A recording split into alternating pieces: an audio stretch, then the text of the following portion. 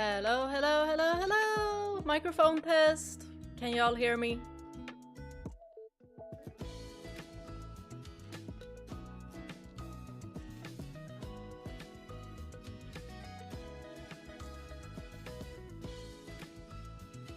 Yay! Thank you! Be right here.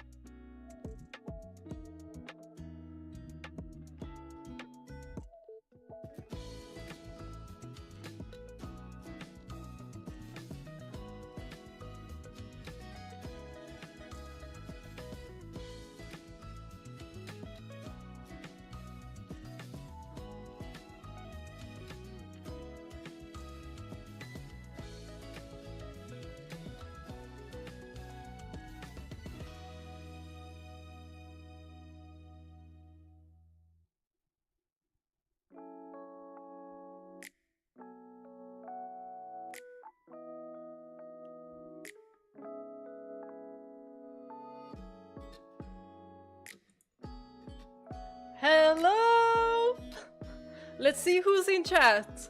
We have Javier, SB, and we have Aura! Hello everyone! I also have an update of the package, you know, where I got 3 Marias and no James came. I have an update. Let's see what y'all... 24-hour stream, let's go!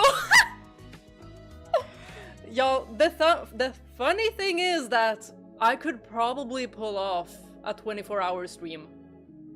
Probably. Most likely. We'll have to make a new stream is starting where Bea is inserted with the new... That... Yes. Maybe I'll find another husband in this game. We don't know. We're gonna see. Maybe. Maybe. I didn't even think about it, but... We will see, we will see. That brings me to attention. When it comes to Javier's graphical designer skills, I was thinking about the one where he edited me in place of Marilyn Monroe, where she had that pink dress and I just had all my fictional husbands surrounding me. We might have to do one of those again. It's a wonderful picture. Oh, if anyone is interested in the next chapter of my Silent Hill story, it's on Discord. We decided reading fanfic after a visual novel game is a lot of reading. Yeah, probably gonna be a lot of reading. We're gonna be needing a lot of water. So I have my sparkly cup here. I got a mini table, so now I have a mini table here with my snacks, which I have in a cup, actually. It's supposed to be a drinking cup, but there is something with the edges, like, I don't know if you can see it, the edges are like going a little bit inward, so if you drink, it just spills out. Like, I don't know who engineered this, but this is for snacks now. This is for snacks. Oh, thank you, Daryl! And also, welcome.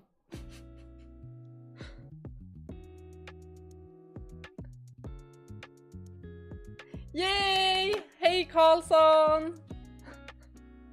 Did the 4th Maria arrive? Oh, about that. Hi, Mike! Hi, Metro Gaming! Ionix! Oh, wait, what? Ah! There. Hi, Nuno! Hi, Carius! Did I forget anyone? No. Okay, there we go. The stories in the game are as good. Can't wait to see you experience them. Oh, are so good. I mean, I've had this game for such a long time on that Good Old Games platform, and I've just had it there for the longest time. And when I checked it out, I was like, I should definitely start playing this one, because I felt like I wanted something a little bit slow-paced. And a little bit still, like, I still want to have this kind of horror feel to it, because then after this one, we're most likely gonna go to Silent Hill F. So it's better that I continue with the horror games, so I don't get, you know, too cowardly. I don't even know what to expect.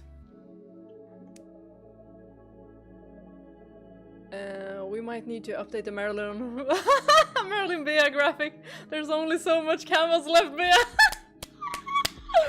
Oh my goodness. I love it as it is though, but we might need to. Bea, I have a good surprise for you next week. Keep an eye on it that make you happy. Oh, I see.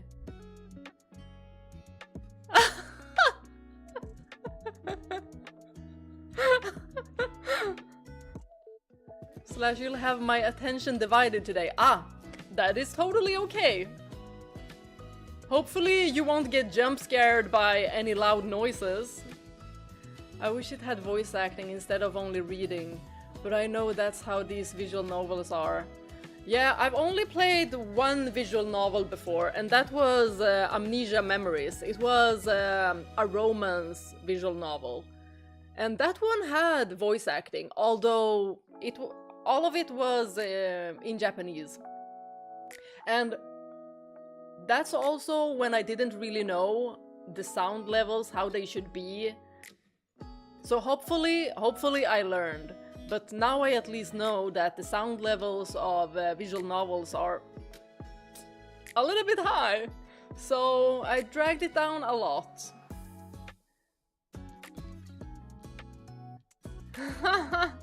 You'll need more cups. I think so. Especially water, I think. Especially water. But I've got my sparkly mug here. The Maria update, Bea. You're killing me with expectations. Okay, y'all. The company contacted me and they told me that everything should be sold now, that the order I had ordered many times should arrive this time. But y'all know, we don't know. I might, you know, we already have 3 Marias. As you can see, we have 3 Marias.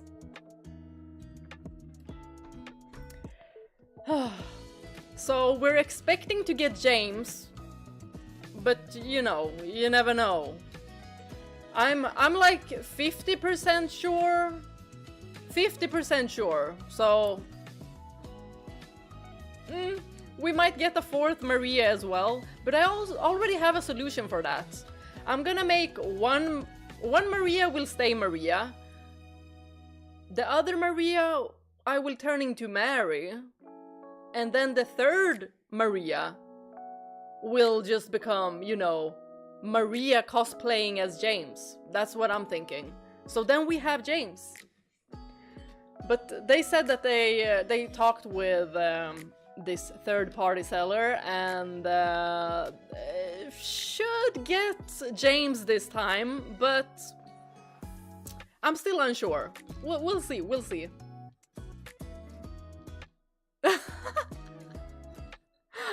We distract her from the 4th Maria story. I'm always distracted anyway, so. Doki Doki Literature Club is still the creepiest visual novel of all time for me.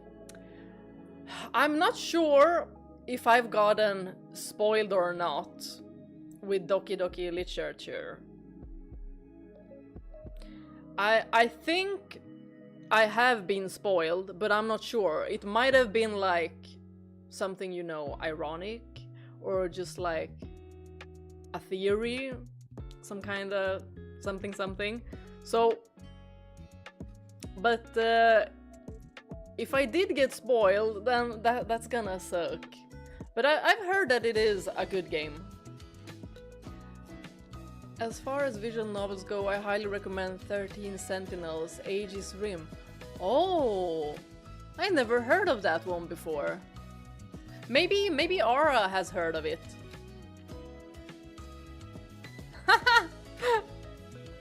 Sorry, Ghost Girl from last week stealing my keyboard again. Well, at least the Ghost Girl is at your place and not mine, right? Well, I for sure know that nothing was under my bed, because I checked, just to be sure. I was thinking that, you know, I was kind of hoping that maybe it could have been James, like he just ended up in a portal under there. Maybe. I would still scream though, and probably call the cops. But if I saw that it was James and he was like, wait, I'm James Sunderland. I've just been into Silent Hill and I just came out of it. Then I'd be like, wait, did he just isekai himself into this world? Huh. Oh, yes, and I recommended it to you. Oh, you did! Along with many others. Oh, okay. Oh, it's that time. Okay, okay. I did screenshot it, so I have it in a screenshot. Hi, Isra! That apple on the back sure looks ghostly to me. He's just keeping watch. Like, he's like a security guard. And then we have the bunny there as well.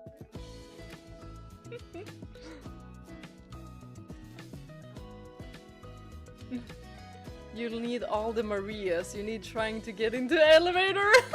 Maria upside down, sacrifice Maria and dressed as Mary Maria. Yes. Yes. Maybe I should have told them not to, you know, speak with the third-party seller. And just, you know, gotten many more Marias. And we could have had so many scenarios with Maria. Maybe you can keep her. It's not too bad. I think she just gets hangry, so give her a bit of food and she calms down. Oh, why does that sound like the ring lady? Or the ring girl? Or the grudge girl? Those are really spooky. Like, Japanese movies, horrors, they're just on another level.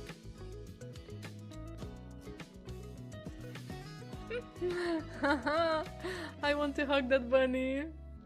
Come get him! I was on a cleaning frenzied speedrun to not be late to the stream. Aww! You made it! And y'all know we always talk a lot before actually starting the game, so... And the starting screen is always 15 minutes prior to starting.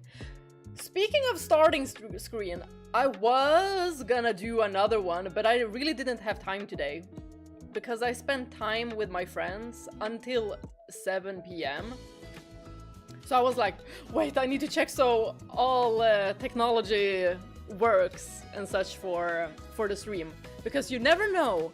One day it might work, the other day it might not. Because of like an update or anything. Bea, are you going to stay up late again tonight? I mean, we'll see, we'll see. Javier is expecting a 24-hour stream. From whose bed will she crawl out from, Bea or Ara? Place your bets now! Oh! I'm hoping it's not mine. Hoping it's not mine. So, if it is mine, y'all will know, because I'll be silent on Discord, I'll be silent in the comments. I probably fainted an entire day.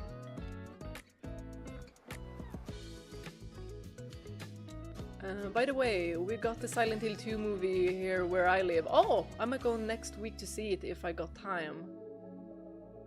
Yeah, it doesn't look like Sweden is gonna get Silent Hill 2 like at all. Like I checked like Stockholm, and not that I'm going to Stockholm just to see it, but I am going to Stockholm in May. Although then it won't be screening anymore, if it was screening now. But it doesn't seem like it'll be shown in any theaters here in Sweden. I think they were reluctant to take it in because cinemas here aren't really going that well, but it's also because they implemented kind of a lot of shitty things.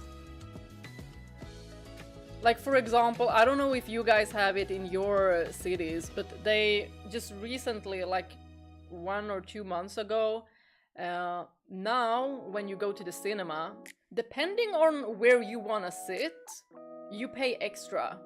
So it's like they have like red seats, blue seats, and gray seats. The gray seats are the first 2 front rows. You know, the ones where are like closest to the screen, where you sit like this almost. And then the pink/red ones are in the middle. So those are like the best seats. And then we have the blue seats like at the sides. And the difference is that if we say that the first two front rows are $10, and then going to the blue seats, you have to pay like $3 extra, and then if you wanna sit at the pink/red seats, they are $5 extra. And that is only for that is the price for the like unpopular, not too popular movies. If it's like a Marvel movie, it's then almost $19 are for just a regular. So imagine families going to the cinema to watch like Marvel's movies. That's gonna be so expensive. And also, you have to buy the snacks there. You can't like bring anything with you. What did I miss? Wait.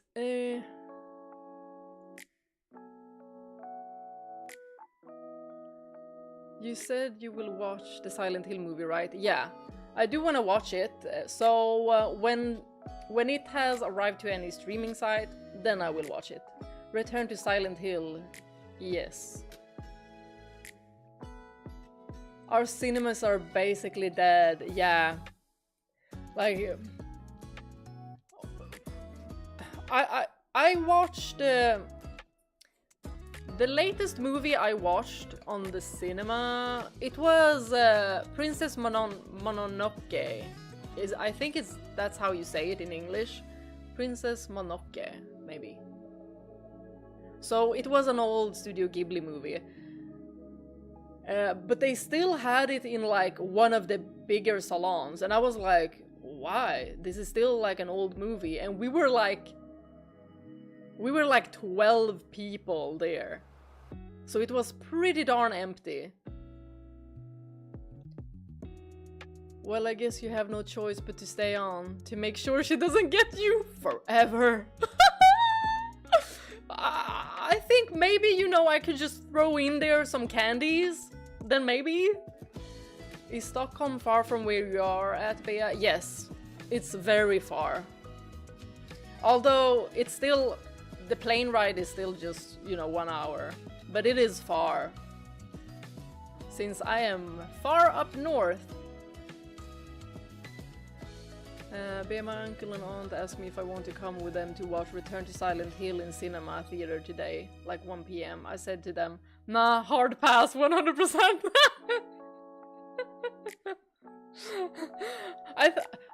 I mean, I don't think that the movie is gonna be good, like at all, but I just wanna, you know, I just wanna see how they built Silent Hill.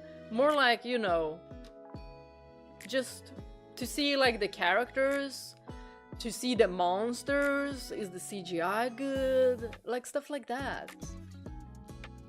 Then I'm not expecting that they're gonna, you know, be faithful to the story.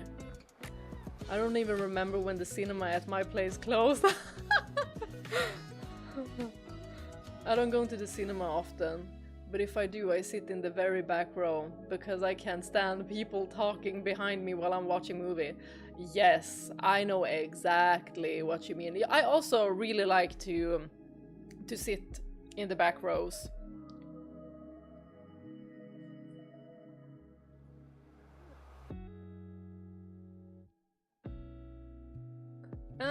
Miyazaki's best film, in my opinion.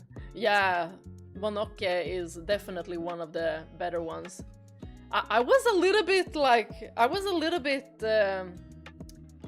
worried because there was a kid there as well. And there were some really, like, difficult scenes in this Ghibli movie, Princess Mononoke.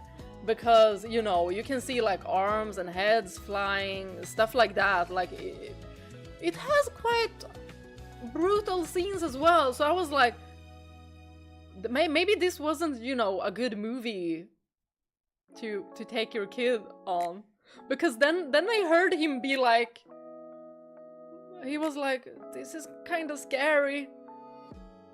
When you know, when you see some of the stuff in the movie. Like, I don't want to say too much because I don't know if y'all have seen it or not. And maybe people watching this haven't seen it. It's simple to cook. There are tomato sauce that has ingredients and beef bits included. When you don't have separate ingredients ready. Oh, I like those. If I'm alone, I still prefer watching movies on my laptop than the cinema. The huge screen of the cinema sometimes makes things look weird. Yeah, I also really like to watch it like at home. Like most movies I do like to watch at home. But if you wanna spend time with like friends, then the cinema is quite nice. It's more like a social thing.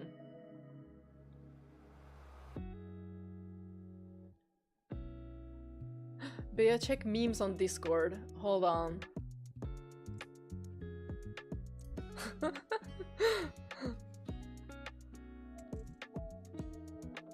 Wow, now I'm interested. What is there?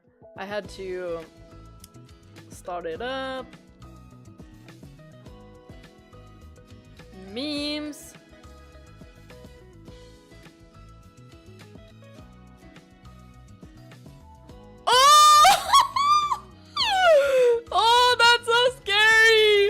That's exactly how I imagine like all of the Japanese horror movies.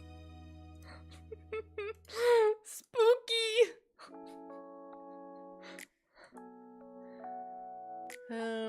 That sucks. We got standard price in all the cinema theaters here. The only price change is for premium VIP rooms. It's even cheap price compared to many countries, especially the US. Ah. Yeah, if I go, I choose the furthest seat so I can see everything clearly. Yeah. I like the smaller rooms more. Because those make me feel like I'm a little bit like at home. But still it's bigger than at home. But it's like cozier. Usually it is for the movies that aren't as popular. Are cinemas loud where you are? In England, everyone's always quiet. In America, the audience are always cheering and clapping and stuff. I mean, I would say most of the times when I've been to the cinemas here in Sweden, people are quiet. People are quiet. They laugh when there's something funny, but like they try to be quiet, you know, when opening bags and like eating chips and stuff like that. Like they try to be, but it's also like a cinema. You're expected to, you know, have some snacks as well.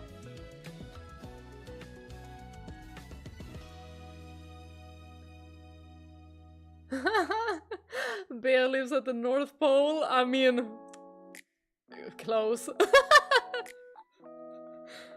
Bear, did you catch some of the controversy the new book Their Destiny is triggering on X among Tifa and Aerith fans especially? No, I don't think I saw anything. I usually only get like posts of art here and there. So, I barely know anything about the book.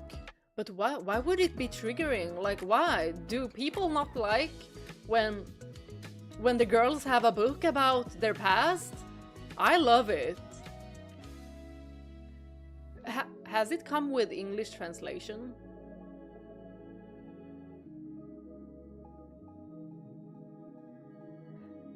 But yeah, a lot of new movies are on Amazon Prime Video, from theater cinema like Anaconda. I think Return to Silent Hill will be on digital in the end of February or early March. But maybe it's not the same, like maybe it's region-wise, just like Netflix, it's also region-wise.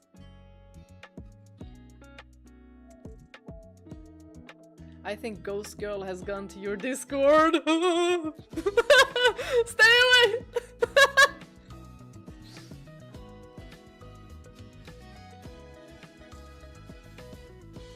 Hi Jason! I have never heard of this game before. Exciting to learn about it from this. Yeah!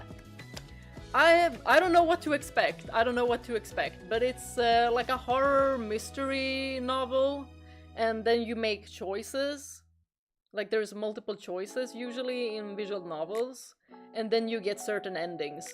I don't know how many like choices there will be in this one. I've played one visual novel before, and there you had a lot of choices.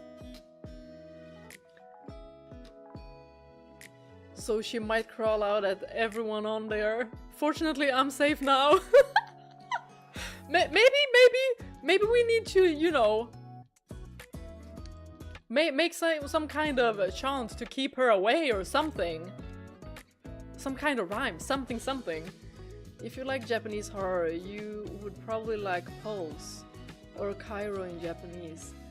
There's a few scary scenes, but mainly the story is very creepy and haunting. Ooh. Yeah. Japanese horror just gets under my skin. Like, there's just something different about it. It's much more psychological. Bea, what's that dark thing behind you? I'm not gonna look! I'm just gonna eat my snacks. Just gonna eat my snacks.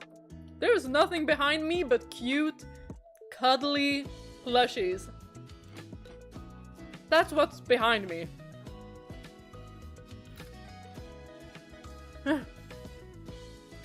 It's one of the most famous visual novels and it's really good. Really? There are only a few choices that really matter. Oh, I see. I didn't know that this visual novel was famous. Like, I saw that it had a good rating.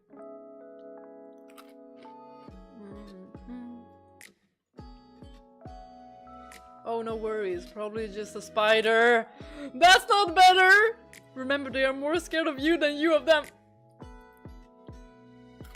Y'all. I do not like spiders. I do not like spiders at all.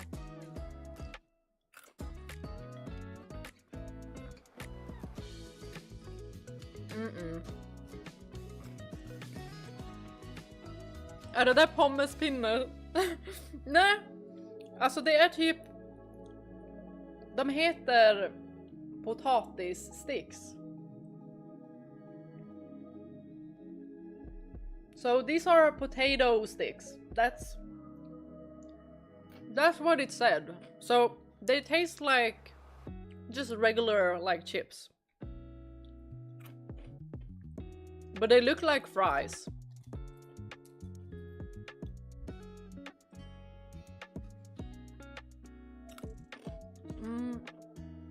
But I finished Deathmark Part 1 yesterday and still playing Deathmark Part 2 now. It making me fall asleep while reading long text from characters speaking without voice lines. I mean, for me, I love reading, so that wouldn't bother me. But maybe you need like more action.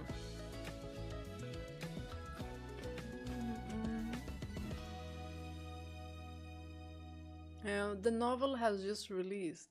It's Japanese only. It has some harsh topics that are not view good among feminists. Really? I wonder what that is. I might check it out later, like why there is a controversy. I just want to know more about Tifa and Aerith.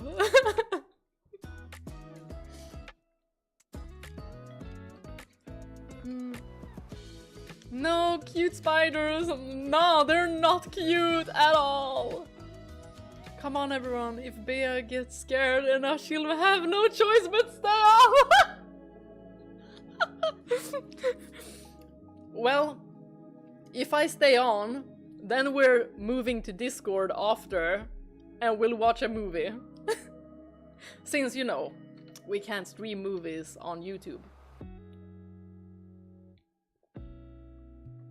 I still need to fix the showroom though. But that would be fun. But I'm like in a Disney mood. Or more like, you know, watch a cartoon mood.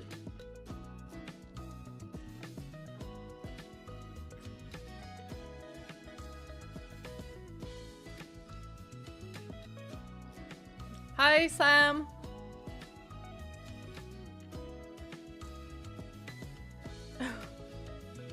Where I think you're gonna... My sister's cat new house, he's sleeping in there. It is on your Discord pet photo room. I already closed down Discord. It's just so it doesn't take... I always close down applications while I stream, because you never know. Because Discord also takes a bit of my GPU since it has hardware acceleration on. So I don't want it to disturb the stream.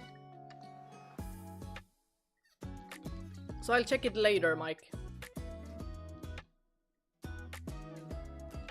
I'm not going to spoil it for you, but there's, let's say, issues with Nomura that are not well seen. Oh. Oh. Mm-hmm. I'm gonna have to check that out tomorrow. Disney movie will make us sleep, perhaps. Does Boris have his own house to sleep? Boris, he sleeps wherever he wants. He has so many sleeping spots. So many.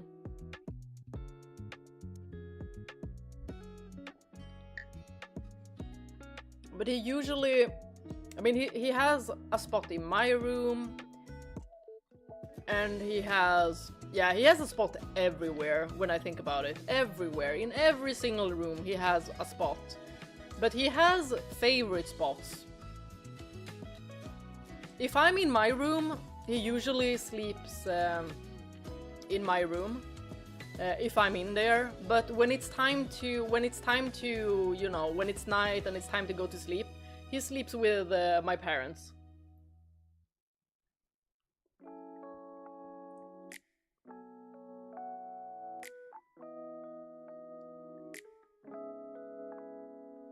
Yeah, it's a visual novel stream. The first one. And welcome. Hopefully, y'all will have to tell me if the sound, when we are starting the stream for the game, you guys have to tell me if the sound is too loud. Since it's gonna be different, like the sound levels are gonna be way different than when we played Silent Hill. Hi RS Gamer!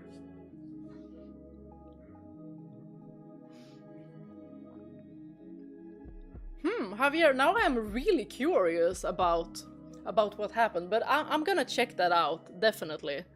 Definitely gonna check that out. Also, you guys, what do you think? What do you think are the chances that we'll get a fourth Maria? Do y'all think that James will arrive, or we're gonna get a fourth Maria from the company? I'm still unsure, because last time they also said that, oh, they're gonna, you know, make a note for the company to tell them like, oh, this was sent incorrectly and it should be this one. And because then I got contacted and I was told that, okay, now it should be resolved. This package that is coming to you should be this character. And I got, you know, a third Maria, so So I'm still like, we could be getting a 4th Maria.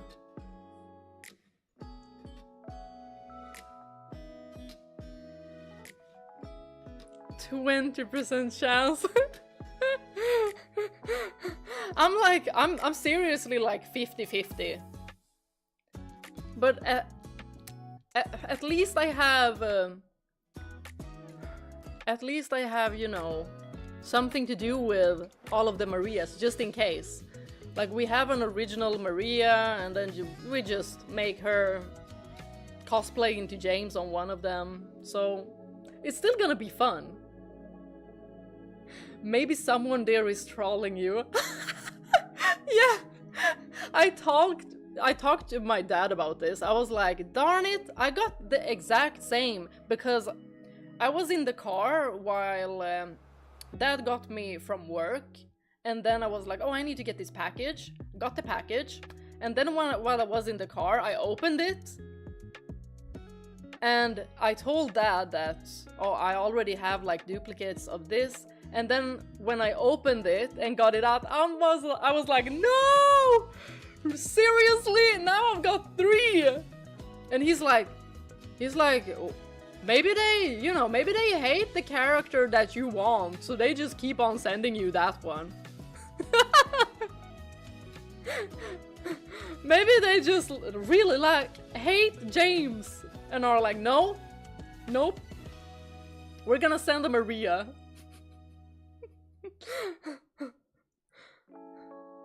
But yeah, wow, the house in Fata Morgana is 30 to 40 hours in main story. I hope it's not going to get jump scares toward you. I'm like, I don't know what to expect. Like, will it have jump scares or not? I don't even remember how long Silent Hill was for me. I mean, minus the theory talk, because the theory talks, those took a couple of hours. They'll probably only have Maria at the time. Maybe they're like, you know, we don't have James, so we'll just send a Maria as if, you know, that makes it better.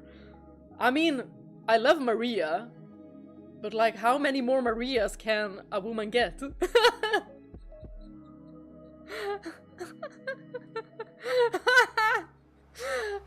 I like the idea. We need to record Slash getting other Maria. Oh my gosh. Maybe you can make the next unboxing into a video so we can all see. Oh, we could do that actually. We could do that. Yeah. We could definitely do that. Let's, okay, I'm gonna wait. Since next week my best friend is coming, so she will stay the weekend. So it's not gonna be that weekend. So it's gonna be the next week after this one.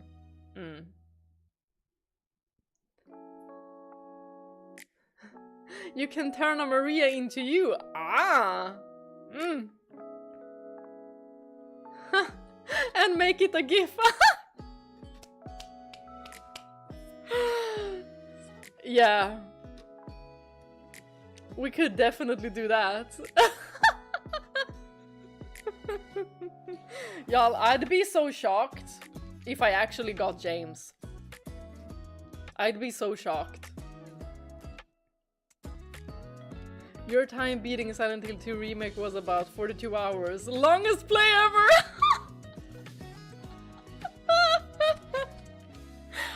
Ooh! So how long is Silent Hill F? Is it? Might, you know, get even longer. I feel like when I stream, it definitely does get longer. Like, the videos do get longer as well. Maybe it's also because, you know, I have an audience with me. And usually when I record my gameplay, I usually record when I have time. So if I have like 1 or 2 hours, I already know that I need to lock in and play. So when I theorize then, I just theorize while playing. But with Silent Hill, like, I couldn't move around and theorize, like, nah. Because I'd be getting spooked at every single sound, and I'd be like, what was that? And then I'd lose myself. I'd be like, what was I even saying?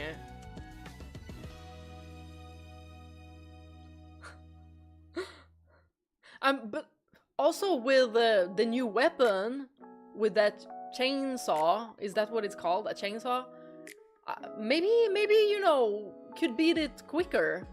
I really want to get it for PC as well, because I want to get like screenshots, like just, you know, pure screenshots of the game. Like if it has like some kind of a camera or pose editor mods, I want to do that.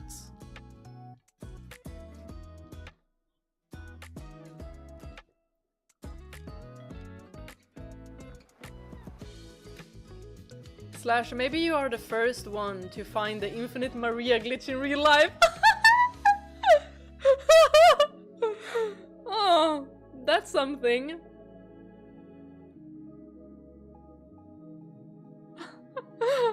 Maria will be forgotten as soon Resident Evil Requiem comes out, so no big deal. You mean Leon? That's all I can think about. Whenever somebody mentions Requiem, I'm like, Leon. I've gotten so many TikTok edits of Leon. So many. But, oh, by the way, I checked my clear times on Lunar 1 and 2. It took me 32 hours to beat Lunar 1 and 40 hours to beat Lunar 2.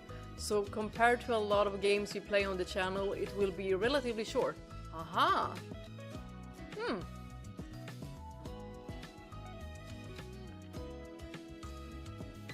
Does it include the theorizing time? I think, I really don't remember what hour I was on. But if it was 42 with theorizing time,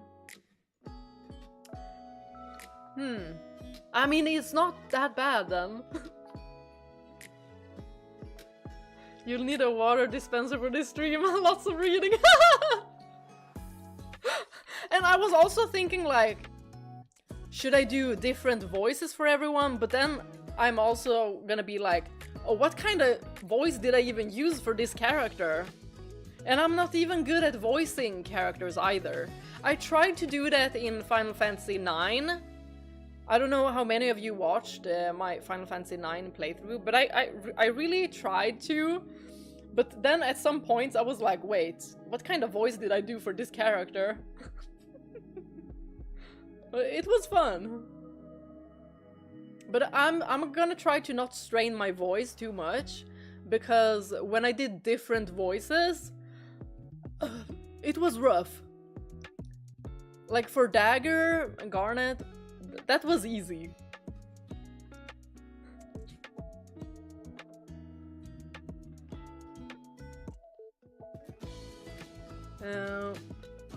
The Silent Hill 2 remake length is around 20 hours to complete, unless you do good at solve puzzle, read documents, and look for weapons to find. And if you're not scared. You can now get Infinite James as well. Next time if James arrives, you just send another picture of Maria back to them. I'll be like, I got a Maria. But that is the thing! That is the thing, Ionix. Like, they didn't even tell me to send photos, like, evidence. They didn't even want the evidence of the Marias. They just took my word for it. Maybe it's also, you know, if you don't have a history of sending stuff back, I think it's that as well. So they just trust me. Be a future voice actor. Yeah! Gonna be a really bad one.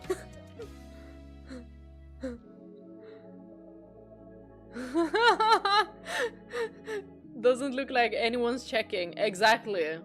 And I'm so surprised with that because I took photos, I took videos as well, just in case. But I'm like, they haven't really asked me. And I thought that they would ask me once I called them, like, oh, please send it to this address. But no, nothing. So they just take my word for it and assume that I'm honorable. I was watching the other day, only 5 episodes in. Ah! I actually really like games that you can finish quickly but play multiple times, like Slay the Princess type of games. Yeah, sometimes I really do also like shorter games. That's also why I've been very, very interested in the game called Remember Me. It has a very interesting feel to it, and if you just reading the description of the game sounds so interesting. It sounds super interesting. And it's supposedly not a long game. You play like this memory hunter and like memories are like a currency in this world. It's like a futuristic dystopian kind of vibe. It looks amazing. And the female protagonist, she looks fine. There is an old game called The Stanley Parable, also short but playable multiple times. It was quite funny, especially the dialogue. If it's another Maria, definitely send them a pic of all Marias to show them what they've done. They're gonna be like scratching their head and be like, you need another Maria. You know, Silent Hill 3 is a direct story sequel to Silent Hill 1 for story to understand, because I played it on PS2 in around 2003. Ah. Also, speaking of Silent Hill, I might get my hands on Silent Hill 2 OG. I might. We'll see next week. It's gonna be the director's cut version. And when I researched on the internet, the director's cut version should have the Born from a Wish DLC, right? But there were like 2 different director's cuts. The one that I think I'm gonna get is the one with like, it's just like zoomed in on James's eyes. Like it's just black and then just some kind of green. And it's the PC version because I want to play the enhanced edition. You need Leave James, In Water James, Maria James, and Space James!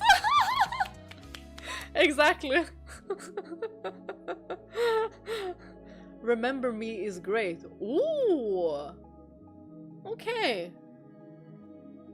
Then I definitely need to play that. I'm gonna try that game. It sounds very interesting. Yeah, when I read it, I was like, I need to play this. I need to play this. You know what? I just realized I don't need to get it because I got it from my friend when she was in Stockholm. She was at a gaming store where they still like sell physical copies. In my city, there's like almost no place for that. Only like some big companies, and they only, you know, they only sell like the newer games. So it's really difficult to find physical copies. But she got it for me, so I do have it somewhere. I think I know where it is. Should definitely be in my room. I think I got it like last year or 2 years ago. But it looks interesting.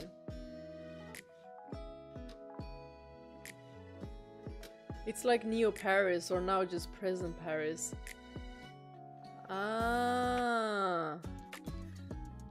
I still haven't really watched a trailer, but I did read the details of the game just like a couple of days ago. Just because I remembered it.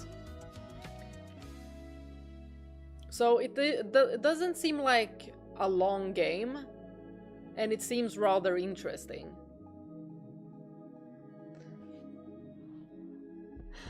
Hi, Poetic Rider! Good to see you. Yes, I'm doing very, very well. And I'm doing even better knowing that my best friend is coming next week. I am so super excited because I haven't seen her for such a long time. Like, I feel so guilty.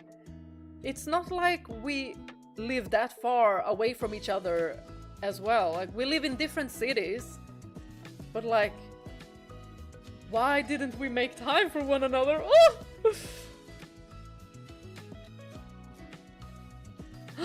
Hi, Black Milos! Welcome, welcome!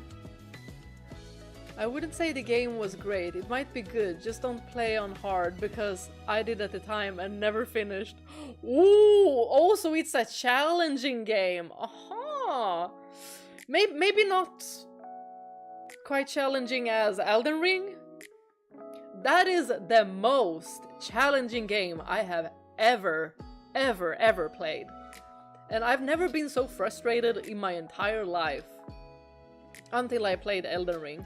But the lore was so good, the world building was so good, and the characters, like, I had to continue. Even though I was so frustrated, I wanted to quit so many times. I just couldn't because it was so interesting and I wanted to know more.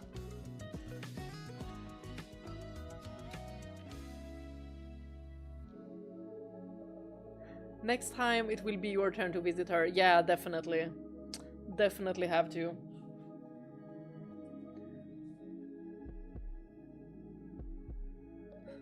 I wouldn't say a challenging game, but more like a not very responsive game. Oh, I see. I see.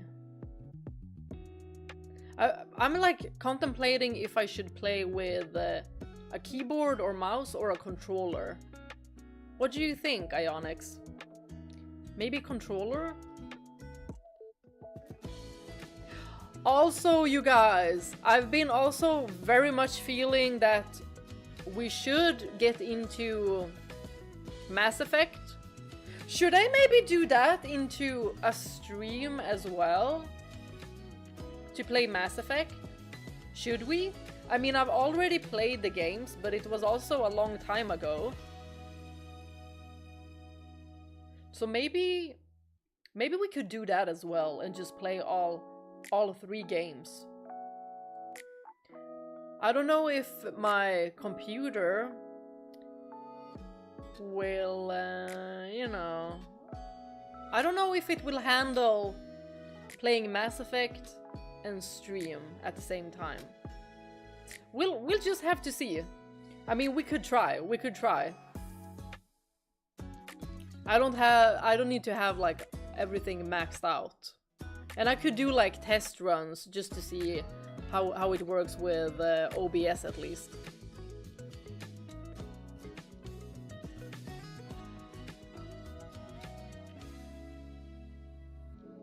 You should play the Elden Ring DLC. Totally not frustrating. Oh, yeah, I can imagine. Oh my gosh.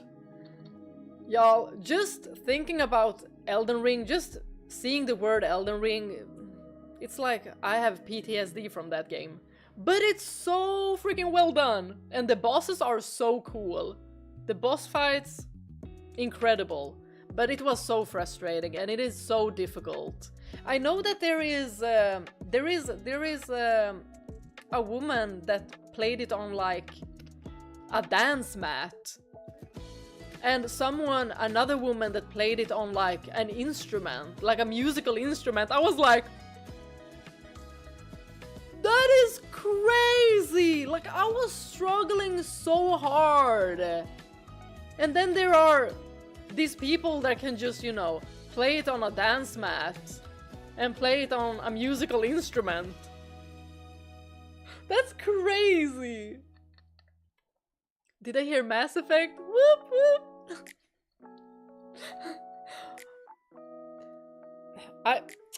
Well, can you guys guess who's my all-time favorite in the Mass Effect series? Can you all guess? I'll just say this, that the second Mass Effect was my favorite.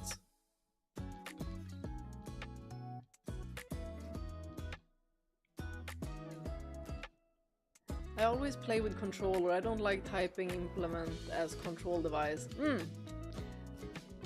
played Mass Effect. But if I'm playing Mass Effect, I will definitely need keyboard and mouse because I can't aim with a controller. Like, I am so bad. I played Mass Effect, but the amount of lore was so overwhelming. It is. Mass Effect is a good game. Replay value is high, why not? I remember really liking Mass Effect. Also, maybe if you have it on PC, it'll play better. I played on PS3, so framerate wasn't good either. Yeah.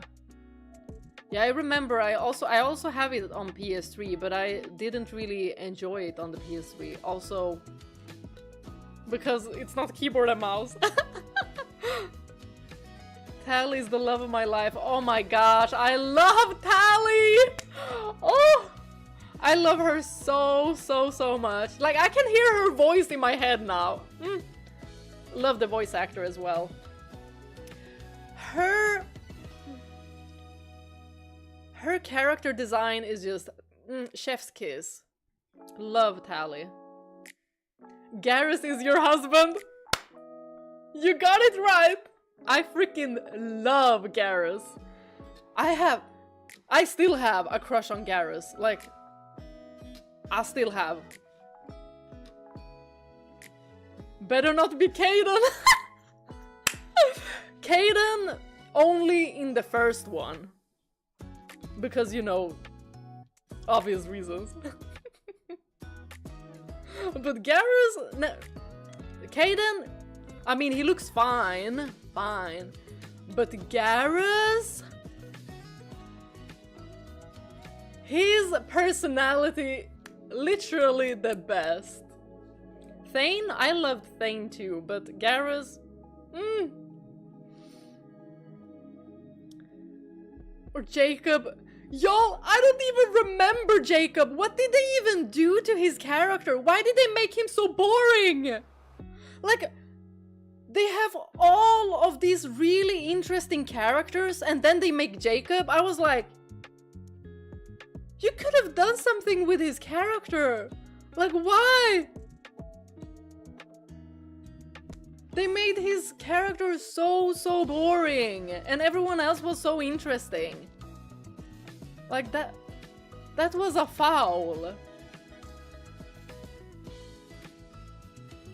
Tally, I love Tally.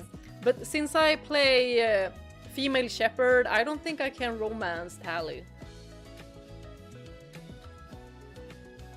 Garrus is my main homie to take anywhere.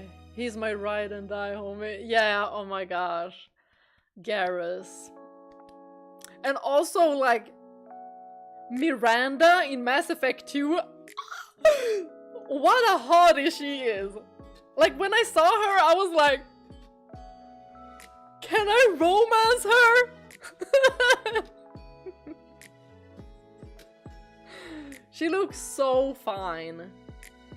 And if I don't...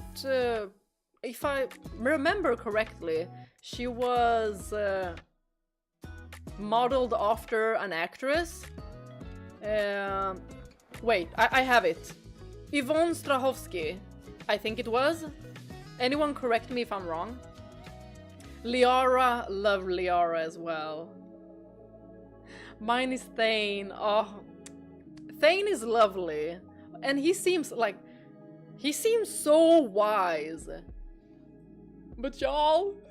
oh, Like, that game also has made me cry, like, so many times. And also, I love Mordin as well. Does anyone else love Mordin? Okay, he says a little bit of controversial stuff as well, but I liked him.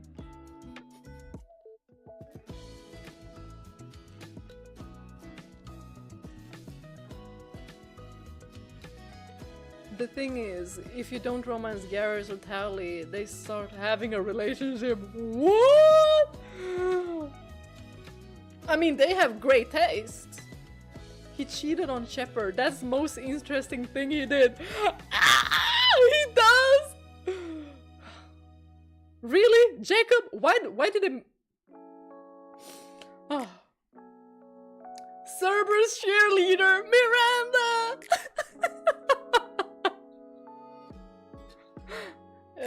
Mike, we're talking about Mass Effect.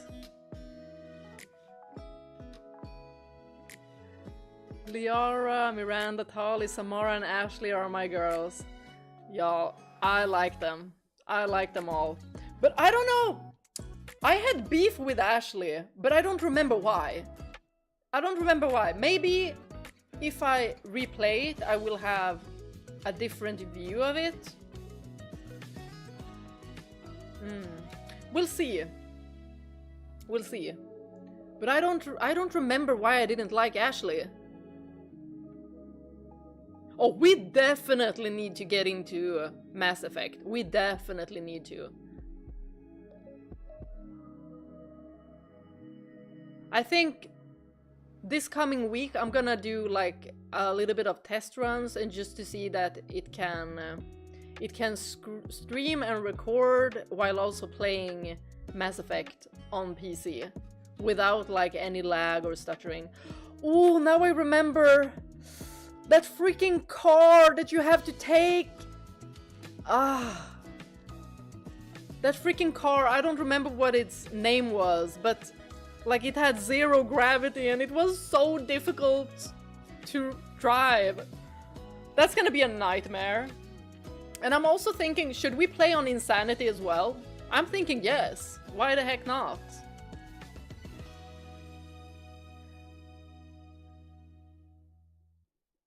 Yeah, everyone thinks so. I like Jacob at the beginning, but over time, he faded away. I mean, there are so many others. Yeah, and they have much stronger, like, characters and more interesting story to him. And that's why I think they failed with Jacob. Like, they could have done so much. I remember that I thought he was really, like, sweet. Like, I liked him in that sense, but I forgot about him. Like, when you're supposed to go and talk with everyone, I was like, oh, right, Jacob. Mordin, Thane, Garrus, and Rex are my guys. Oh, Rex! Yes, Yvonne. So it was her. Love Miranda, yeah. Probably because she's written as space racist. Oh! Ashley? Then, yeah. then I get.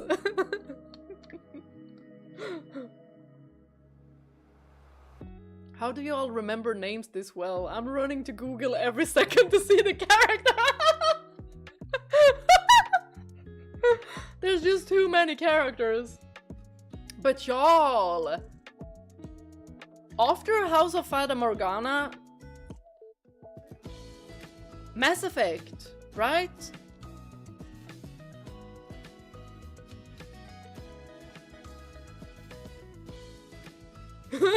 She's a character who expresses herself a lot. Do we have a silence spell?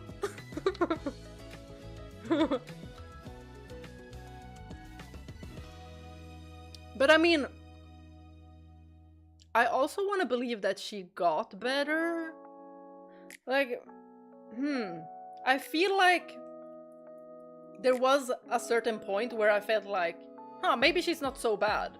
Like, at first I didn't like her, but then I felt like, oh, she's not so bad. We'll see. It's also gonna be interesting playing Final Fantasy VIII again. And just to see which characters, like if I still like some characters and other characters not so much. It's been a long time since I played it.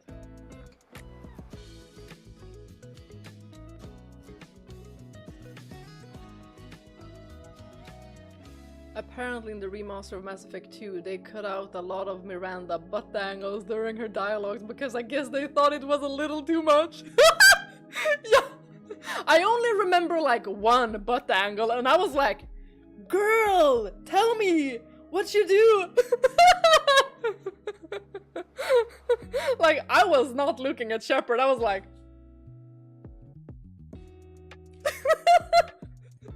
I think we all were mesmerized. I don't even remember what was said in that scene. We all should try and, you know, concentrate during that scene. If it's not cut out, I hope not, the scene I'm talking about. Because it has been burned into my memory. Like, I was in awe.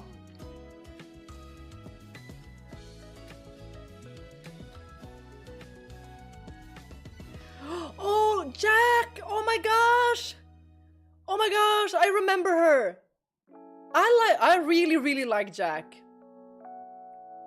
I really liked her. Like, I would never mess with her, but like, imagine having her on your side.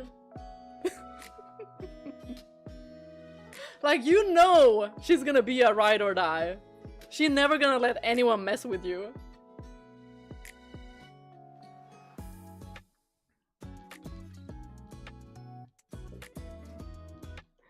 A good memory can also be a burden. That's right. Yes, Ashley gets more used to and appreciative. I like characters who also go through changes. Like, it is not interesting to have a character be just consistently the same. Like, I'd rather have a character that goes from like, I don't like this character to they did a 180. Now I like them. Because I'd like to think that everyone can change. And like, we shouldn't just etch it into stone and be like, this person is like this, so they're gonna be forever bad or whatever. People have different sides to them. Her beauty shouldn't be hidden. She's the one who calls Miranda service cheerleader. Yeah! Yes, I remember it! That's so funny.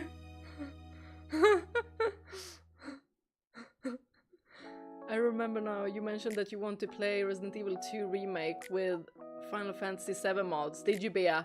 Yes, that as well. And we make Mr. X into Sephiroth, right? Bea, who do you choose as number one? Best character of all times? Aerith or Maria or Eve or Wreath or Dagger?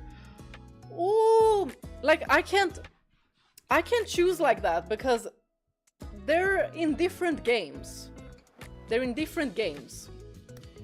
So different timelines. I have too many characters that I think are like the greatest. But I really do love Aerith. But I also love Maria. Eve and Wreath. Dagger. Wreath is from Magna Carta, Tears of Blood. She was such an interesting character. Like, you would never know unless you play that game. You would never know. When you play Final Fantasy VIII again, will it be the base game a mod? Maybe I will use a mod. I'll see. Or maybe, I'm gonna see what I'll do there. I didn't like Jack in Mass Effect 2, but Mass Effect 3 I was glad to see her. Fun times at the Citadel shooting games with Jack. Aww. Yeah, I did actually have a little bit of difficulty with Jack as well. Like, the first time I played Mass Effect 2, I did find her a little bit like, you know, rude.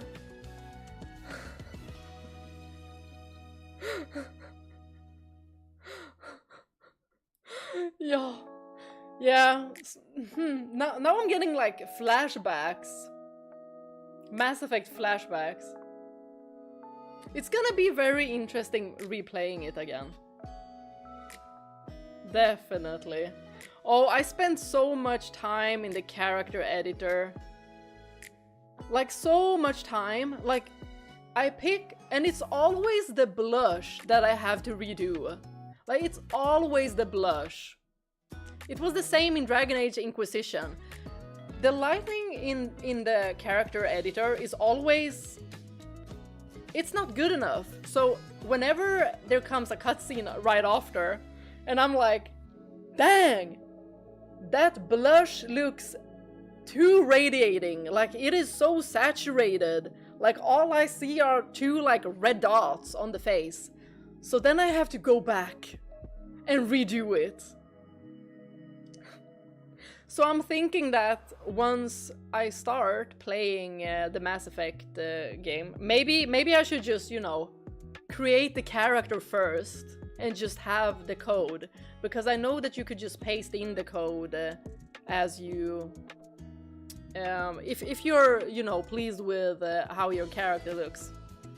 And also, like, my Shepherd was so pretty! Was she prettier than Miranda? No! But she was so pretty. And oh, maybe I haven't even thought about it. Maybe there are more like hair mods and stuff for Mass Effect. Or maybe I should play it unmodded just in case, you know, just in case the mods like the game. And with Hallie getting drunk, I'm toasting Miranda, I think. Emergency induction port.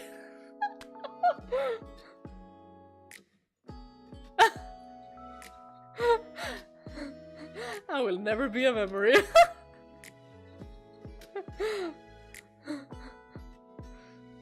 Maria is an interesting character, but Aerith is an angel.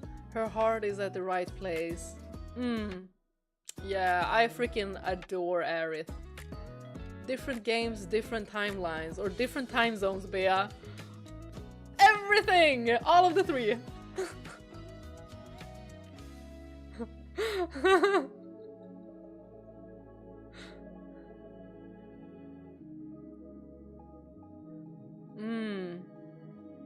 Y'all, I'm thinking that I'm just gonna go to the bathroom, and after that I'm gonna go get more water, and then let's launch up the game, because I am very, very interested to see what this game is about.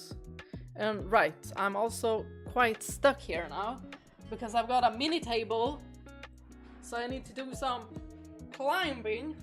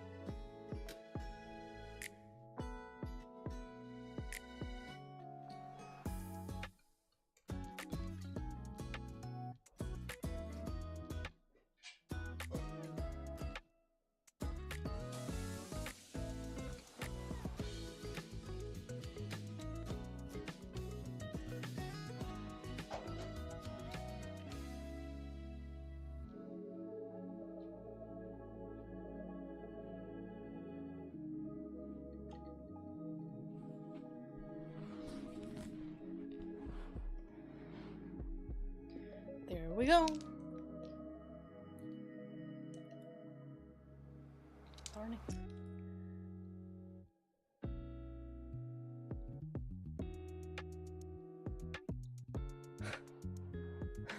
Will she fall? Quick time for gossip. Let's see.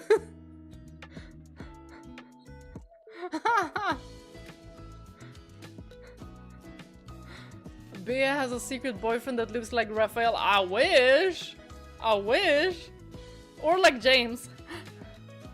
I was hoping everyone would have some too.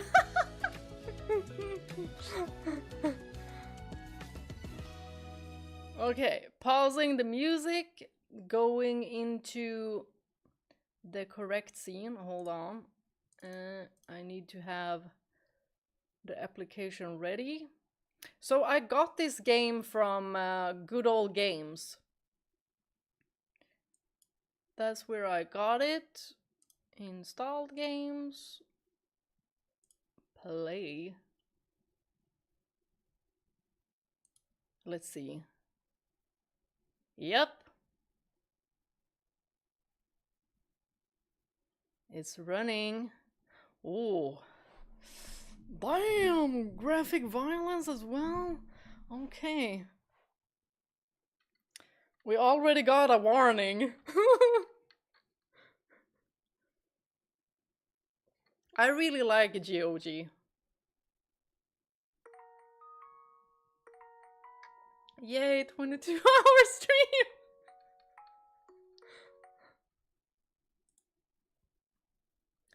Y'all have to tell me if the music and such is too loud. I mean, I can edit it after, but during I have to, you know, fix the sound. I think it should be good. Is it? If I'm talking and with this, you know, this music in the background, and there are some other sounds as well, like a piano.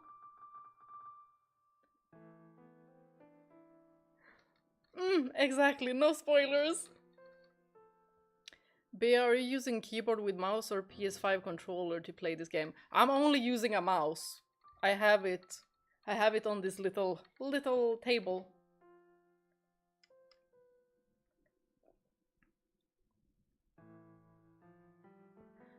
Bea, is you in the picture with that purple dress? I wish! That was a perfect time for a cosplay. You know what? You know what? Next time. Next time, definitely. Although, contact lenses... I've done a Harley Quinn cosplay a long time ago. I don't really I think it was like a game version of Harley Quinn. I don't remember which one it was, but if I see it, I know it. And then I had these green contacts. Oh my god, they irritated my eyes so much. Since then I've been like, oh, I don't wanna again. Might be better when this game starts. Yeah. Let's get into it. Am I in the screen? Yes. There. Like, the music here is very subtle. But I remember when I played Amnesia Memories, then the song was so loud. So I'm expecting that this one might also have like an intro. So I did pull it down. And if we go to config, this is how it is now. So in-game should probably be good. Okay, but I did reduce it in OBS as well. Let's enter the mansion. Bom bom bom! Y'all, I'm excited. I've been thinking about this game the entire day, almost.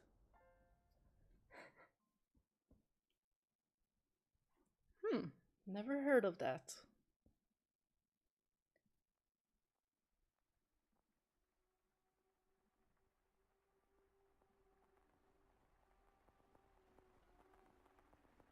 There is a house. Ooh, spooky. That sits beyond dark, dense woods.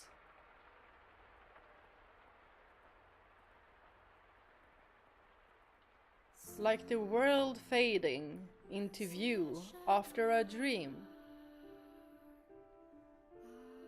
Ooh, this is beautiful! That old mansion appears before you.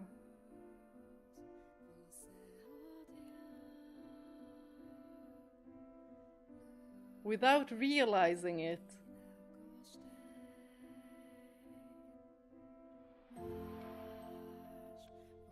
You instinctively accept as truth the events unfolding before you.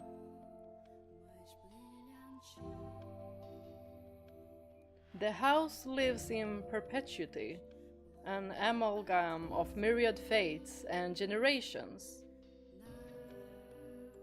No one knows who first said.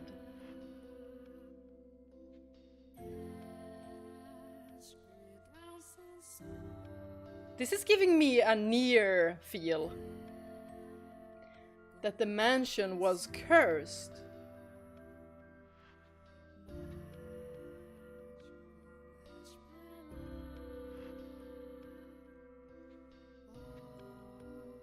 Interesting.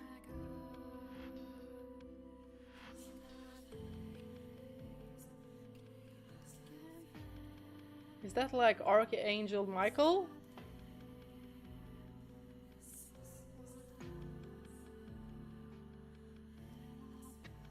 Wow, this is a really beautiful melody and song.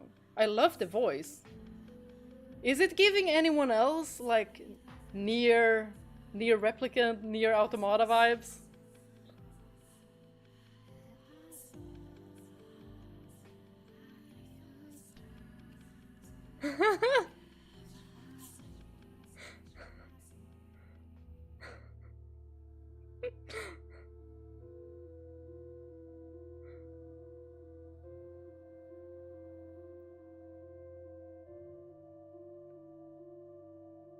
Our Father, who art in heaven, hallowed be thy name. Isn't this like exactly from the Bible? Have mercy on me, O Father.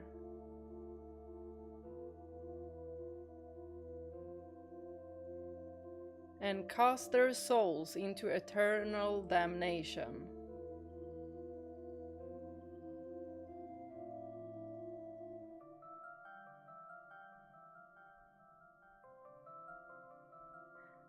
I was looking down upon a corpse.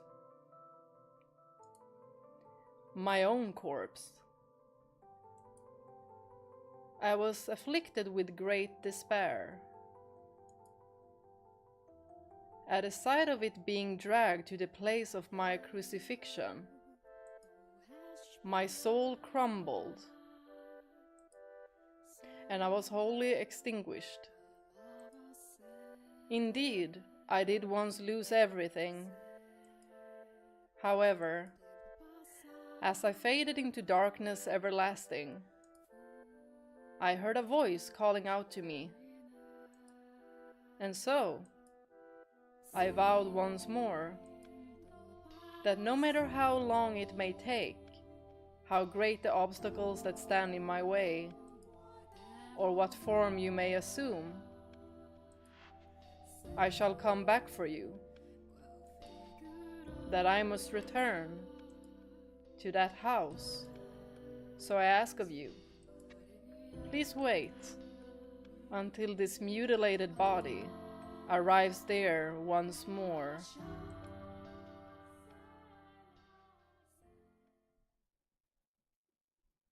Your consciousness, wavering like a ship at sea, was slowly drawn back to the surface. Ter. Huh? Maybe mother? Or sister? Father? With each new breath, feeling gradually returned to your fingers. Master? Oh, master. You could hear the pattering of rain from somewhere. Master? And the sound of a crackling fire. Wake up, master. Creak, creak, creak. Wake up. Ooh, we have the sound. When you came to, you were rocking back and forth in a rocking chair. The room was dimly lit. Aside from the flickering of the fireplace, there was no other illumination. No light shone through the closed windows. There was only the pitter-patter of rain on the glass. It was as though the whole mansion had been enveloped in darkness. Oh, splendid. Who this? You have finally awoken. Someone called out to you. You were about to search the room, but that turned out to be unnecessary. The source of the voice was crouching beside the chair, looking up at you with emerald eyes. Oh, emerald eyes! Is it the character from the cover? Ah! Oh, so pretty! Good morning, master.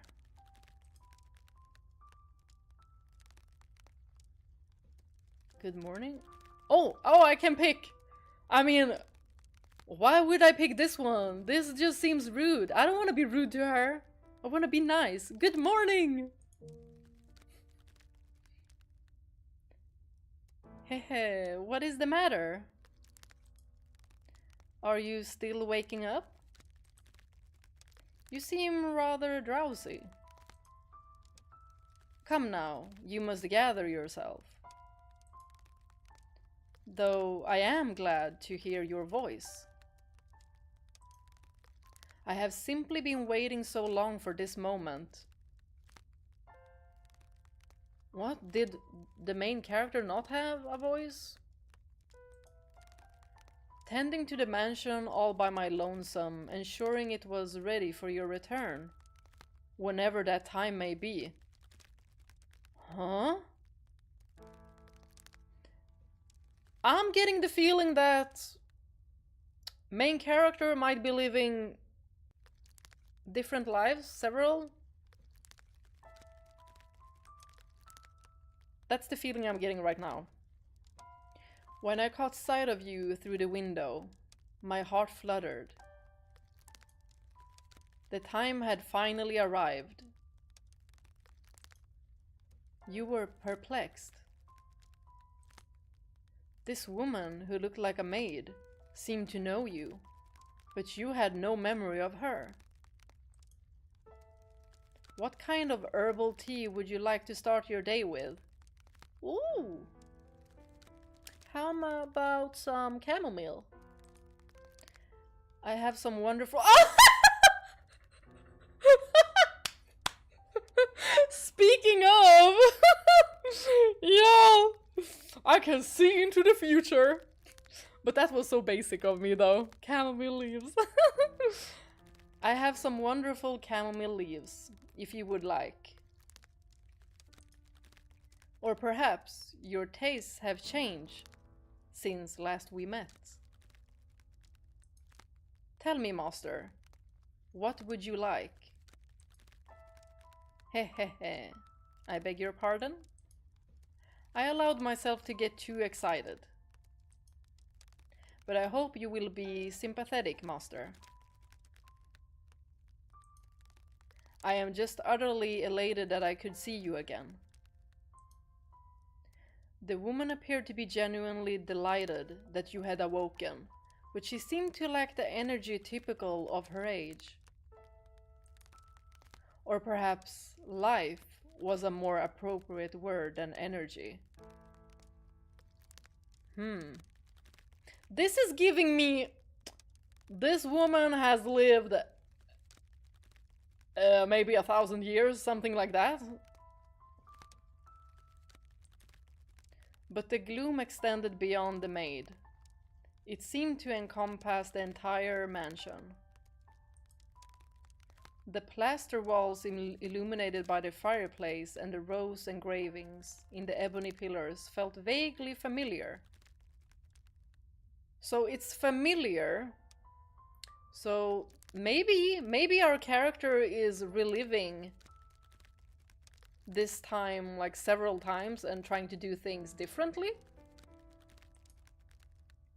But a crushing scene of claustrophobia overpowered that familiarity. It seemed as though the house wasn't interested in accepting you just yet. Oh my, you do not know who I am. Do you not know who you are either? No. We just keep on saying you. That is quite the predicament. If you cannot remember who you are, then who am I to serve? The woman's face was pale, almost as though she... A faint chill ran down your spine. Almost as though she was what? Dead? Or a ghost? You are the master of this house. Though it would seem you have no memories of such. Quite a dilemma. If you know not who you are, then you are no different than a stranger to me, no? Indeed, you have returned. But from where? I wonder that too. That I cannot say. Is it because you know, Miss Maid? Then how about this? I am a servant of this mansion, and as such, I am familiar with the many incidents that have taken place here. I shall show you the history of this house, master.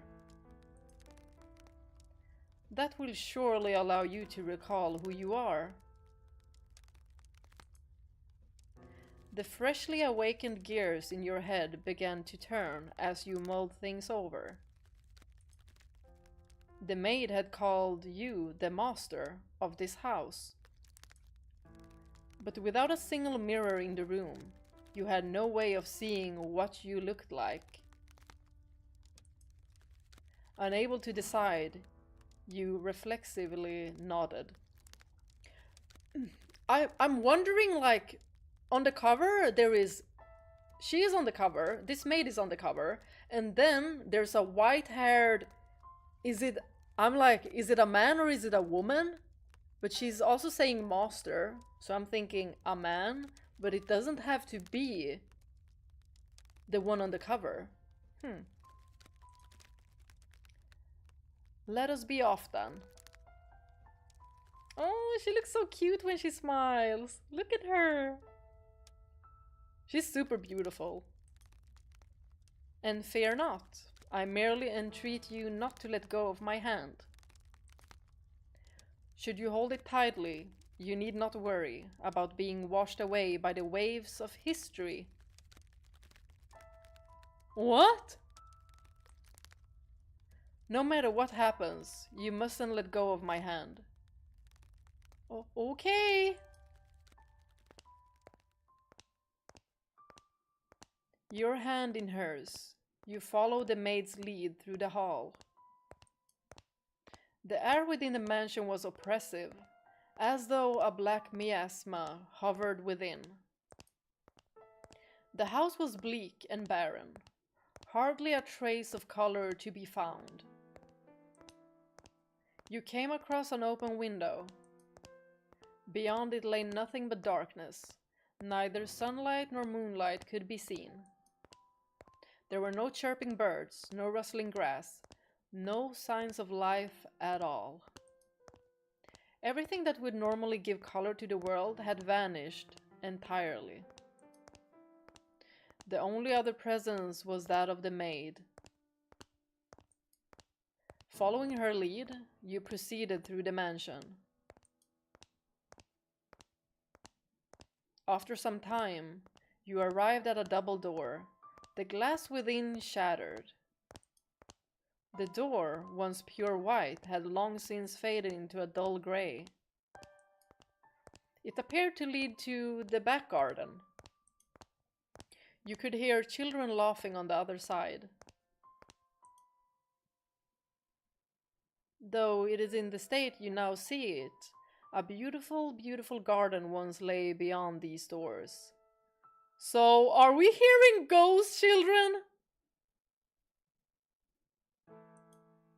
The owner of the time enjoyed gathering rare species of rose from all across the world. At its grandest, it seemed every flower was in constant competition for the most majestic bloom. Would you like to see this wonderful era of splendor and prosperity? I very much hope it is to your liking, master. The maid opened the doors to the back garden. A sudden gust of wind brushed across your face, forcing you to close your eyes as you followed the maid out the doors. When you next opened your eyes, the world was no longer blanketed in shadows.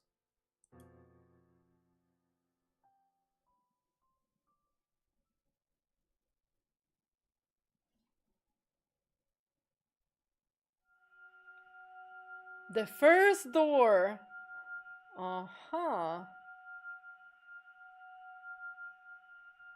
1603. By the way, is the music and sound good?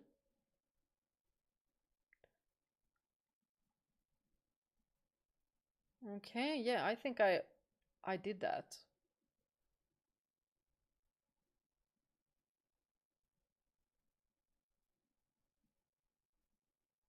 Can be higher.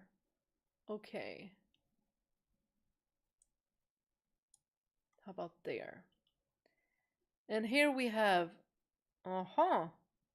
config, backlog, save, load, skip, auto, window. The mansion had an alluring air of beauty about it in that area.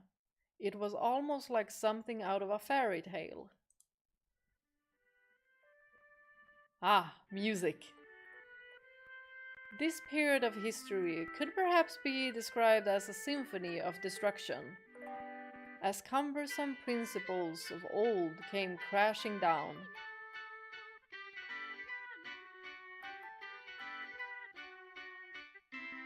Is the music good?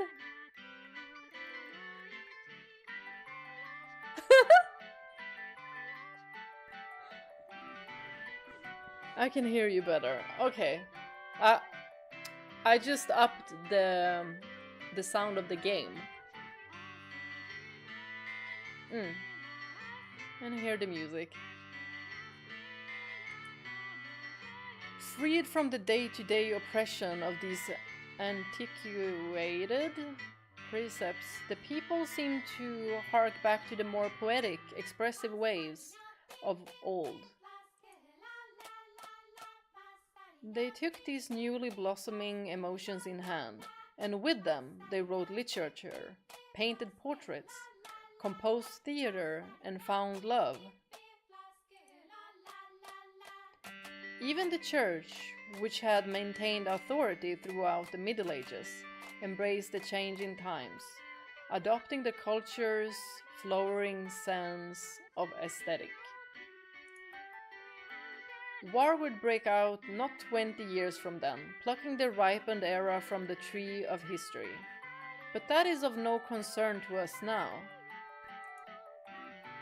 At the time, it was still what people refer to as the Golden Age, a period of furor for all who were there.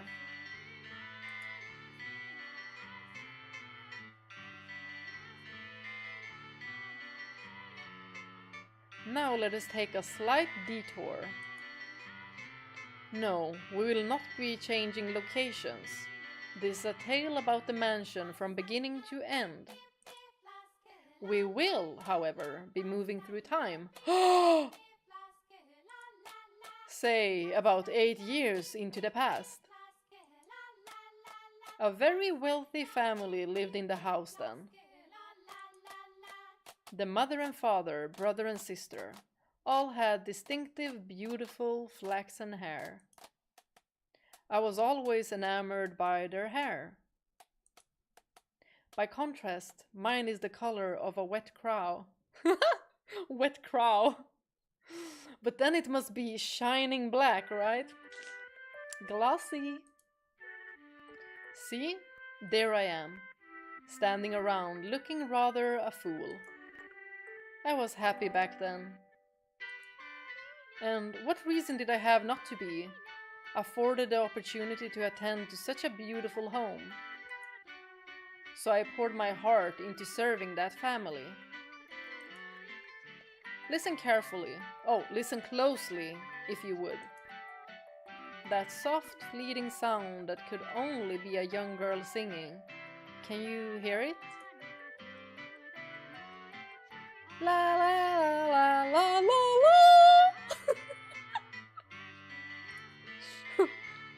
The girl you see, cheerfully picking crimson roses and singing like a songbird, was called Nellie.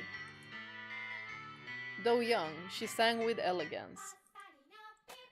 Nellie was deeply fond of the house's garden, and she would often spend her afternoons there. Gorgeous roses gathered from all across the world bloomed in the garden. They were given the utmost care and even had their thorns removed. So young Nellie would not hurt herself, naturally. The light brown-haired girl carefully plucked petals from the roses, gathering them up as she sang. Her voice was like music played by fairies. Nay, the sight of her was like an angel descended from heaven. Oh dear, please don't look at me like that. I admit I was being rather fanciful. But what is a woman if not fanciful? Hehe. It's like we're watching this scene. We and the maid. Little bird, singing night and day. For your little birdie heart, sing your woes away. Pretty flowers all around the little birds. And even when the sun comes up, oh dearest Mel, I've forgotten what comes next. Are you listening? Seems like nah, holding a book. Nellie was, as a matter of fact, not the only visitor to the rose garden that day. She always came with her older brother Mel. Mel and Nellie. The young siblings were inseparable. Mel adored his little sister, who in turn pined for his attention. The sight of the two innocent children cuddling together, not yet shackled by fear for the future, was truly heartwarming. That day, Mel was sitting in the shade of a tree reading a book. As I am sure you are aware, in their time books could not yet be mass-produced.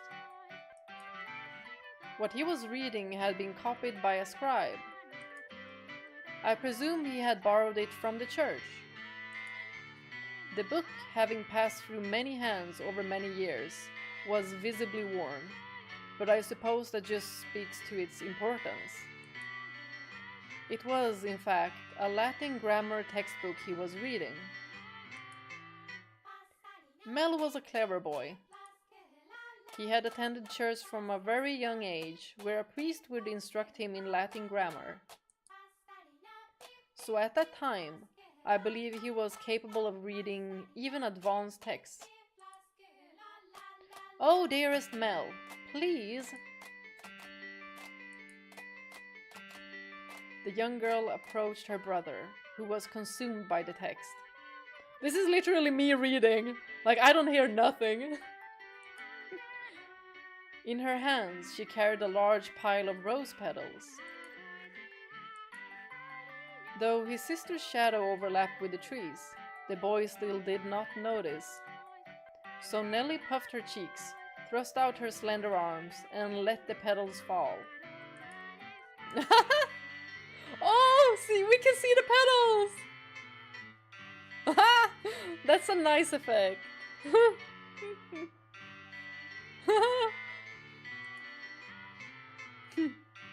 Haha, look, your head is covered in roses, Mel. Oh, Nellie, you got petals on the book. Just do this. This isn't mine. I can't afford to let it get dirty. He doesn't look mad though. He's like, ah, she's so playful. Nice to see. It's your fault, dearest Mel. I tried to get your attention. And besides, flowers won't get a book dirty. Exactly. I must raise the white flag. When did my little lady find herself such a sharp wit? While waiting for you, dearest Mel. I waited and waited, and you didn't so much as glance at me. I'll be an adult by the time you're done reading that book. Wow, that soon? That soon. Mother says girls grow up fast. Haha, she may be right. In that case, we should do something together before you're all grown up. Surely you won't play with me any longer when you become an adult. That's not true. I'll still play with you, even when I'm grown up. But grown-ups don't play, Nellie. Play games. Alright. Oh, they still have, you know, not digital games. Can probably play with rocks and sticks. Fine, I'll stay a child forever then. Life would be so easy. Didn't you just say you were about to grow up? You're so mean, Mal. Aha, I'm sorry. Please don't pout, my little lady. How about this? To make it up to you, I'll play whatever you want today. Really? Do you mean it? I want to play make-believe. Make-believe? Make-believe. Please do tell me the rules of this make-believe. I will be a princess taken captive by an evil kingdom, and you, dearest Mel, will be my valiant knight. And that is how Super Mario came together. And then you turn into a prince when you rescue me. So not a plumber. Okay, gotcha. A knight can become a prince? Impressive. Mel is like, I've never read this before. This doesn't happen. Has to be of royal blood. They can. Knights and princes both have to be charming, so of course they can. Oh, so simple, so simple. I love that. Which is why it must be you, dearest Mel. No one else can be my prince or my knight. While he may have appeared outwardly embarrassed as his rose-cheeked sister proclaimed pratingly, I'm certain he was smiling on the inside. After a few moments, he meekly knelt, bringing himself to eye level with Nellie and gently stroking her soft hair. All right then. You're my princess, Nellie. And not just anyone's princess, dearest Mel, but yours alone. So, Don't be anyone else's prince but mine, okay? Nelly. Jeez, my princess is quite the fawner. Is that bad? Does that make you dislike me? Not at all. I'm proud to have you as my sister, Nelly. You mean more to me than anything in the world, my dear princess. Hehe. I love you, dearest Mel. You'll always be my prince forever and ever. Her mood quite improved. Nelly began humming the melody of the song she had forgotten the lyrics to. Y'all, I'm already worried, like, this game better not do anything to these children, like, y'all, every time there's children involved, I cry. I cry so hard. So if anything happens to these two, nah. Whew. Holding the skirt of her dress out from her body, the young girl pranced about the rose garden. Mel, his eyes on her back, gave a little shrug. Oh, Nelly, don't come crying to me if you trip running like that. But Mel was not entirely disapproving of his sister's excitement.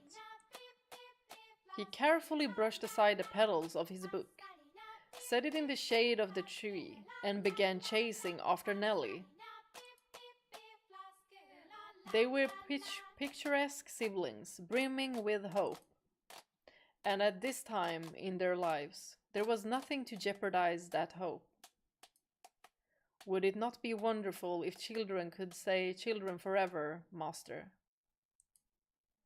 As I see it, though, the pleasant, gentle times in our lives have value because they come to an end. Wouldn't you agree? Time continues to flow, impartial and without exception. And as such, everyone's childhood comes to an end. Be that as it may, does time also flow at the same speed for each individual? Hehehe. Now let us take a trip down the river of time. I would be very much delighted if we could remain at this point in time, but unfortunately we cannot. Please do not let go of my hand, master. Okay, seems like we're going somewhere else now.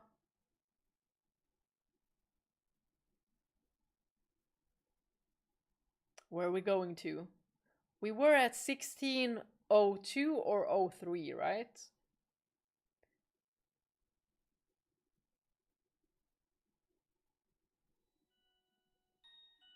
Oh, he looks different. Maybe a teenager now? I'll be on my way then. Oh, you usually stay for longer. Yes, I have an errand to run today. Thank you for your time as always. Would you like the book back sometime next week? Next week or the week after? Hold on to it as long as you'd like. But surely there are others who want to use it.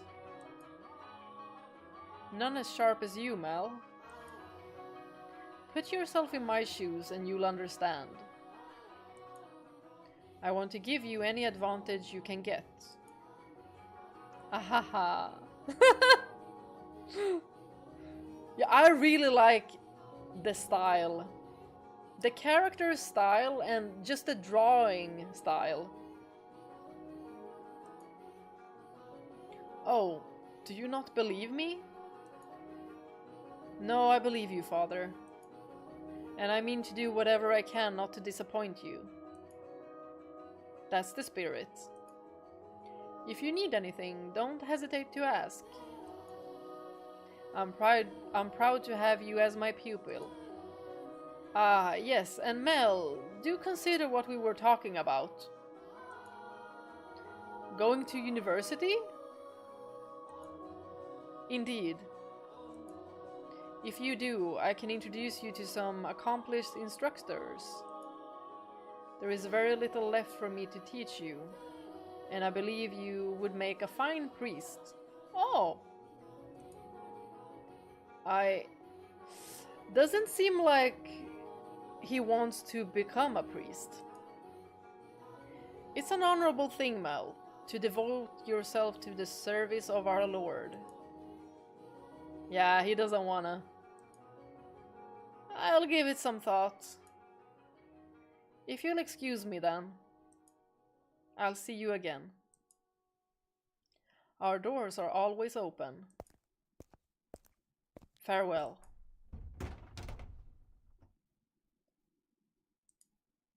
Whether it's in the service of God or the service of the church, it is an honorable profession. But theology... I wouldn't mind attending university, but I'm not sure. I'd kind of like to do something different, something more befitting of the times. As for what, though, I'm stumped. Yeah. I'm also like thinking that being a kid and then for adults to be like, what do you want to become when you're older?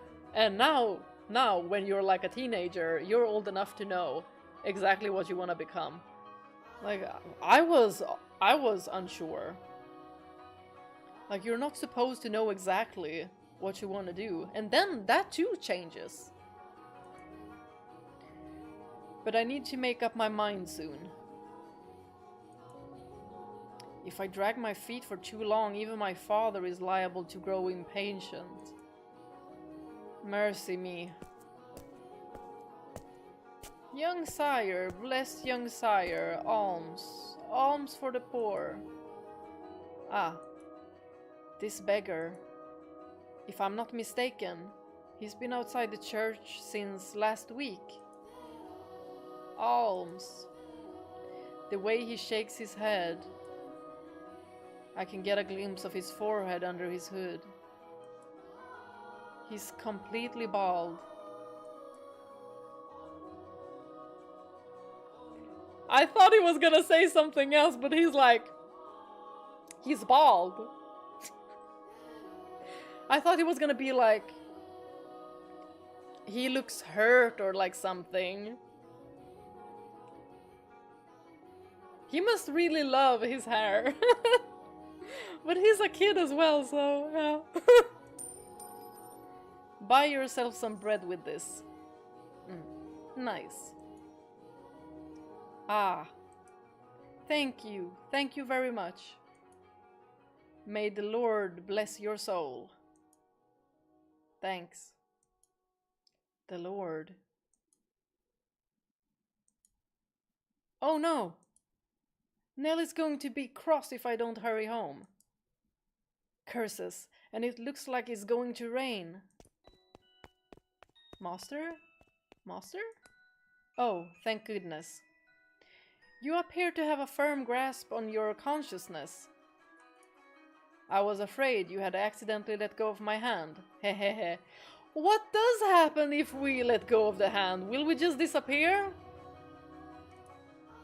No, Master. This is the period of time I truly wish to show you. The boy reading in the rose garden was now a fine young man. Nonetheless, he still bore the same gentle eyes as before, and he would from time to time show remnants of that innocent young boy. He was, in his own mind, still making the transition into adulthood, I suspect. Mel frequently visited the church, on Sundays to participate in Mass, of course, but more often to be tutored by the priest.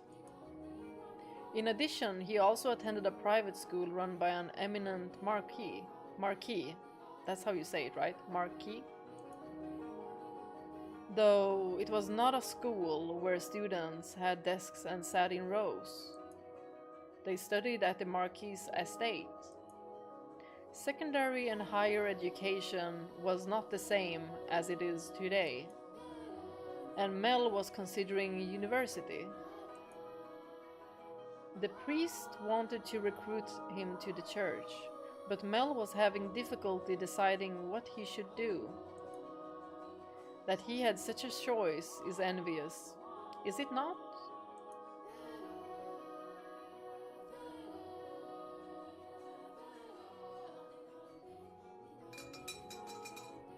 Good afternoon.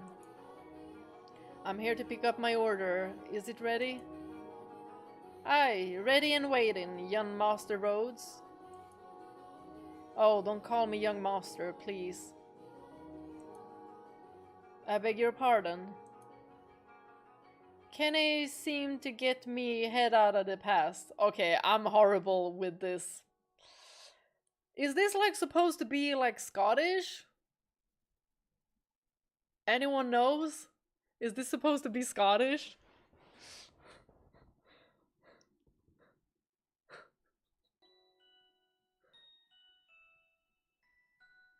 Hi, Sure Gaming!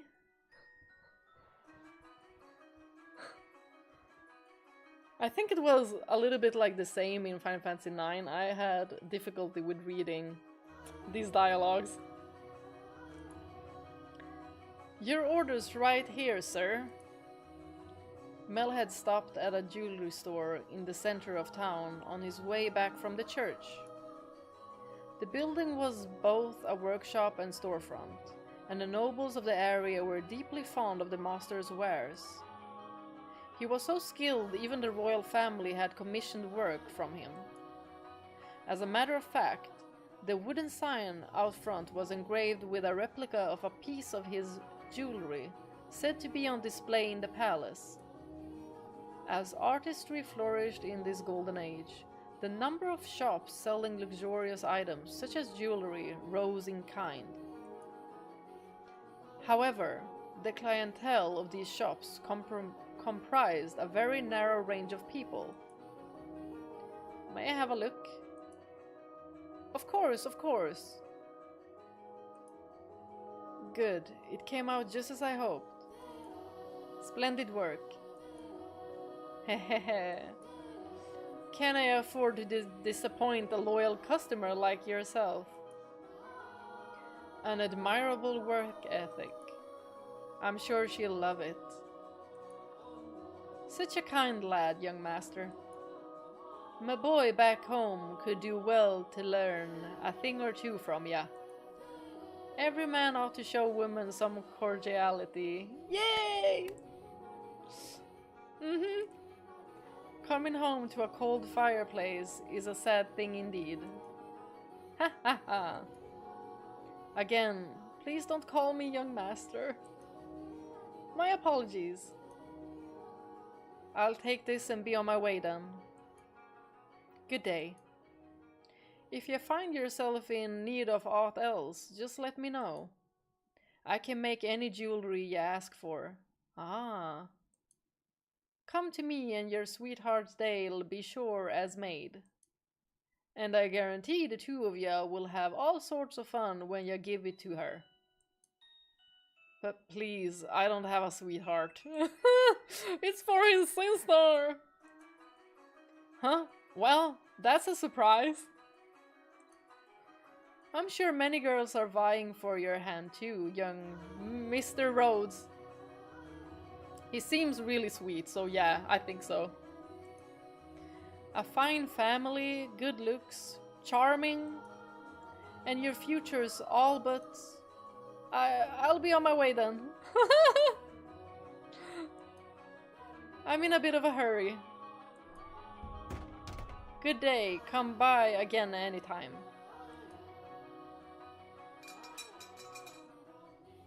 Goodness.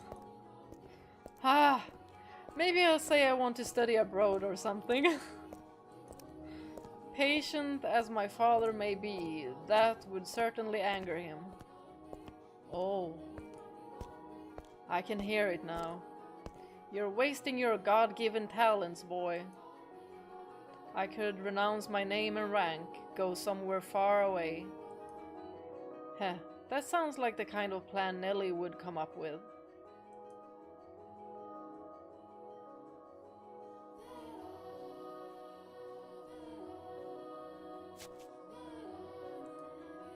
As he drew closer to the mansion, the rich fragrance of roses grew more prominent.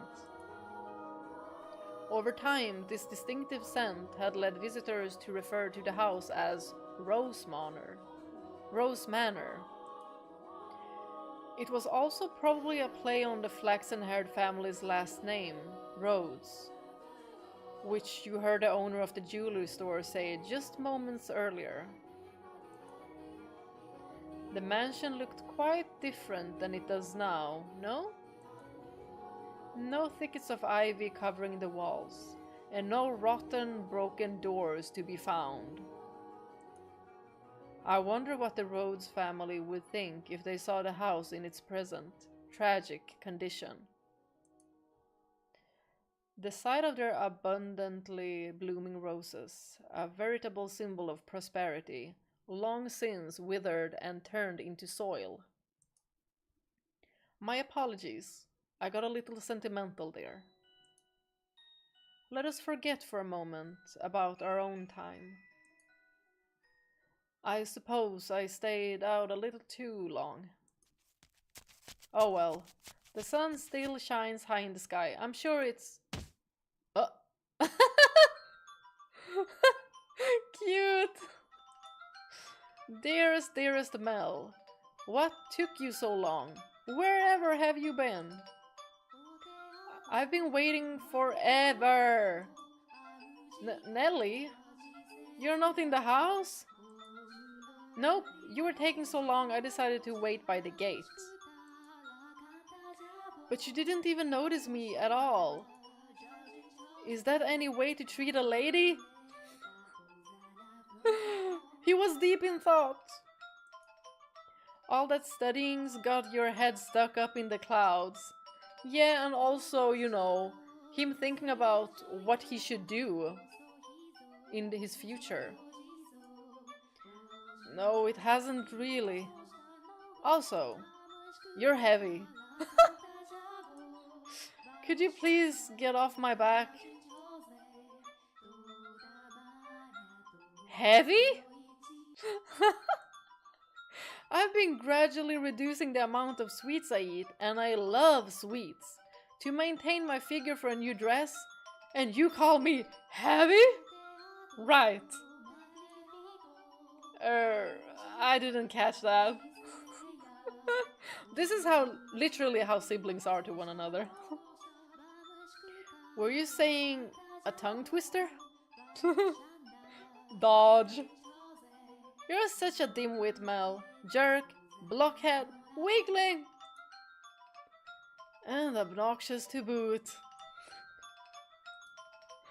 Whatever happened to the delightful little girl who was once my sister? She'd probably throw a fit if I said that out loud. Should you really be outside, Nelly? You are the star of today's event. It's fine. They can call it a birthday party, but I know it's just about fraternizing. It's obvious what Father's true motives are.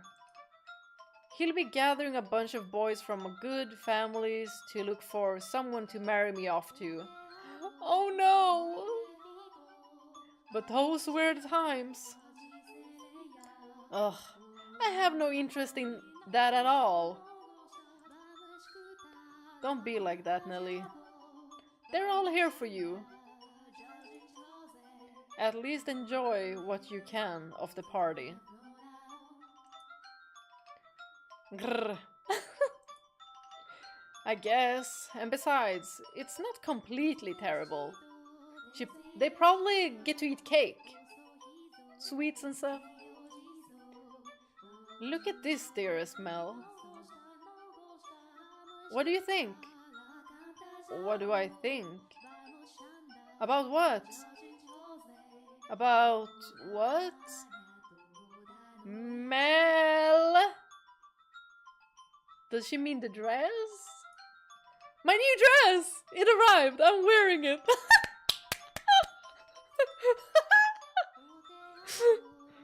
Yo, he's just like a brother. How could you not notice? Imagine if your hair was purple, he'd probably be like, something is different with you, but I don't know what. I did notice it was something I hadn't seen before. But you have so many dresses, Nelly, so... But this is the dress I had made just for today. Look at the colors! They're so pretty! It's the work of our renowned dyer. And this belt is just lovely. You see how it comes together to form a butterfly? Oh, you can actually see it here. It does. I don't know if it can be removed. Oh, yes! If I right click, you can see the butterfly on the dress. Yeah. They have impeccable style. Oh. Oh, I'm just absolutely in love with it. I think I'll be wearing this dress for a while to come. So, tell me, what do you think? Does it look good on me? Yeah, it does. It's pretty. Hehehe. In some ways, I guess she is still a delightful little girl. Oh, dearest Mel, I love you! Yo, this is so cute, hold on. This is adorable. She really loves her brother. Whoa, don't jump on me like that. Oh my, you dropped something. Oh. And what have we here? Oh, the jewelry? Wait, hold on, no, you can't have that yet. Is it a present? Give it back. I was going to give that to you later. I knew it. It's for me, and just what could it be? Hey, don't open it. Nelly, don't open it. He told you. What's the big deal? It's going to be mine soon anyway, isn't it? I wonder if we get to see it. Ooh, I love it! A rose necklace! Maybe he wanted to give it to her when he wasn't around. Like, maybe he feels like it's awkward to give away presents. And this design, it's from the jeweler the royal family uses. Oh, my dearest Mel. You had this made just for me. Oh, jeez. It defeats the purpose if you open it before the party. Oh, maybe they were gonna have like an opening for the party. Like, where she opens up all the gifts. But that would also be like a bit of like a competition, right? Like, who is giving the most expensive gift? Stuff like that. I always hold off when it comes to opening presents. Because I don't want others to be like, oh, my gift isn't as good, or yeah. Happiness is always better sooner rather than later, Mel. I think I'll put it on right away. Ah, we get to see it. There, how does it look? It looks beautiful. It looks lovely. My prince is still the sweetest in all the land. Nelly is still playing make-believe. Don't make such weird noises. Oh, but why not? A prince always knows exactly what his princess wants. And this princess wanted some rose jewelry to go with her new dress. Understand? Hehehe. Jeez, I sure don't have it easy playing your prince, Nelly. It might be about time you found a new one. A prince is a prince because you can't just find one standing on the street corner. If you want to retire, dearest Mel, you're going to have to wait another 10 years! I wonder how old they're supposed to be. I'm guessing like maybe they're 15, 16, maybe around that age. Like teenagers. Yeah, I'm getting that feel. What do you guys think? Another 10 years. But also in this timeline, they did get married off quite young as well. So if they are like 15, then another 10 years, 25, that would be considered old. Since they didn't live that long because of sicknesses and stuff. That's a long time. He's like, I want to retire now. I don't want to be the prince. Or if you find yourself a new princess. Oh! Mel, you get to retire earlier.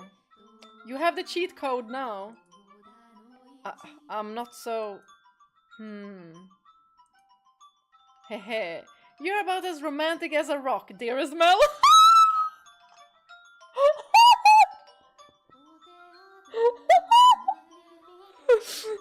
Well, he seems really sweet, so I think he has a good canvas to work on. But worry not, your adorable sister will always be your princess. What more could you want? Are you really allowed to be the judge of that? I mean, more to you than any other girl. I mean more to you than any other girl in the world. Do I not? Question. Does Mel know other girls? I'm also like thinking, what if she'll get also like jealous because the attention will be averted? We'll see, because she seems very stuck with her brother. But she's also saying that when he finds another princess, he'll get to retire. Yeah, definitely shy. The girl looks at least 3 years younger than her brother, no? I think they're like 14, 17, yeah. Oh right, Sure Gaming, you had played this game. I assume it's part of the purpose to see which suitors brings gifts and intentions that can compare with the ones given by the family.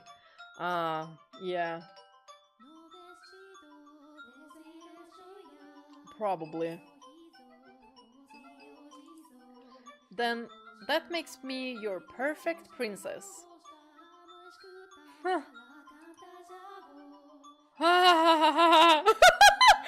I imagine him being like, yeah, this is so fun. Hey, what was with that laugh and it'll all be over soon laugh? Well, she's perceptive, alright. You're always telling me I mean more than anyone to you. Yes, you do. More than anyone in the world, my beloved baby sister. Hehehe. I'll take good care of the necklace. I wonder how their parents are. The dad seems strict, but we haven't really heard anything about the mother. Thank you, my dearest Mel. Well, if you're happy with it, then so am I. You're very welcome. He seems super sweet. Now back into the house with you. Can't have a party without the guest of honor. Do you know if anyone is here yet? Nope. I imagine they'll be here soon though.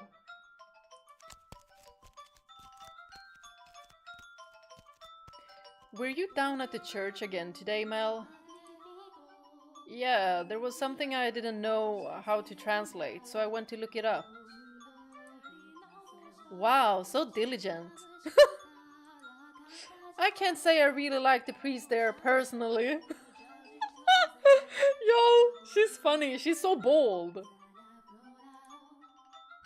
Actually, I kind of feel the same way. Huh. Is there maybe something else with the priest? What? Really? Why? Didn't you already say that you don't like him, so why are you surprised? Maybe he's boring? Maybe he just has his mind set on one road and yeah. Well, you know, I have my reasons. No, tell me, I wanna know! Me and everyone here wanna know, why? Maybe we'll get to know. Hehe. So even you don't always like the priest, huh? Maybe they feel like, or for Mel, it feels like the priest is pushing the priesthood upon him. And that is maybe why he doesn't seem fond of the priest. Let's skip Mass on Sunday then. We can go play. No skipping church. As grew the brother, so too did the sister. That day, Nellie would be turning 14! And Mel, 3 years her senior, was 17. Daryl, you knew. You saw it with your own eyes, so you know just how much she has changed. She was always a cute little girl, and she grew into an even more beautiful young woman. Though she was only 14, she was well on her way to becoming a fine lady. As for her character, well, what do you mean as for her character? Oh, this sounds... Maybe... Wow, did she turn into a mean girl? Hehehe. But a girl like that has her own charms, would you not say? Ooh. Drifting down the river of time, the two siblings matured into healthy young adults, but the core of their relationship did not change in the slightest. Nellie was very much attached to her brother, and as much as Mel complained, he still cared deeply for his sister. Around the time the sun had begun to set, carriages started lining up outside as well-dressed aristocrats made their way into the house. As Nellie had suspected, the majority of them were boys. Yes, I understand. Is this the maid? Or someone else? You don't need to say anything more. Rose Manor, right? Okay, we'll go together. Me? Alone? No, please don't make me... The inhabitants of Rose Manor? Is it that bad? Are surely living quiet, contented lives. And I'm sure they don't remember a thing.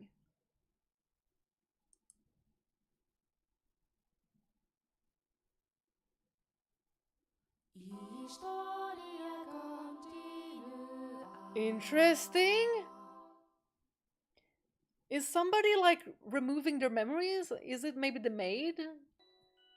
Like, you know, removing the trauma? Like, putting them into some kind of amnesia spell?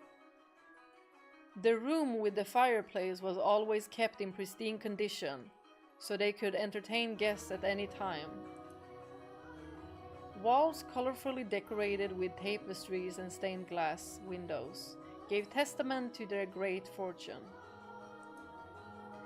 The servant's first assignment every morning was to clean this room. Pitchers, silver plates, and silverware were polished to a shine, so they could be proudly put to use at a moment's notice. And for events like their daughter's birthday, the room served an even more important role. The tabletops were removable, so they had ordered new tabletops with designs made especially for this occasion. And once the banquet had drawn to a close. Tables speckled with half-empty wine glasses and leftover candied fruits were moved off their side to make room for, of course, the festivities. Dancing! Good evening, Lady Nelly. You're looking particularly lovely today. I love that the NPCs are just called Other. Nelly, I had these jewels cut just for you. You let me have this dance, won't you?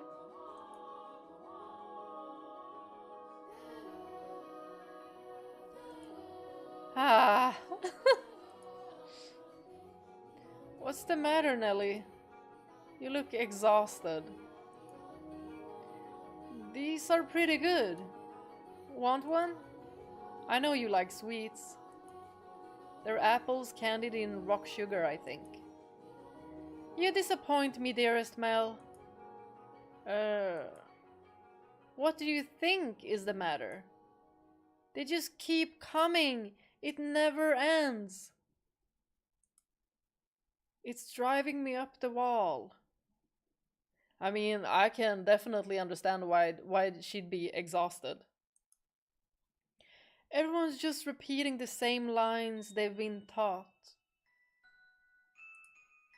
They all think pretty jewels and requests to dance are enough to make a girl swoon. But I think that is true for you, Nelly. Is it true, really? Or is that what you think, Mel? Though, why is she disappointed with me? Ugh, I think I'm done with birthday parties after this year. They'll probably throw an even bigger one next year. Huh? Why? Well, you know. You're about that age, Nelly. We are a reasonably distinguished family, so there are a number of different houses that would like to have connections with us. So what are you saying?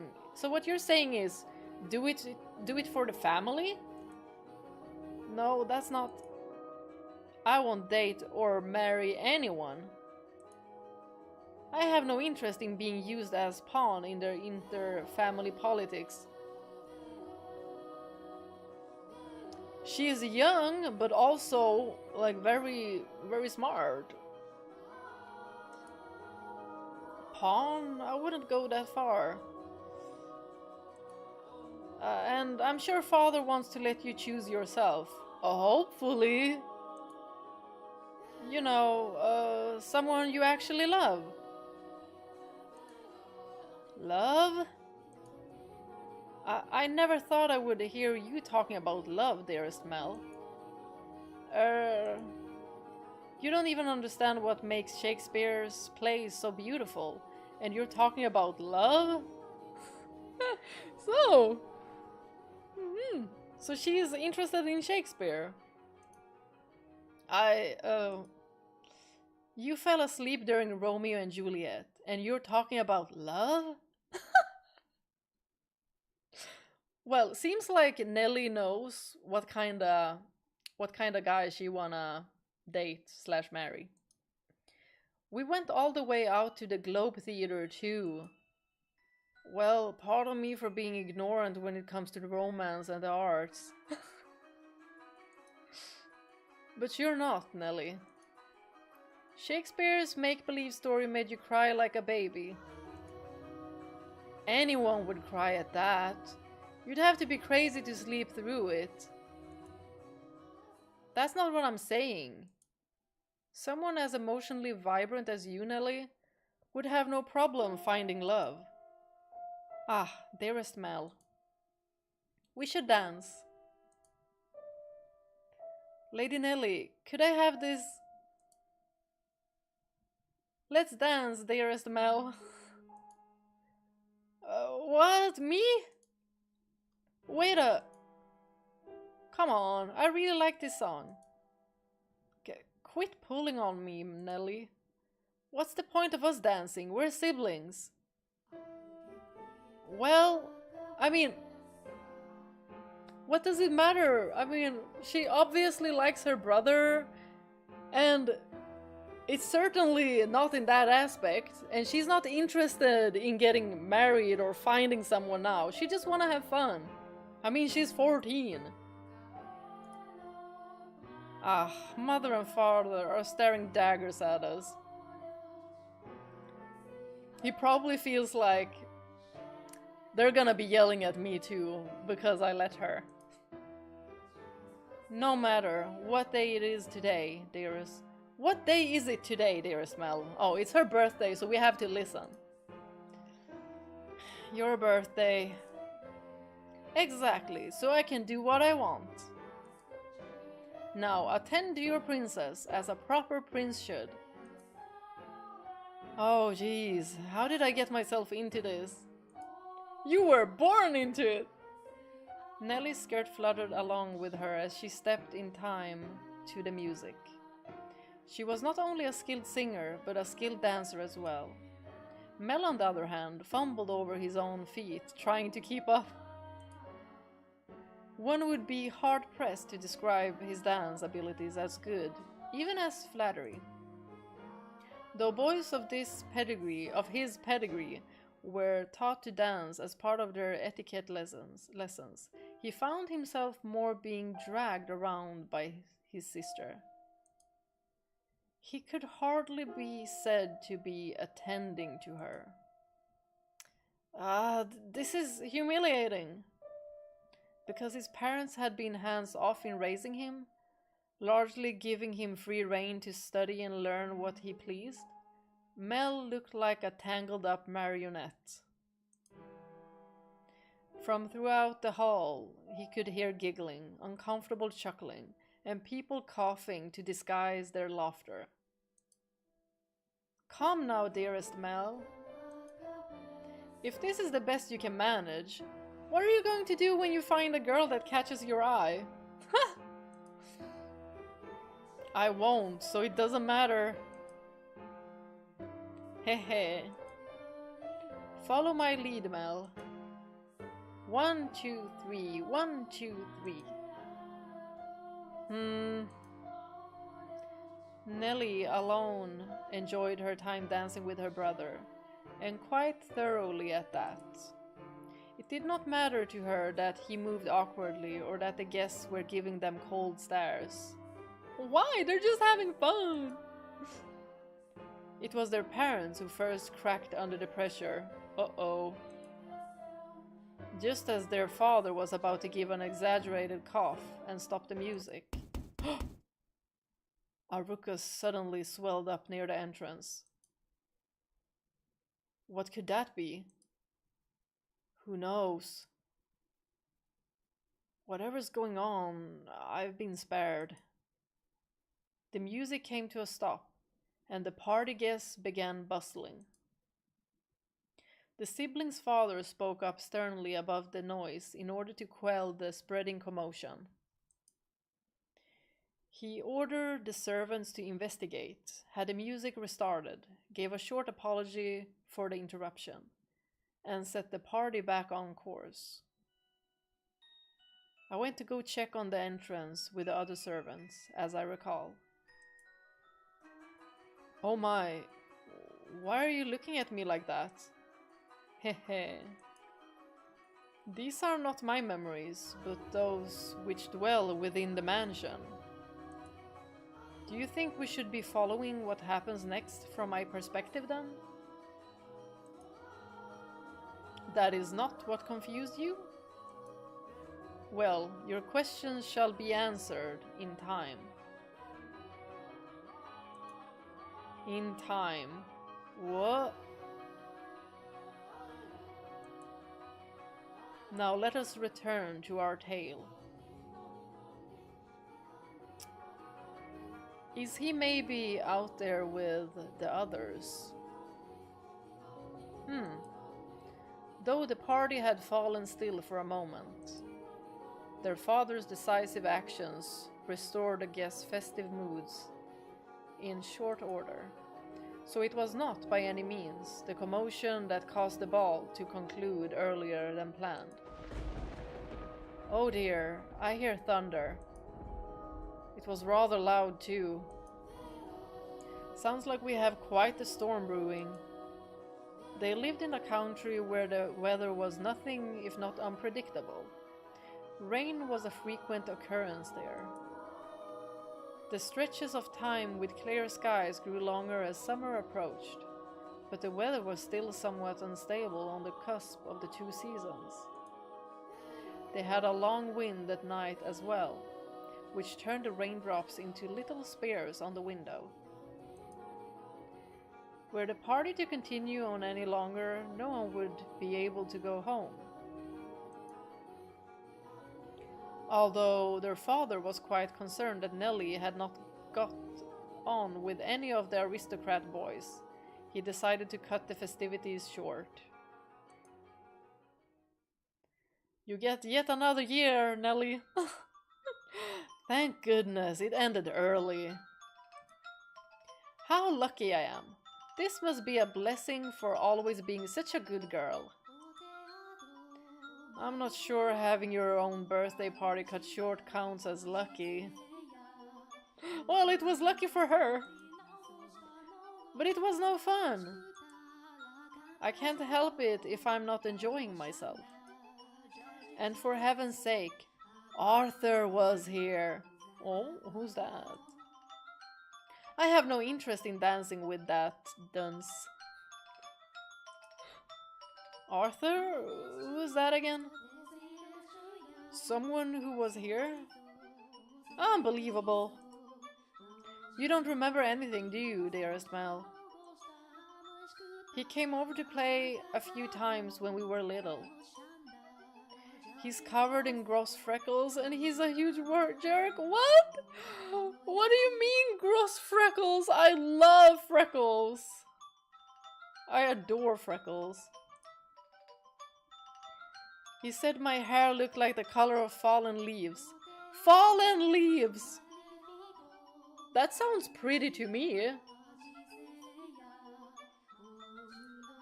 Just thinking about that ugly smirk has me fuming. And yet he acts like nothing happened. He even calls me Lady Nellie, for goodness sake. Didn't you want somebody charming?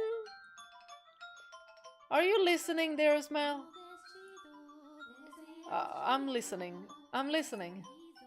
I wonder what the ruckus earlier was. Ugh, you weren't listening, were you? Who cares about that? Maybe because it sounded like someone was like knocking or coming through a heavy door. Maybe that was the person where we saw like question mark, question mark, question mark and didn't really want to go to Rose Manor. Sorry, but aren't you curious? It probably wasn't another guest at least. Maybe a cat sneaked in. You think so? I do. But enough about that. Would you like to play cards in my room, dearest Mel? Seriously? I'm exhausted though. It's not even that late. Fine. Something feels kind of off. Someone that entered? A cat? I want to go check. Yes! Come on, hurry up. Hold on. You don't need to drag me, Nellie. My birthday isn't over yet, so you're not done attending to me. Oh, Nellie. I like her. She's just a kid. They're both kids.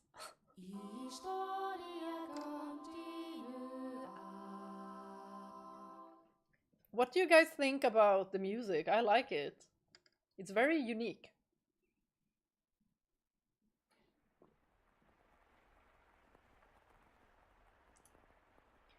The rain just won't let up.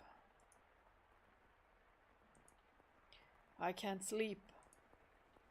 I wonder what the commotion earlier was about. Oh, for goodness sake. It's all the storm's fault. That's why I can't sleep. And probably also because he's very curious about who it might have been, or what it might have been. I'm just fretting over nothing. I'm sure Nelly was right. It was just a cat. So he's thinking about it. Maybe a dog. I can't sleep! I hardly ever have this much trouble falling asleep. Then your curiosity is making you not want to sleep. Go check. Because I want to know, y'all want to know as well. What could this feeling be, I wonder? It's not quite foreboding.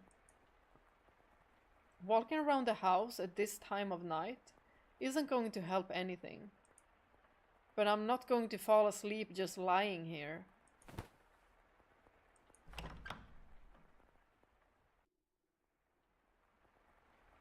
This corridor looks spooky.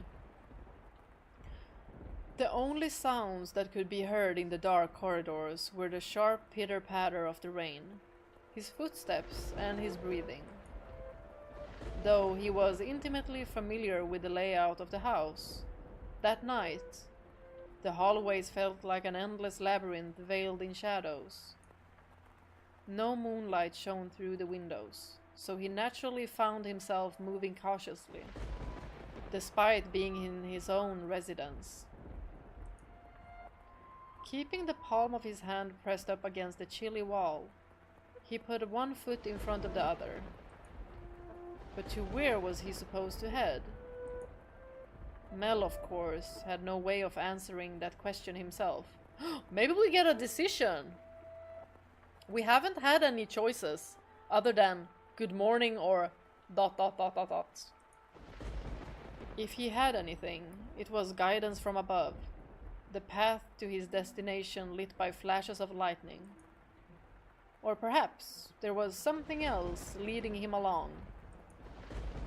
Though he progressed with a fair bit of hesitation in his step, Mel was slowly but surely drawing nearer to one room in particular.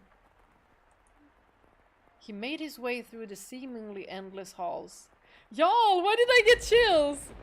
Hold on, what? Wait, why am I scared?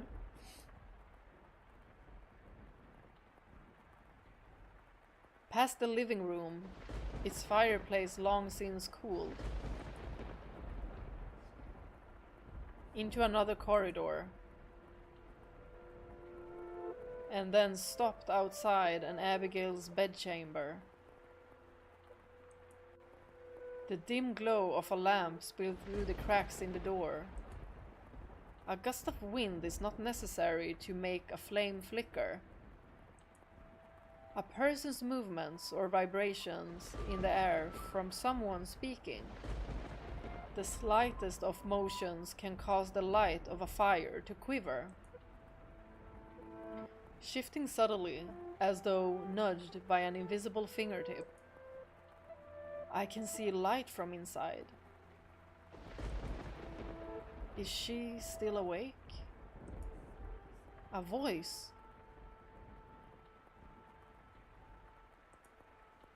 He seemed to be hesitating.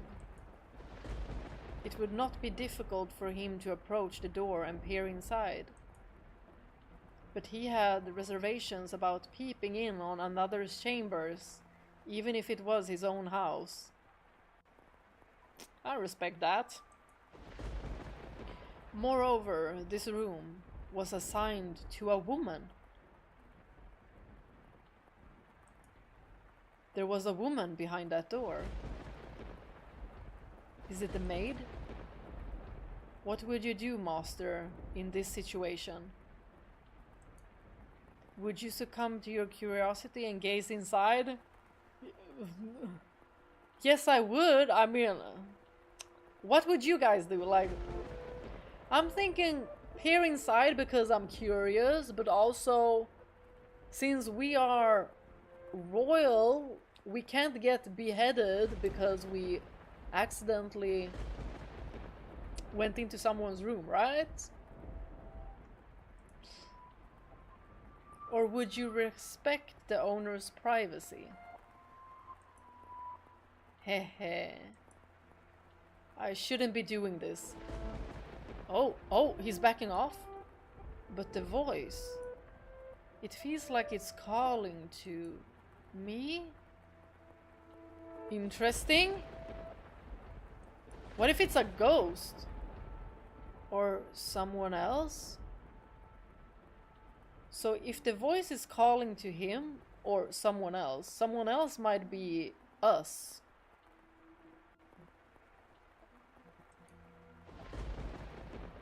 Yes, me, could sense someone watching me at that moment.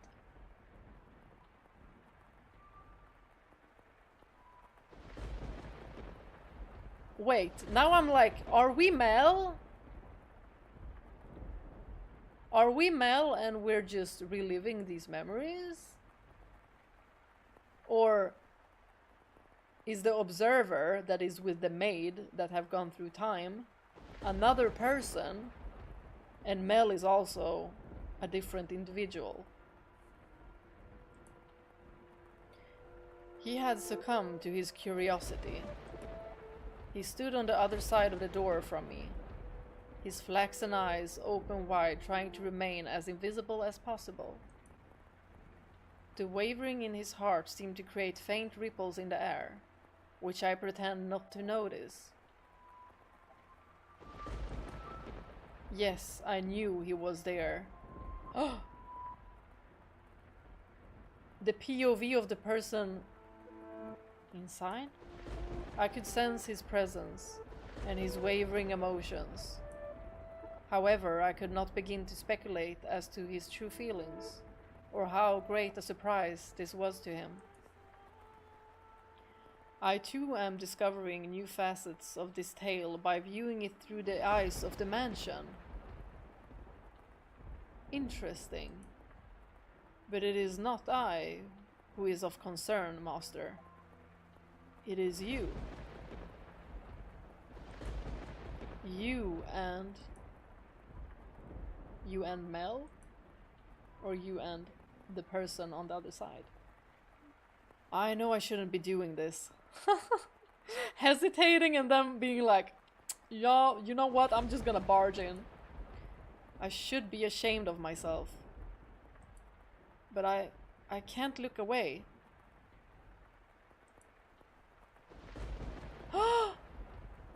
Who is that? She's so pretty! So pretty! A2, is that you?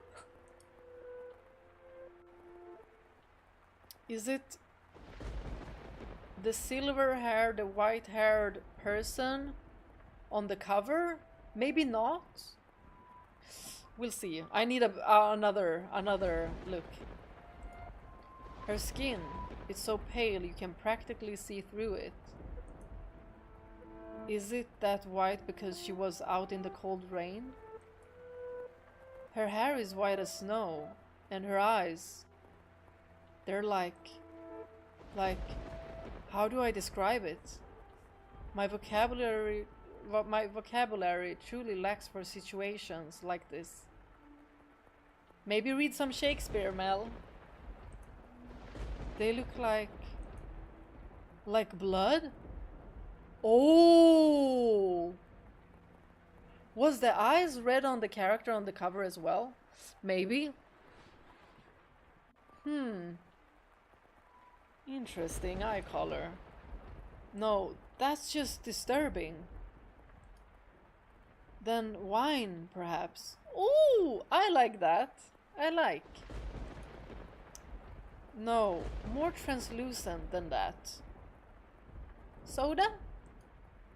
Gemstones then? Much prettier. Yes, gemstones. Her eyes are like rubies. I've never seen anyone like her before. What could they be talking about? Mel's eyes were affixed on the peculiar young woman. She had glass-like skin, eyes that glimmered in the flickering candlelight, and snow-white hair that flowed like luxurious silk. But her lips were bluish-purple, her soft, delicate skin solid with grime. Her twinkling eyes pointed down at the floor, and her hair a disheveled mess. Ah. She was, even at a glance, clearly not a lady of means. The tips of her fingers were cracked from the cold, her nails pale from malnutrition, and her garb little more than rags. Is she a servant of the house or something? However, true beauty is always visible, no matter what it may be hidden beneath. I like that. Even wrapped in a veil of insalubrity. Insalubrity? Oh, that's a word I never heard of. Even if she thought herself hideous. I wonder what happened to her. Did somebody beat her or something? Mel could no longer avert his gaze from the girl's visage. He had, for the time being, forgotten the shame he felt for peeping. As he strained his ears to hear the conversation taking place inside, a sickly voice arose from the white-haired girl's purple lips. So feeble was the sound that a gentle breeze blowing through the room could carry it away. Y'all, I'm getting a feeling. What if this is his future princess?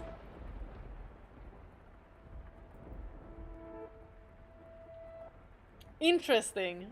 Yes. Y'all know I freaking love romance, so just a tiny bit of it is enough for me.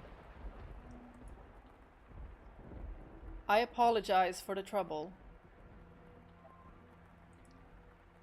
Think nothing of it. Give your apologies and thanks to the mistress. The white-haired girl. We don't have a name. Understood. There is something strangely comforting about this house. Almost as if I've been here before. Oh, ooh, interesting!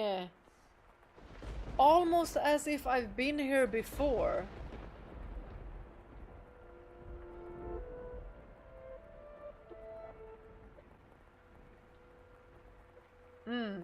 Yeah. Feel the same, Isra. But not in a sneaky way. Holy shit, no way, it's Adam from Nier Automata.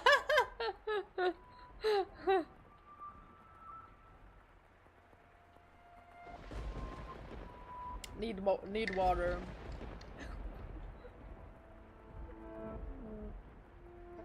What do you guys think so far?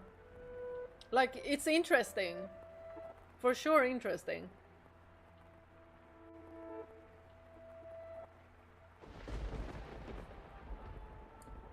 It's very immersive.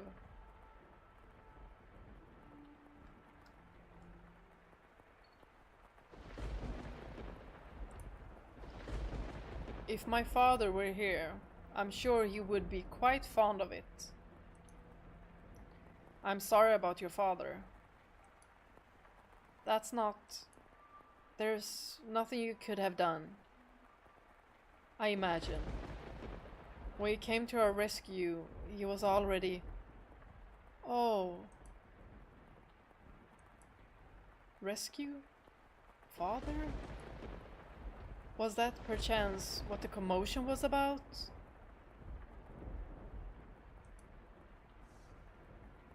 He stared intently, entranced by the scene unfolding beyond the door. A gaze can often signal one's presence to others more effectively than words. The white-haired girl could likely sense him there as well. She flicked her gem-like eyes upward. Oh, so pretty! She saw him! Right, she saw him.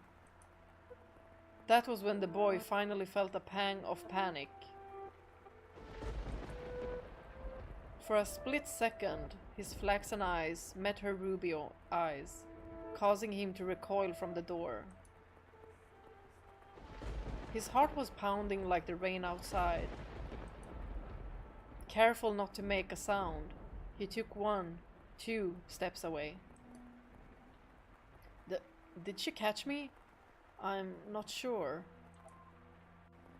It was only for a moment. She can't have seen me. The boy did not have the courage to peek in on the room a second time, so he cautiously returned to his bedchamber as quietly as he could manage.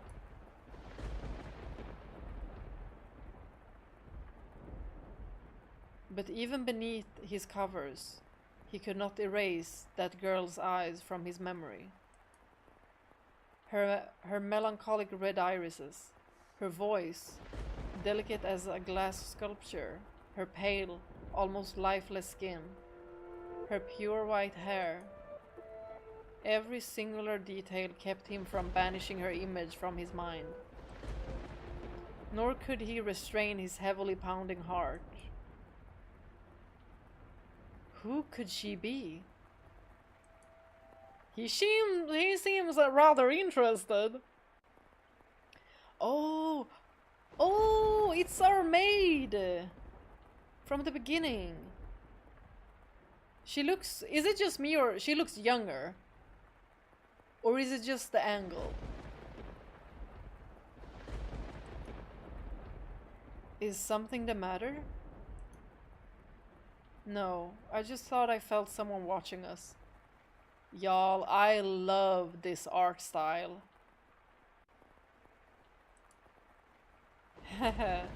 It's only your imagination, I'm sure.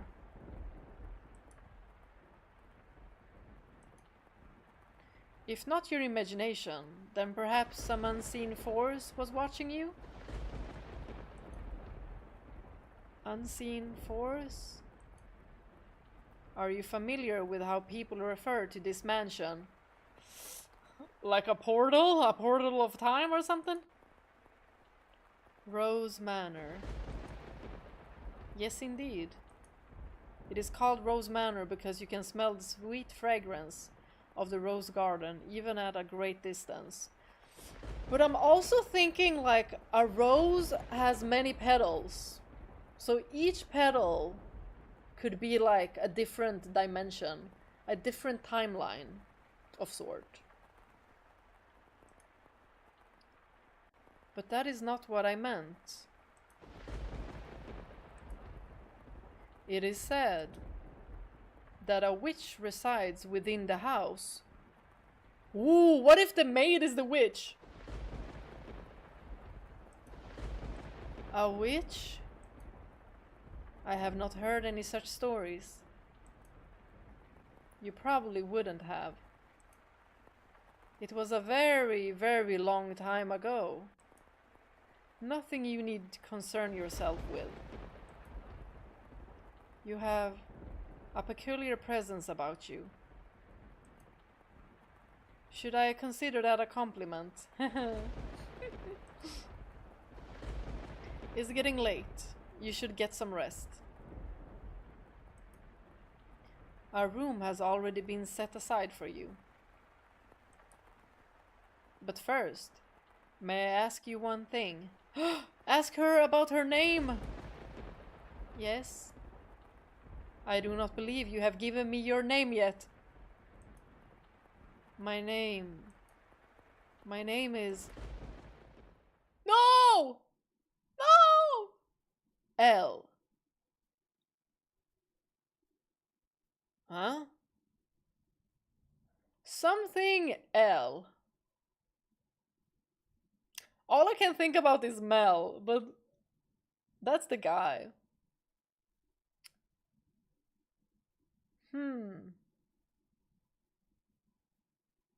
Estelle?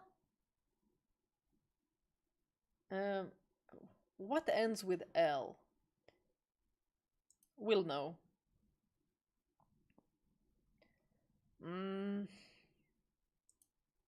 Wake up. Get up, Mel. What? Huh? It's morning? You disappoint me, dearest Mel. It's very much long since morning. What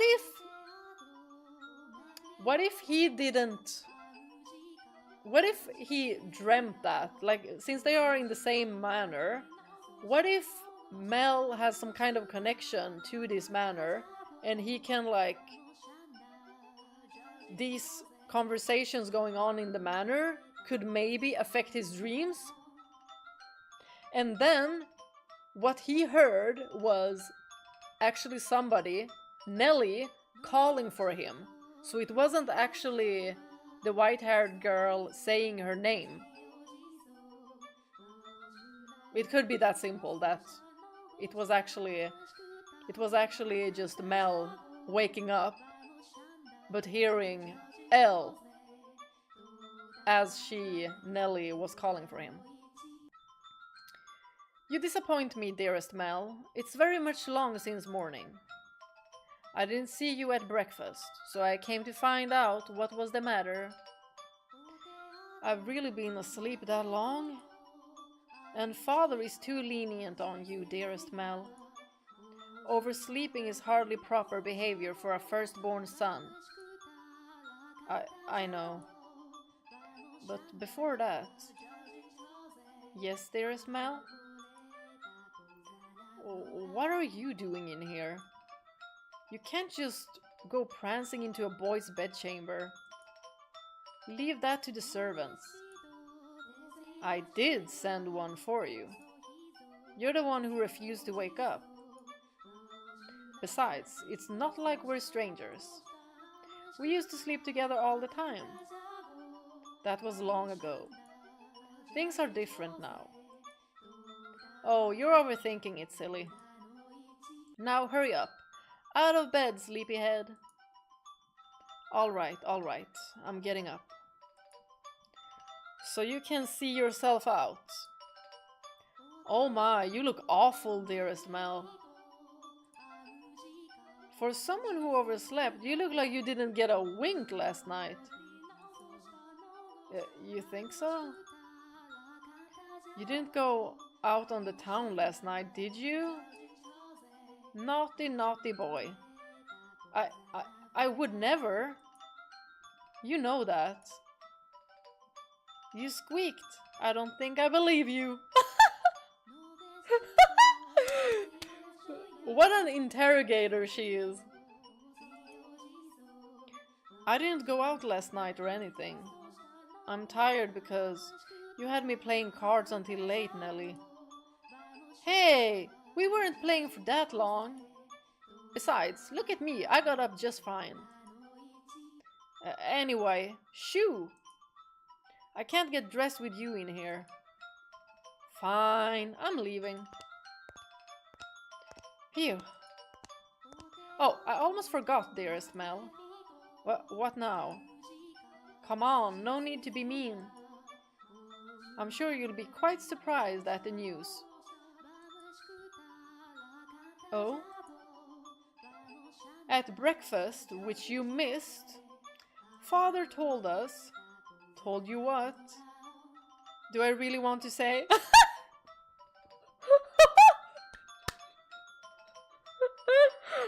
She's such a tease. She's like, well, since you missed breakfast, maybe I won't tell you what happened.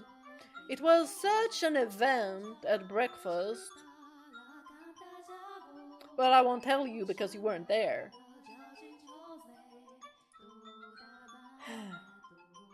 It sounds like you want me out of your room, dearest Mel. Please, Nellie. Hehe. We got a new maid today. From a house we have ties to, supposedly.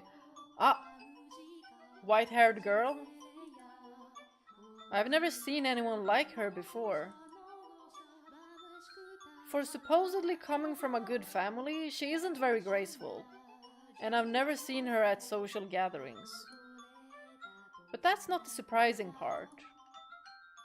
Does that maid... she's peculiar. Has a very unusual appearance, that one. Oh, has to be.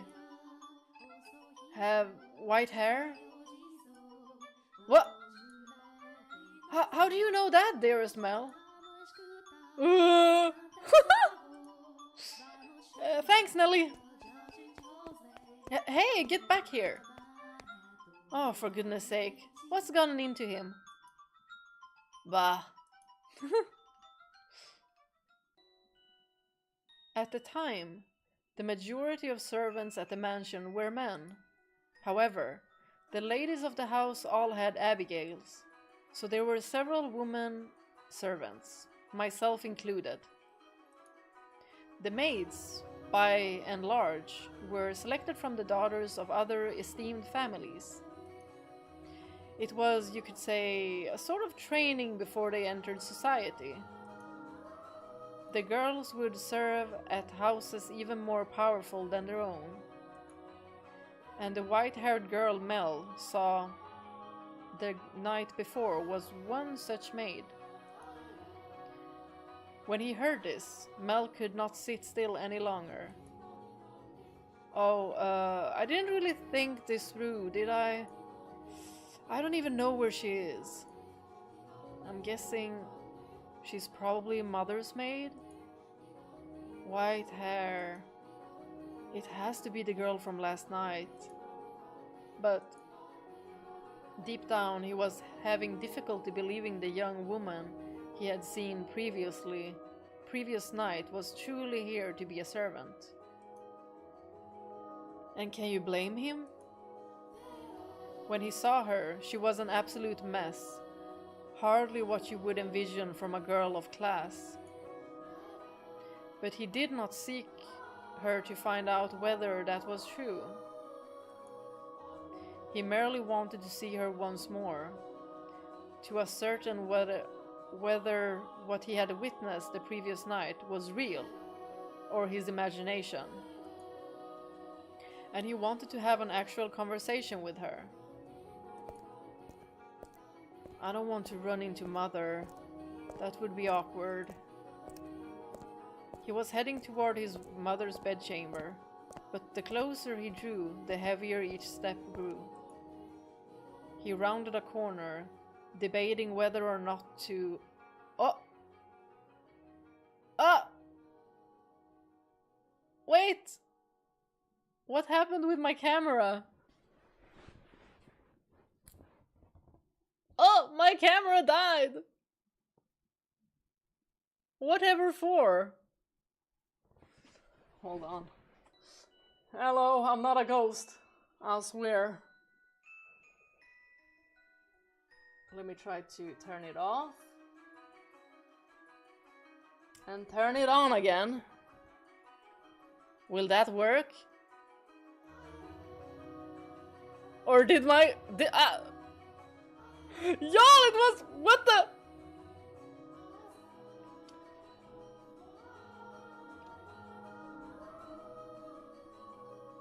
Why is...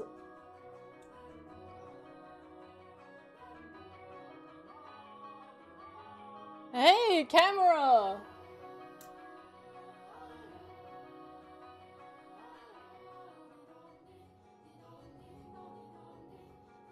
What? Don't tell me... Don't... Wait. Let me switch scene. What in the...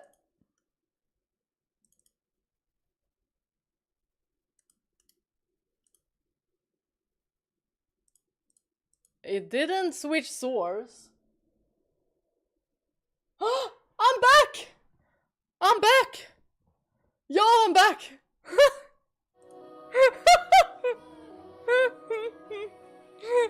Y'all! Y'all, the ghost girl, go away! Go away wherever you are!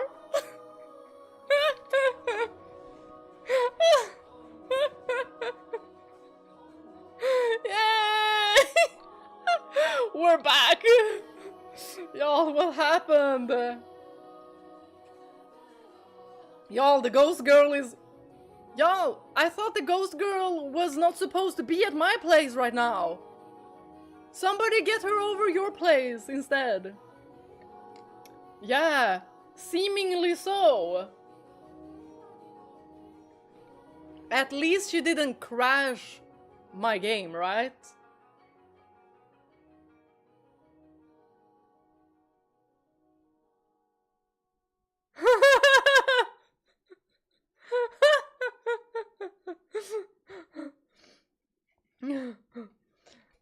I'm a horrible actor.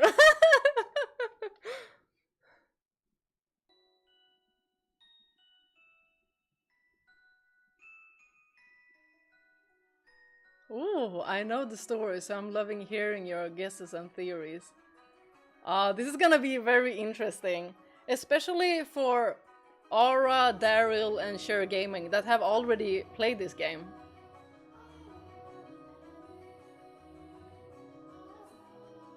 Yay! Repel the ghost girl! Ionix, come get her! We almost had Utility Cam doing the stream instead of Bea today. Yeah! Those bodyguard plushies are doing a bad job, yeah. Bring holy water with you to throw it at Ghost Girl. I think I might need to prepare, you know, Raphael as the cross. Okay, let's continue.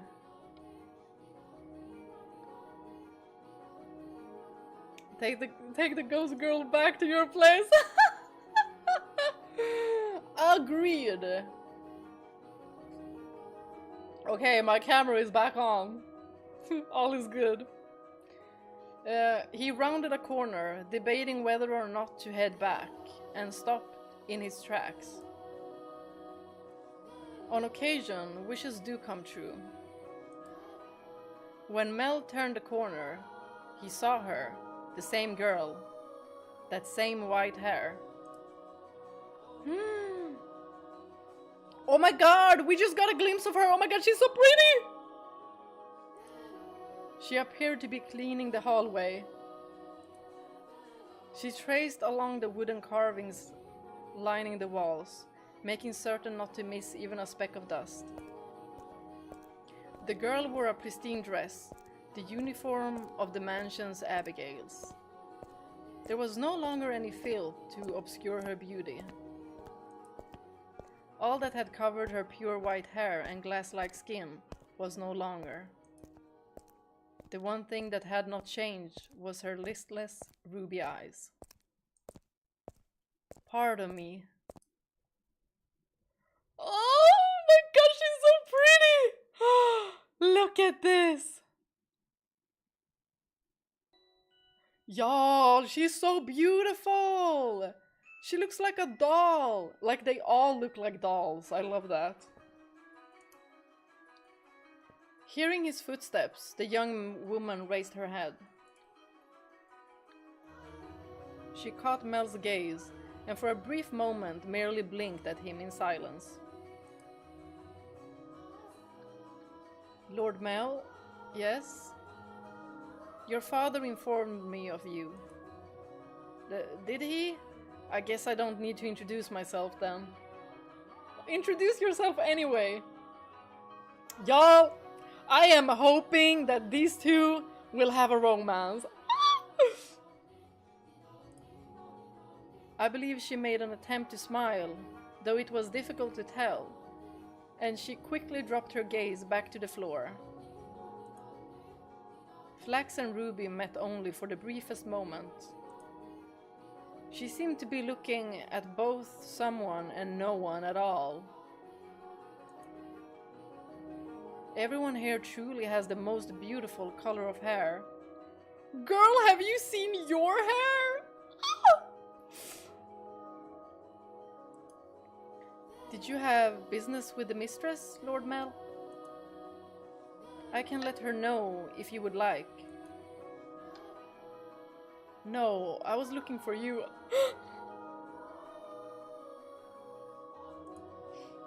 For me? Oh, she's shook! Mel felt as though all the blood in his body had begun to flow backwards. He's like, oh damn! What did I say? He could not effectively describe the sensation, but in a word, it resembled panic. On his way to find her, Mel had come up with a number of subjects he wanted to talk about, and he generally had little trouble speaking with others. He'd had less experience interacting with women, this was true, but the time he had spent around Nellie had kept him from stumbling too much. Until then. Yes, for you!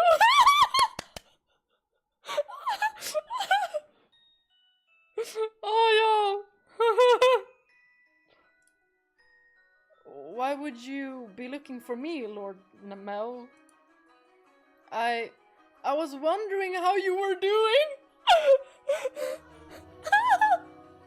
Y'all, this is too cute. This is too cute. He really trying. I love this. Pardon? I'm quite fine. Good. That's great to hear. You fool, Mel. What are you even saying? Oh, this is adorable! I love this. Y'all, I love this. You have more important things to ask. Like, where she came from. Or to tell her she has pretty hair and eyes. Oh my gosh, what a charmer! Look at this guy! Y'all! She has pretty hair and eyes. Has he not fallen for her? Y'all.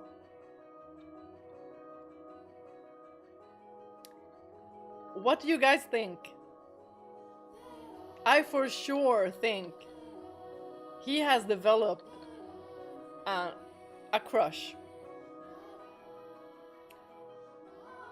The first time he laid eyes on her, she was so interesting, so beautiful to him, like, So he developed a crush. That's what I believe.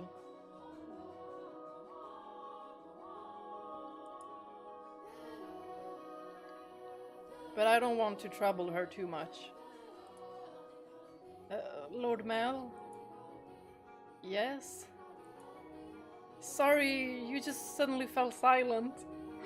Oh! He was stunned by her beauty. Was I in your way? In my way? No, not at all. What are you up to? Doing her job?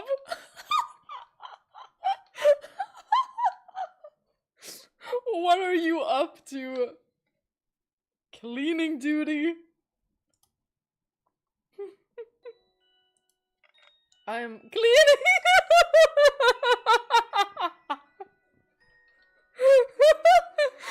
Y'all!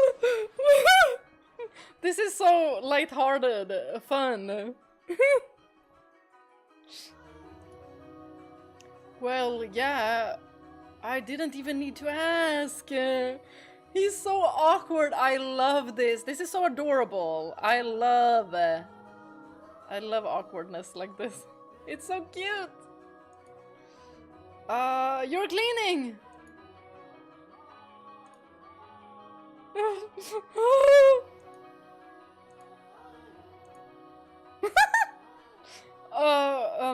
You can just let the other servants take care of the cleaning. Then what will she do? Go on a date with you?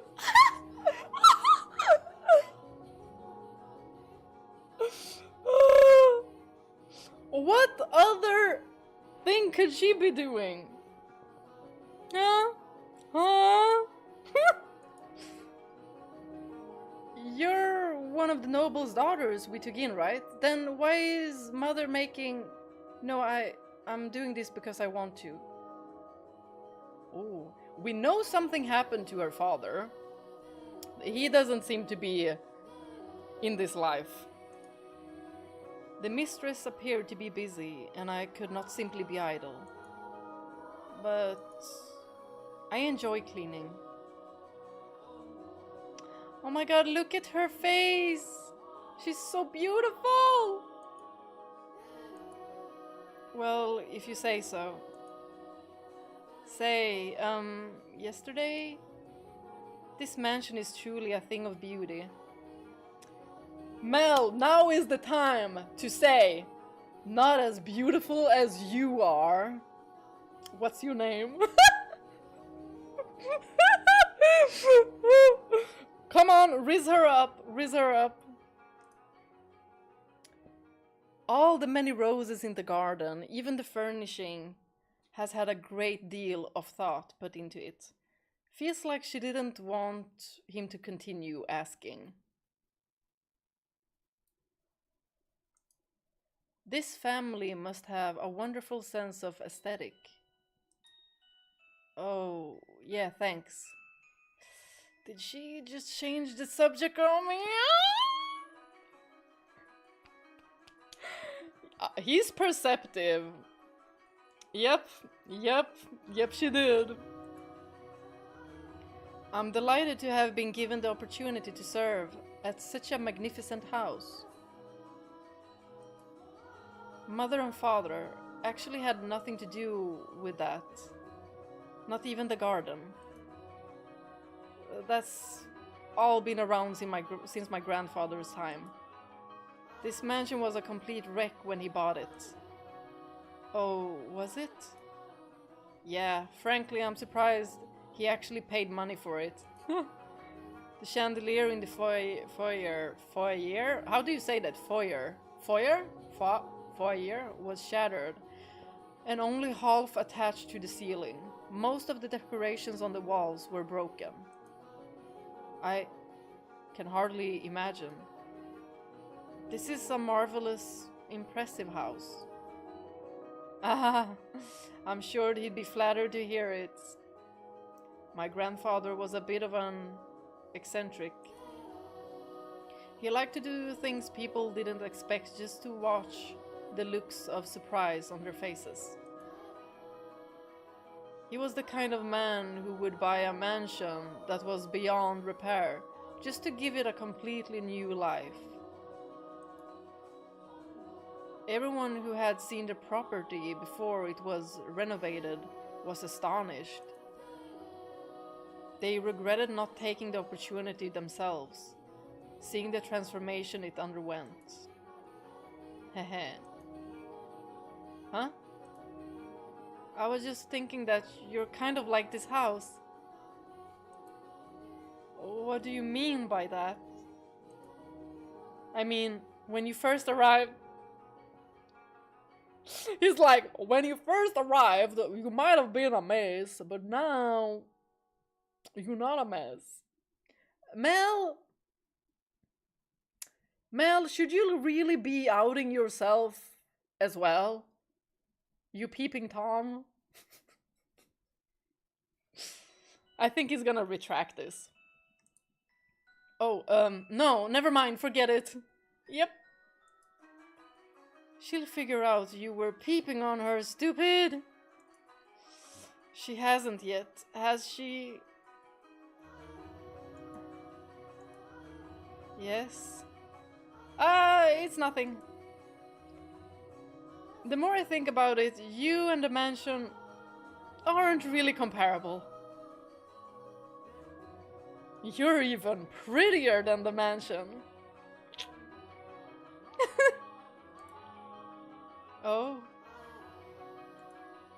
The truth is, it being a rundown mess isn't the only reason nobody wanted to buy the house. They say it's cursed. Whoa, what was that? I saw blood. That all who dwell within this house shall be met with misfortune.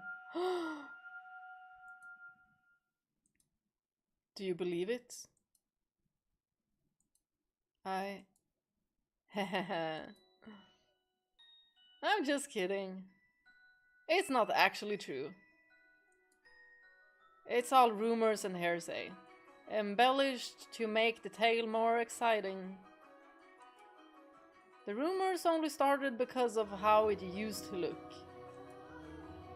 If the mansion truly begot misfortune, then we wouldn't still be here. Maybe it's at a specific age? And it wouldn't explain how my grandfather died. Do you know how he passed away? No? How did he? Inside a lovely lady. What? The music just cut as well. Wait, what? Wait, what? Inside a...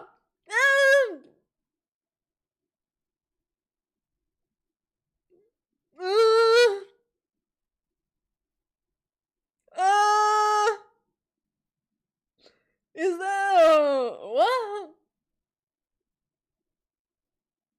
Mel, should you be saying... Wait, am I...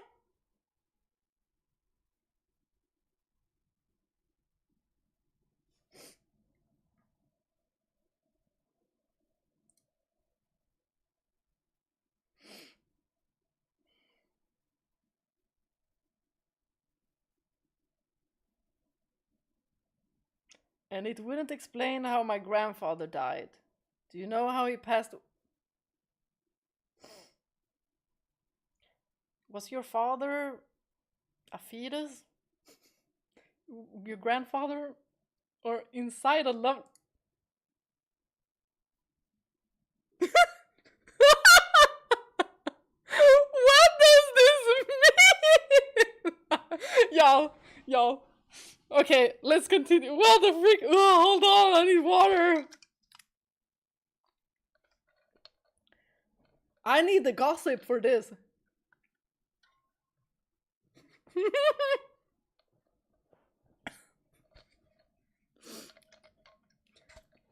Okay, let me go get some water. I have zipped up everything.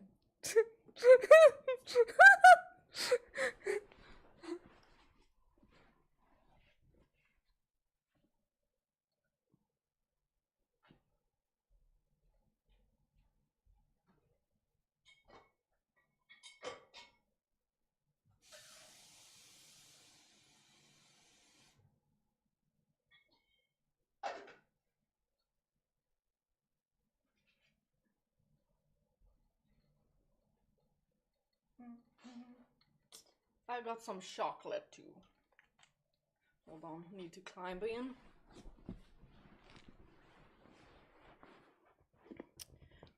Well, did you guys have another theory? Did you have another theory? You're accidentally playing fanfic.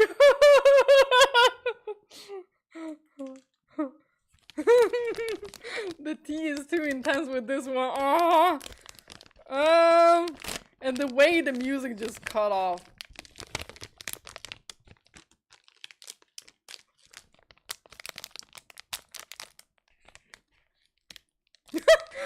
Maybe a lovely lady is the name of a hotel.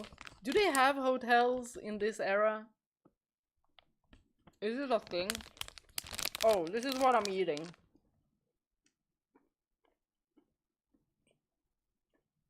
Very popular Swedish chocolate.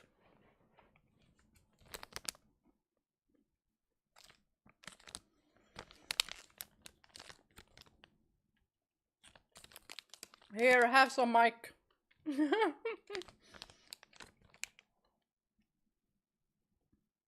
I guess they called it an inn back then. Well, inside.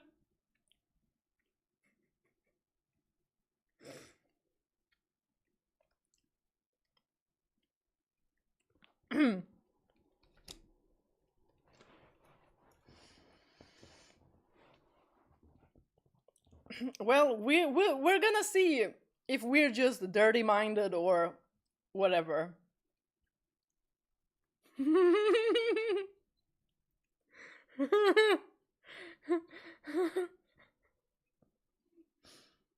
Oh, also, hi, Crisis Cat. Did I miss anyone else? Oh, why is it scrolling when I'm scrolling on the chat? Okay. Okay, don't let me scroll then. Inside a lovely lady. Let's go. What? She's basically all of us. Like, what? Believe it or not, that was how he died. Together with a young, beautiful woman. Okay! Okay! Okay! That was actually... I'm glad for once it wasn't just, you know, my thoughts that were dirty. That's actually... Okay! Okay. Okay.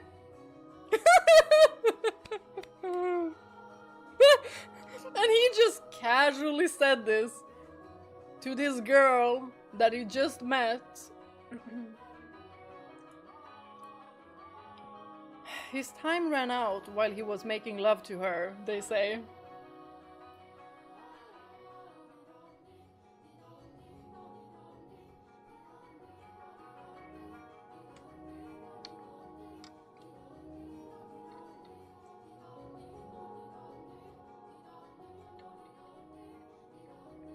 Well, so I guess he was in heaven and then sent to heaven, or...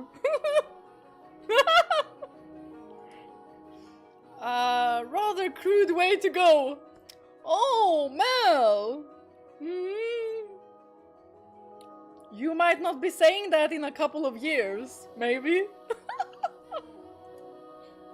But he was hardly misfortunate. Exactly, he was with the one he loved, right? What did I tell you? Yes. Just so you know, I promise I didn't inherit my grandfather's propensity for such base behavior. Not you just casually dropping that. My grandfather died inside of a woman.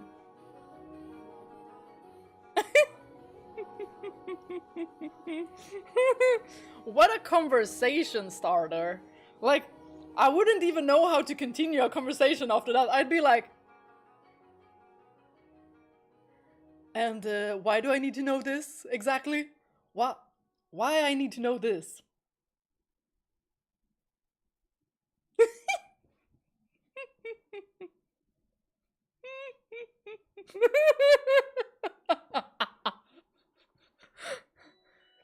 Thank you for further explaining, Mel.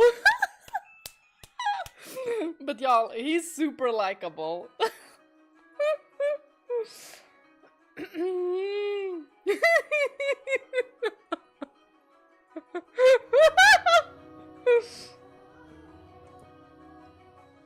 I'm pure of body and spirit, dedicated wholly to my studies, so...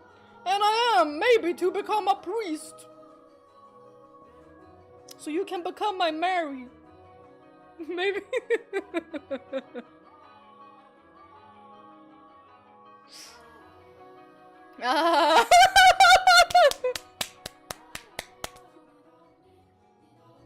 Y'all, this is so awkward. I love it. I love it so much.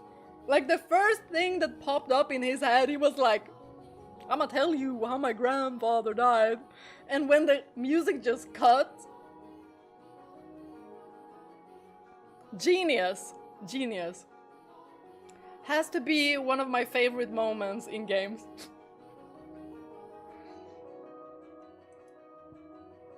Hey, she laughed. Yay! You get points. Making a girl laugh, you get points automatically. Speaking of, like, humor always makes somebody more attractive. Like, always. Like, if someone is funny, I love that. They automatically grow much more attractive. My apologies. Oh, look at her smiling! No, it's fine. Anyway, we were talking about the mansion, right? I've always thought it was kind of a strange place myself. That dress you're wearing, it was found here after my grandfather bought it. You don't see that kind of design around these parts, so I'm guessing it was probably imported. The architecture is really old-fashioned too, which must have caught grandfather's eye. When he announced his plans to buy it, the entire family opposed his decision, but he refused to budge. Renovation upon renovation gave the mansion new life, but of all his work, he was most fond of the roses in the garden. He collected species from all across the world, and every time he got a new one, he would summon gardeners to arrange and grow them. It took incredibly long to complete. There were even some that wouldn't grow in the climate of this land, but grandfather refused to give in. He truly loved roses. Me, I don't really get how someone could be so impassioned about them. It's just embarrassing every time someone calls this house Rose Manor. Perhaps the roses were meant for someone. Oh, good thinking there. Can you please ask her name? What? I'm simply speculating. Roses make wonderful gifts after all. Indeed they do. If you like roses as much as Nelly, then you're welcome to see them for yourself. Pick as many as you'd like. If anyone asks, just say I gave you permission. Don't be shy. I'm sure it'll get tiring if all you do is work. Aww. No, I'm sensitive to sunlight. Are you a vampire?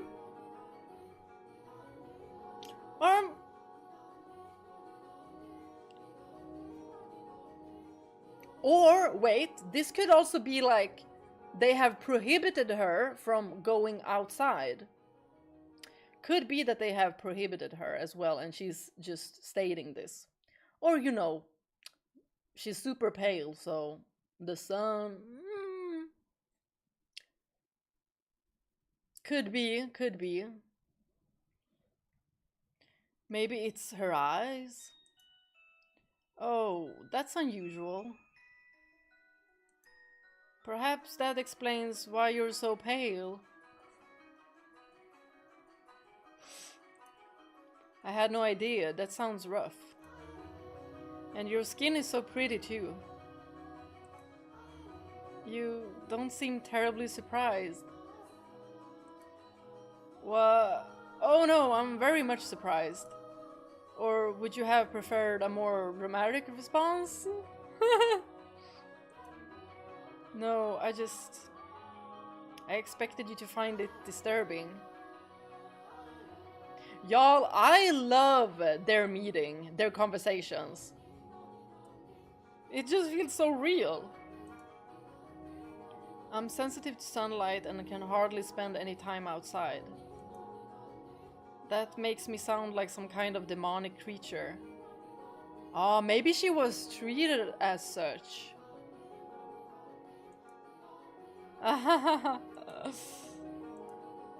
Oh, you worry too much. It's almost like he already knows her. Like, he really does wanna know her better. There's not a monster in the world as sweet as you.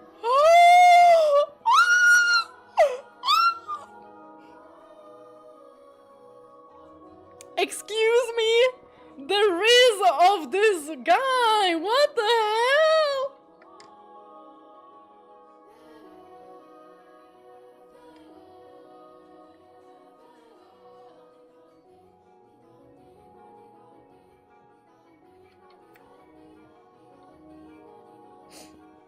Okay.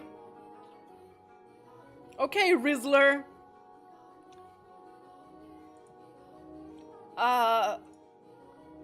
Yes. Are the other maids teasing you, perhaps? He's like, who am I gonna have to beat the fuck up?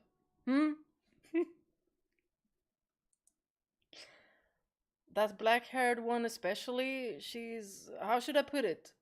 A little frightening, but beautiful. I added that. Almost as if she has a steel heart or something. Or maybe because she has lived for long enough. Many lifetimes. I was gonna say timelines. She's impenetrable. Not if it was your grandfather. What? No! No! No! Let's continue. Right. She's one of Mother's maids too, isn't she? Now I'm even more worried. Since you refuse to follow my instructions, you are henceforth Hellspawn. I can imagine her saying that.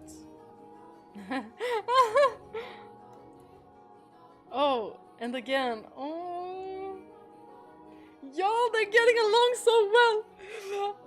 I will fight anyone! I will fight anyone that gets between these two. Anyone! I will strangle. I'm very sorry. No need to apologize. In fact, I wish you'd laugh more.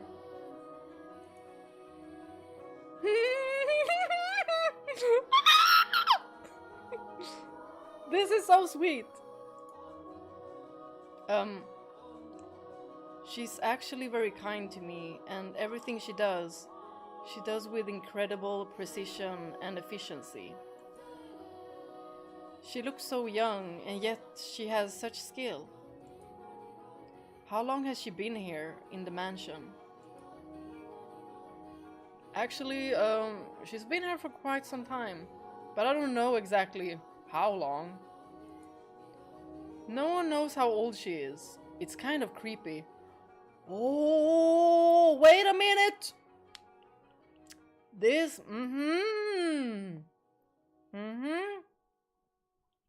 she's some kind of immortal.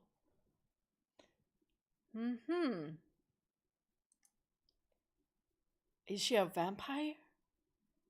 Or maybe it's not that simple as being a vampire. I have never once considered her such. Me neither! Sorry, you're right. It's bad manners to speak ill of others. Yep. Either way, she still scares me.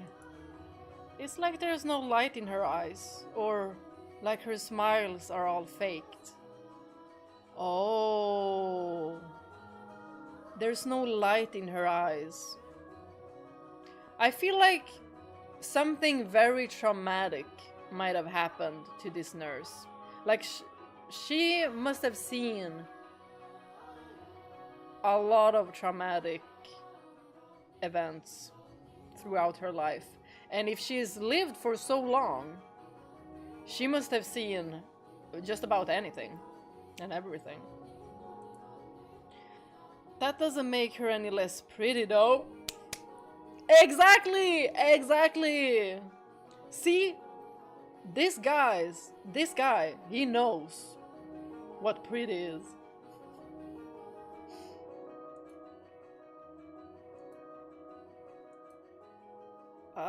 The conversation died. I have to think of something else to talk about. This is so cute, this is so cute!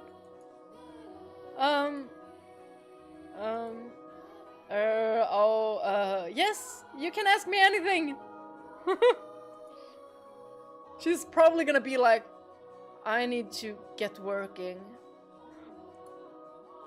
Does the master, your father, Lord Mel, often retire from the mansion?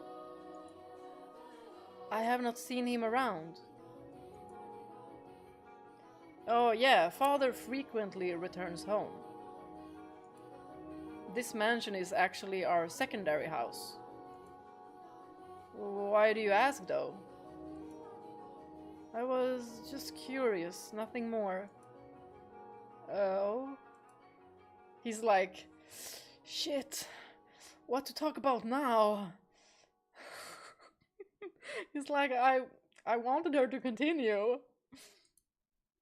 Um, yes, what is it?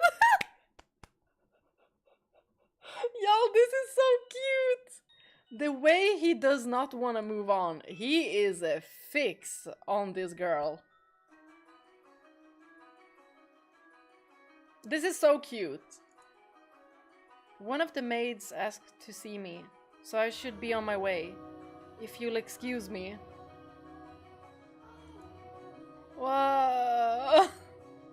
Alright. See you later then. Oh, he's so sad! Sad face.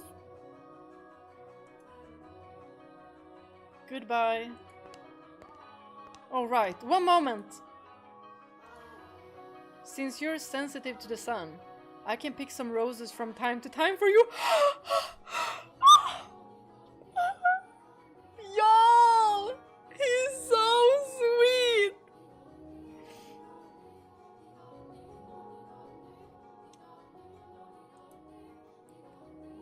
For you to decorate your room.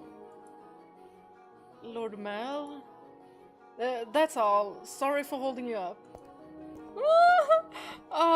Why am I so bad at this? No! You're so good! Y'all, he's doing perfectly fine. Y'all, I love Mel. I love him. He's so adorable. Wow. He's amazing. Okay, bathroom break. So, what do you guys all feel about Mel? I wanna know. If there's anything negative you have to say about him, Aura, delete it. Because I love him.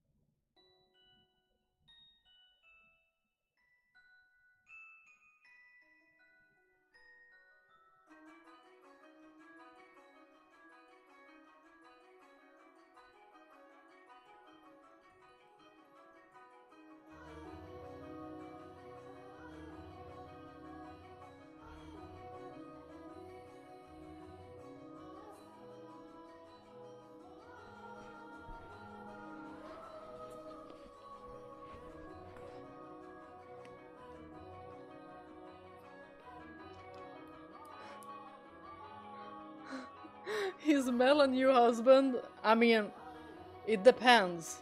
He's too young right now. But he has potential. He has potential.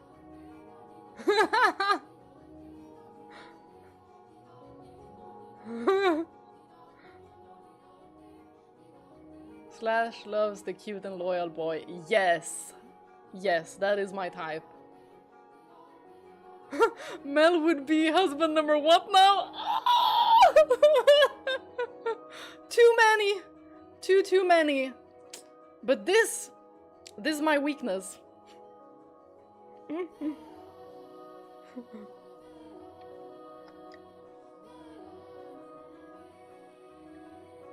Y'all, this is so interesting.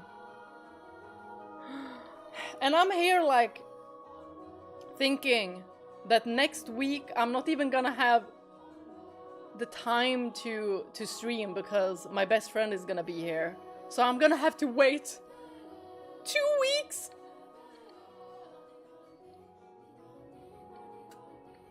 So it'll marinate.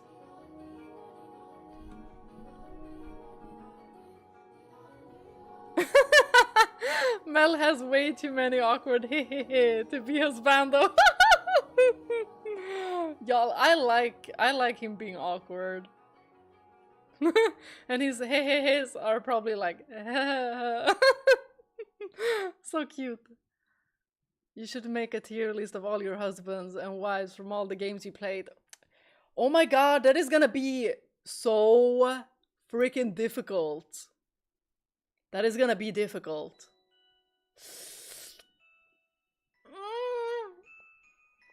Gonna be difficult. But I already know, like, which ones are, like, top tier. They will all be S tier. Oh, one for sure. Ignis. All 5 of the guys in 11 Deep Space, like, they're all so amazing. I mean, like, I would want to put James there, but he's not. In appearance, James is also S tier, but I'm thinking, like, overall.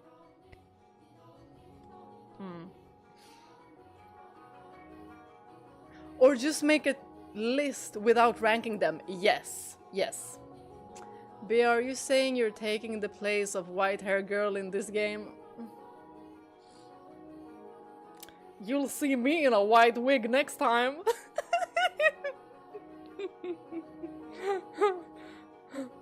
But that is a good idea. A list without ranking them. And now I've played Final Fantasy XII as well, so I got yet another husband in Final Fantasy XII. Some of you can probably guess who it is. Probably, you can guess. There's no need to make it a competition. Yeah. Yeah. That would be fun.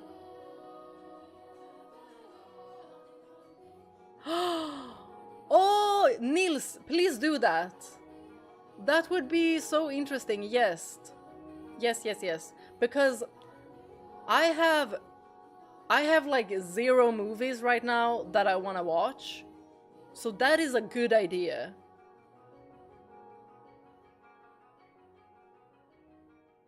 Vaughn, no.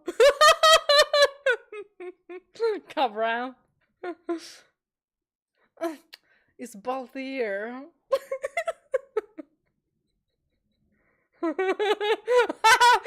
Daryl. Balthier, obviously. Yup. Yup. But we all know Ignis is #1. He cooks. I love a man that can cook, but he also is emotionally intelligent. He's empathic. He's a loyal. Like...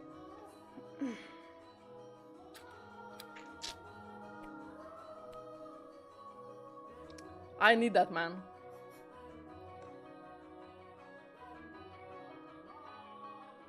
What was the name of the main guy from Final Fantasy 15? Noctis? I'm close to finishing updating my list. Yay! Take notes, guys! But I thought Baltier already was. I mean, he's my husband in 12. Which Ignis has best hair, main game or DLC? Well, sorry, Caps. I kind of wanted to scream that out as well. DLC, because then he has his hair down, right? And I fixed the mod that uses his hair down in the main game as well.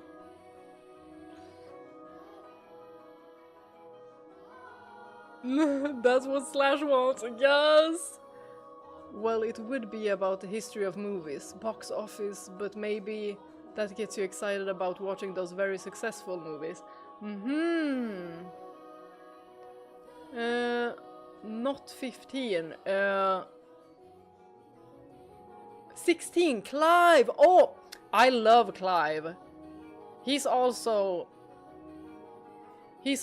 amazing. Sid as well.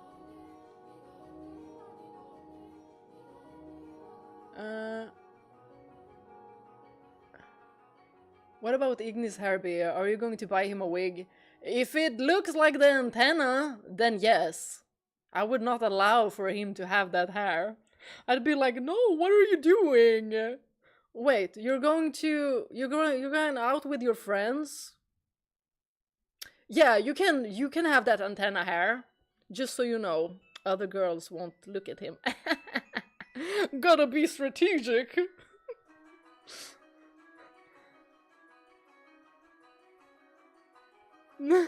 Gosh, why are there so many FF? I'm still not over Clive. Oh, he's amazing. He's an amazing man. Ignis would wake you up at 3 AM screaming, I've come up with a new recipe! He can wake me up if he wants to. No problem, no problem. Like, I wouldn't even be mad. I just look at him and be like, is this an angel? Because I made like history all-time box office charts for the years, where something significant happened there. Oh! How would Ignis look with long hair? Ooh! Y'all, I think he would look amazing in long hair as well. Like... yes. It's only the hair he uses that I don't like. I mean, he would even look nice bald, so...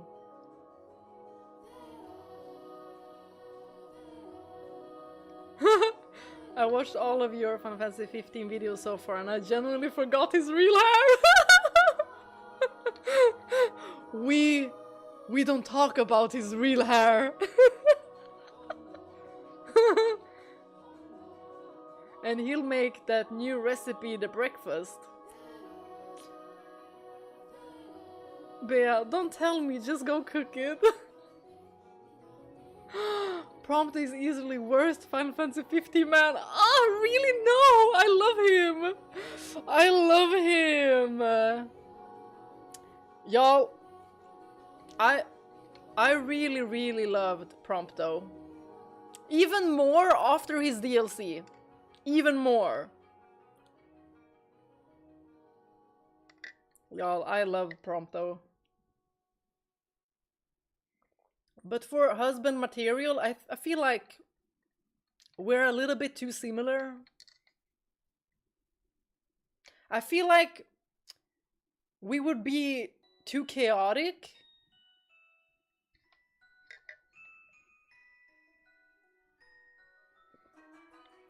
I could send you my all-time favorite movie list as well. Yes, please do that. That's such a good idea. I have top 19. Prompto is Bea, so she can't date him. You think so too? I think SB mentioned that Prompto had like a similar vibe to me. I think it was SB. But I see it, I definitely see it.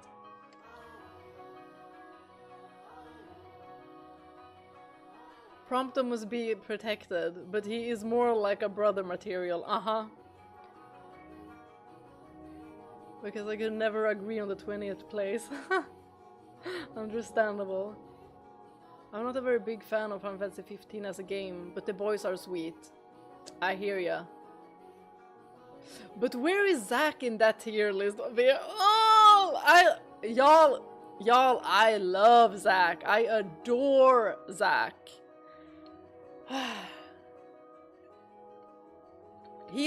I would say he's S tier. He would make me laugh so much. Although, hold on a second. He does place his job quite high. Because when he was with Aerith, he did prioritize his job very much. Like, your job doesn't have to consume you that much. And also, he was a little bit too flirty with the ladies, even though he was, like, in a relationship. So, okay, he's dropping in ranks. But I love him, I love Zack. But, he's a flirt.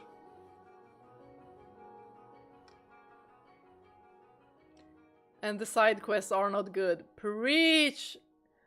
I had to stop doing the side quest of Final Fantasy 15 because I was getting burnt out, because those were the most boring side quests I ever stumbled upon.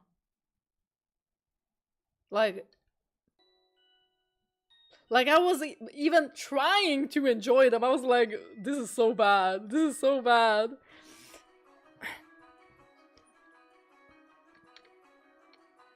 Yeah. No.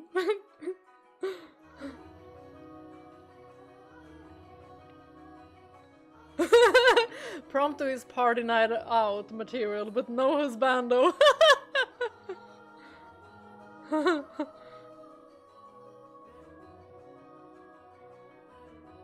Yeah, I love the music player as well. Where is Kimari in the list of husbands though, eh? I'm not a furry, so no furries on the list. I mean, he'd be my friend. In which channel I should post my movie list? You can put it on general or media and memes if you'd like. Yeah. I think those places... Yeah. Maybe we should also do like a movie board as well. And then you could also post it there. So anyone who wants to check the list again can just go there.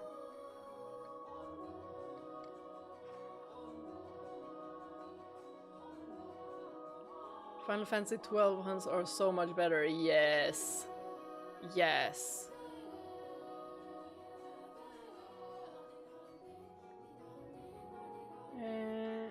Bea sure likes to analyze and deconstruct her husbands. Zack dropped the tier list fast. Yeah, my mind was like, did you forget this and this and this and this and this? And I was like, oh, dropped a notch, dropped. Oops. Still love Zack though. I feel like he prioritizes his job because he feels like people's life depends on him. Yes. Like, that is a man for the people. Final Fantasy 13, all missions are great. Agreed. I certainly loved the side quest of Lightning Returns. Those were amazing. I was just practicing Final Fantasy 13 speedrun today again. Ooh! Bunny's crying! Aww! It's okay, he's with Caleb. In my own Discord, I also have a movie section for my list, but I still need to update it again. Zach's too immature. Yeah. Yeah, that's also like a little bit like... I feel like also with Zach. With Zach and Prompto, I feel like I'm a little bit too similar with those two.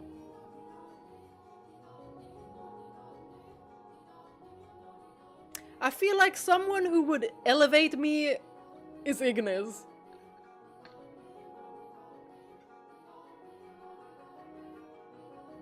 Sadly, updating those real long and much lists takes a while, yeah. Bunny needs a hug. He's too far away!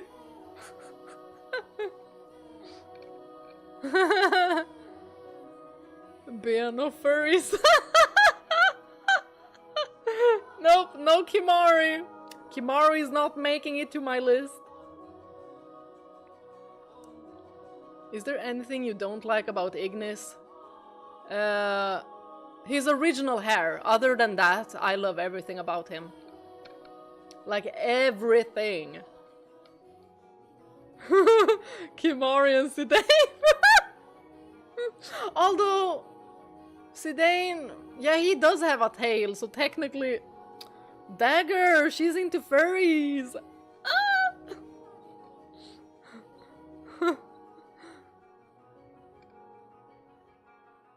And the crazy thing is, I still find new numbers and data about older movies, even though I'm researching for 10 years now. Wow! I started making those lists at the start of 2016. Wow! I feel like I'm both Zach and Xavier depending on my mood and who I am with. Kuja! Oh my gosh, I love Kuja! Darn it! Maybe I do need to have furries on my list. Because his outfit is too slay.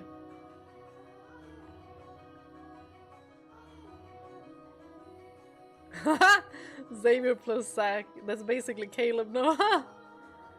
During COVID, I couldn't update that much on my movie list. Ah. I have a Steiner waifu pillow. Oh, Steiner! Because the theaters were closed, which meant no new box office numbers. That's right. Guys, should we continue? I think so. Now let's see. Hold on, I haven't even saved. Aha. Find the girl.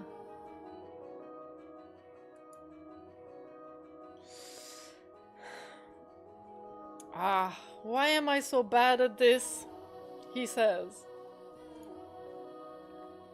She definitely thinks I'm obnoxious. I want to hide under a rock. No! She's probably like, he's so adorable! Well, she's not showing it. I'm her inner self. I want to reverse time and try this over again. Speaking of reverse time, maybe you should talk with the maid, but you did amazing. You did amazing, Mel. Roses are not becoming of me. No. Did somebody say something to her that made her feel like this? He's too kind.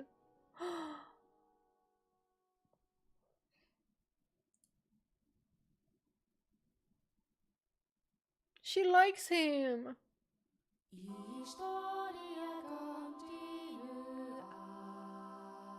Y'all, I'm gonna scream if something happens to these two, like...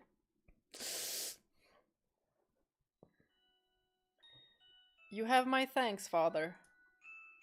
And I apologize for being late today. Now there's something unusual. You not being punctual. Well, you know, I was talking with this beautiful girl who is also a maid at the manor. What? I wasn't supposed to say that? Maybe next we'll go a whole month without rain. Do have mercy on next year's crops, Mel. You hyperbolize, father. So did something nice happen? Huh? You look like you're in good spirits. Do I? No, nothing. Something did happen, didn't it? It's all over my face, isn't it? People prefer an open book to a face of stone. So it is. People may prefer it, but it's not a good trait to have for social engagements. A face of stone, that is. What? Not the kind of engagements you'll be having anyway. Mel is like, oh, what is this man talking about? Ha ha ha. I'm sorry, don't look so dejected. Maybe I understand why he doesn't really vibe with the priest. For now, at least, there's nothing wrong with that. So tell me, what has you in such a joyous mood, Mel? You torment me so, father. We've taken on another maid. You know how that goes, right? Someone new comes and things get lively for a while. Well, you don't seem to have been interested in anyone else, Mel. All the excitement has gotten to me, that's all. Oh ho ho!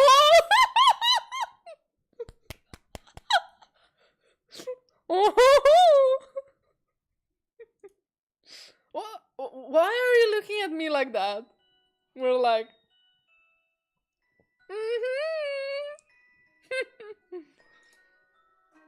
No reason, no reason. So, what family does the little lady come from? Oh, I don't actually know. You don't know? I was going to ask her, but I missed my chance. For now.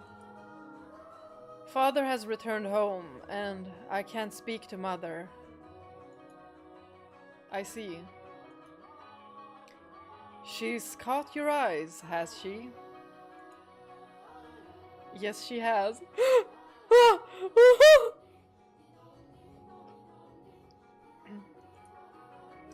But the truth is, you're more than just interested in her, are you not? Yeah, he has a crush on her. Hmm? What? No, I... Ha ha ha. Ah, ah. You truly do enjoy tormenting me. Well, I should be getting home now. Mel? Yes? Make certain you find out where she's from. Yeah, we want to know more about her. If you're genuinely interested in her, it's your responsibility to determine if she's actually suitable for you. She's suitable, alright! He's like, man, cut the crap. Thank you, and excuse me. Bye! She's very suitable for us. It doesn't matter if she's from an esteemed family or not. I love him. No. I'm not in love with her. I'm just interested. What? Nobody said nothing about love. Okay. I said crush, but okay. Okay. Already? Okay.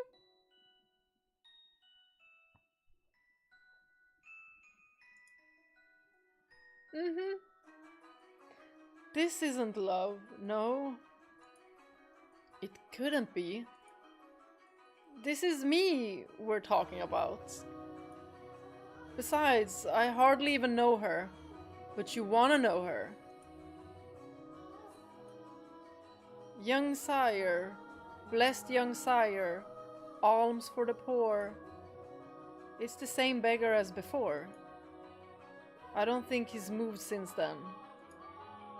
But he looks skinnier than last time.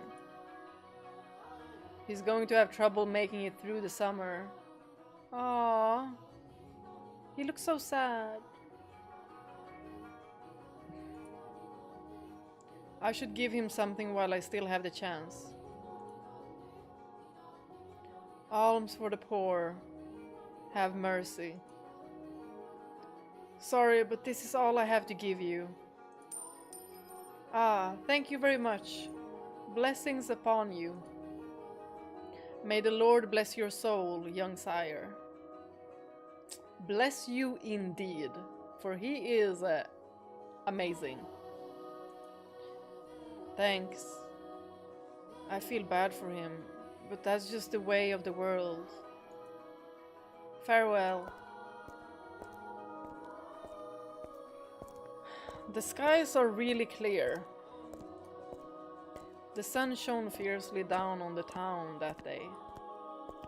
As was characteristic of the area, cloudy days and rain were frequent during this season, but the sun almost always took the stage the day after a storm.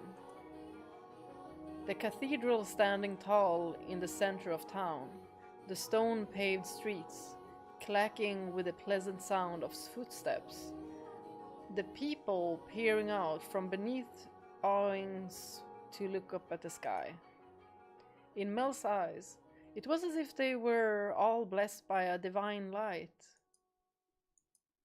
However, not everyone living in the same land was equally blessed. And that we saw. In fact, the blessed were far outnumbered by the forsaken. Even if their time would later come to be referred to as the Golden Age. He's so aware of his surroundings. Elsewhere, back at the mansion, Nellie was causing trouble for the Abigails. Uh-oh! Nellie, you better not! On a whim, she had decided to redecorate her bedchamber, so she gathered the maids and put them to work, shouting orders and demands and complaints. Is this what the maid told us about? And she had not summoned only her personal servants, but others as well, including the white-haired girl. Oh my gosh. No, not like that. How many times must I tell you? The tapestry goes by the door.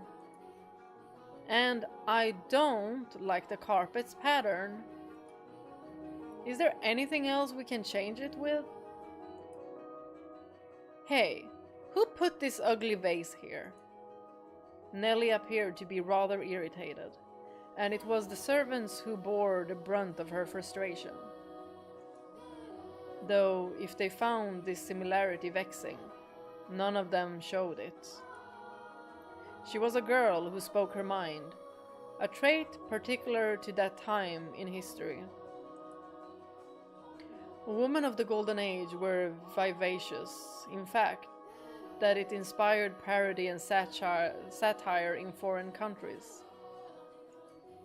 But no matter how hands-off her parents were, had Nellie been born a generation earlier or a generation later, she likely would not have been able to act so free-spirited.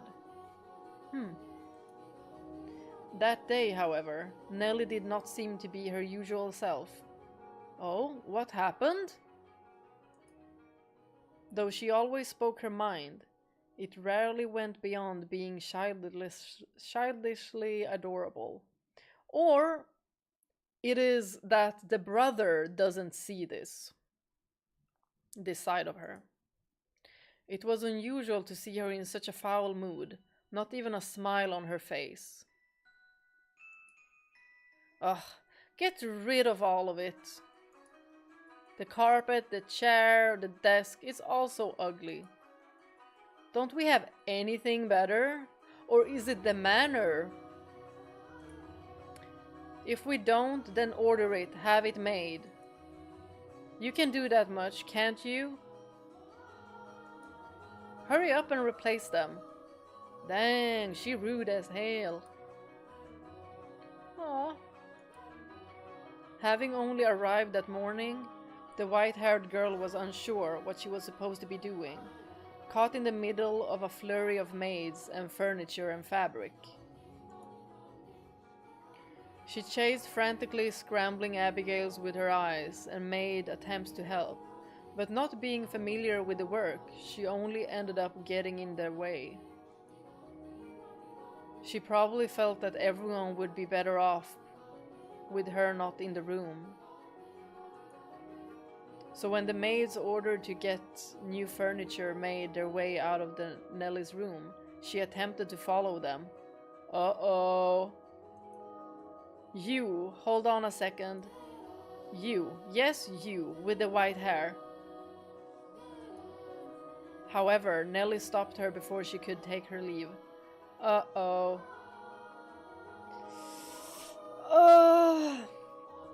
She does know that her brother seemed to be curious about somebody with white hair, a maid, so... What? The white-haired girl turned back, bewildered, to find Nellie smiling at her.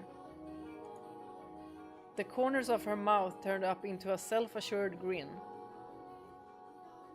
Maybe she wants to get the two of them together? Maybe? There was no trace of timidity or uncertainty in her demeanor. Her flaxen eyes seemed like they would look nice under the light of the sun. Almost the exact opposite of the white-haired girl. Hehe. I wanted to talk to you, actually. But Mother never was one to share. I asked her to trade maids, but she wouldn't have it.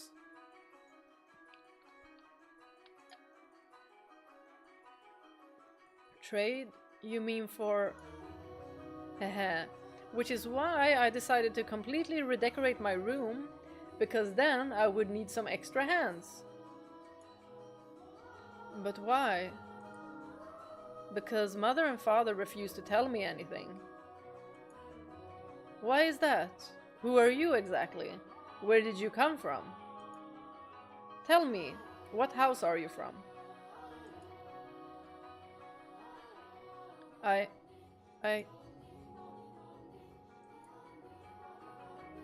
Why can't you tell me? If we took you in, you must be from a fairly decent family.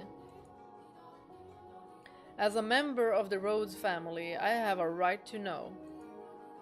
Do I not? You can't expect me to welcome a girl into my home who won't even tell me where she came from. I don't know anything about you. I haven't seen you at any parties. So what if she hasn't been to any parties? I came from another country. Another country? What country? Somewhere very, very far away.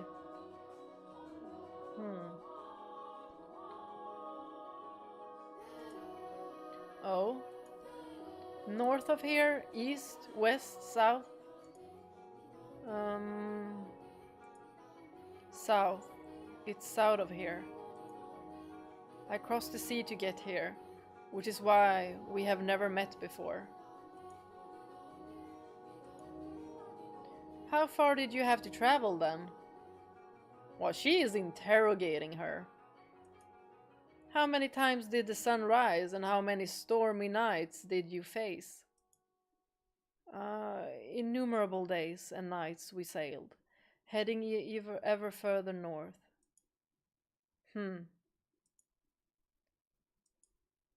So tell me, Lady Nelly, that is a most wonderful painting. Huh. Switching the subject. She just tried to brush me off. I won't let her get away that easy. Painting? It's in my room, so of course it's wonderful. But that one's especially so. Oh? You're both so adorable, you, Lady Nelly, and Lord Mel. How old were you when it was painted? Huh? Ah, that painting. Goodness, yes. You have a good eye for art. It is magnificent, isn't it? What painting did she think it was? This was done when I was 4 and Mel was 7. You see how we're standing next to each other, holding hands? I was too young to remember it very well, but Mel looks like he was really embarrassed. This is how it looks.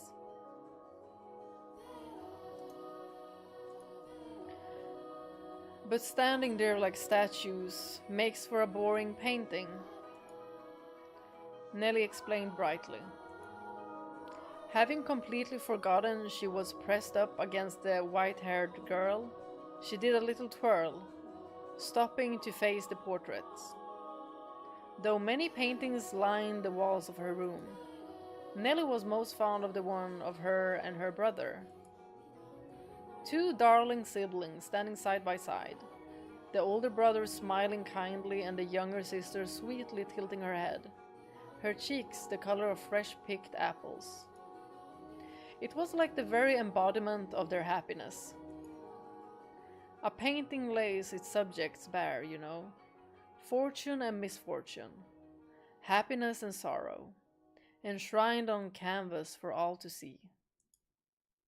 And this reflection is not merely limited to the point in time it was made either. Did you know, Master, that paintings are alive? Oh? They are drawn with a brush over an extended stretch of time, unlike photographs, which capture a singular moment. The two have their own individual merits, but a photograph is still, while a painting moves.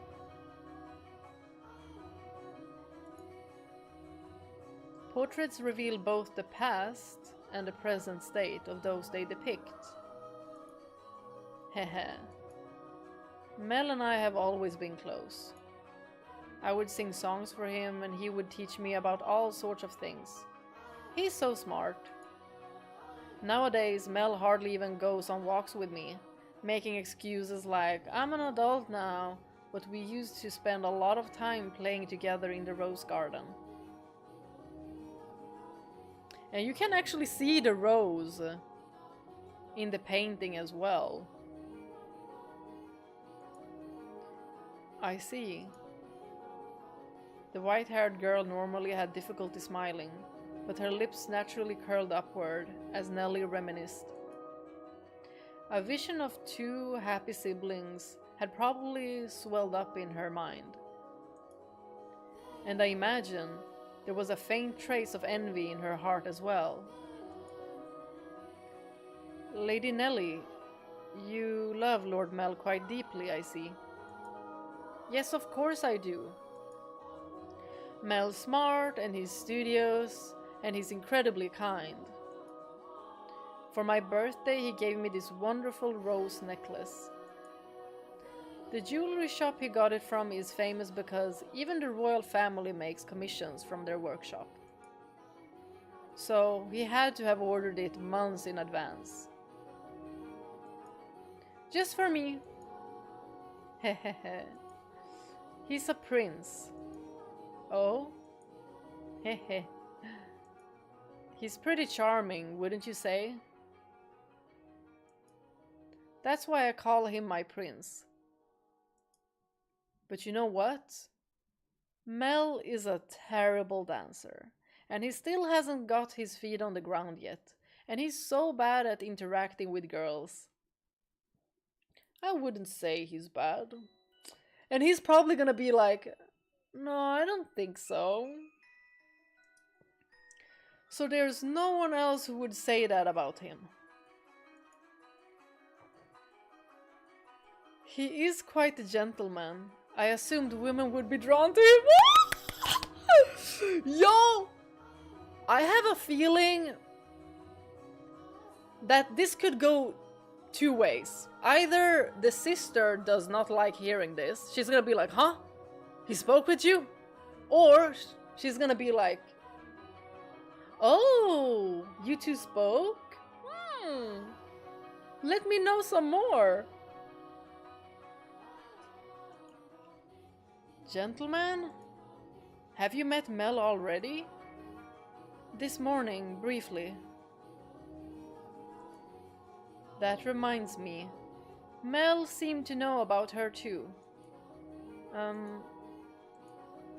What do you think about Mel? As I said, he's a gentleman. That's not what I mean. Don't think I'll let you get away with putting any funny ideas in his head.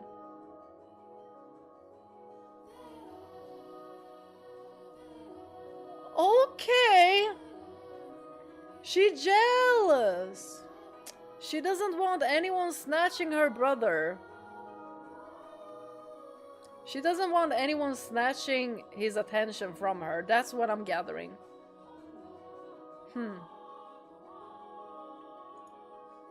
What? Mel is too trusting. He's pure of heart. So I won't stand for you trying to take advantage of him. I would never. So you say, but you actually want to get close to him. I wouldn't dream of it, Lady Nelly. He is a man far beyond my reach. You aren't planning on doing anything, are you? Not at all. And you don't have any romantic feelings for him, do you? What? Well, do you? I have no romantic feelings for him, Lady Nelly. And you won't develop any? I will not. Y'all, I have such a bad feeling! Nelly is trouble! She's gonna put the white-haired girl into trouble.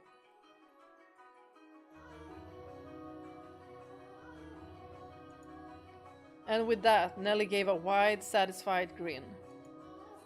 Even though one has no way of knowing how another truly feels, or how they might in the future. Heh, you wouldn't, would you? Now that I think about it, there are plenty of other boys. You getting together with Mel is downright absurd. Indeed. But anyway, back to what we were talking about earlier. Your family, I almost forgot. You haven't told me exactly where you came from, or anything about your... Lady Nelly, I brought a new carpet. Just look at the embroidery. Run, girl, run! The work of a true artisan. I'm simply in love with it. Surely you will find it to your liking as well? Wow, you're right. That's a Florentine stitch, isn't it? I wonder whether someone mimicked the style, or if it was imported. Either way, a great find. Let's hurry up and get it laid out. Oh, and we'll have to see how the colors go with everything else. We have to finish redecorating quickly so I can show Mel. He'll be so surprised. What wonderful taste you have, Nelly.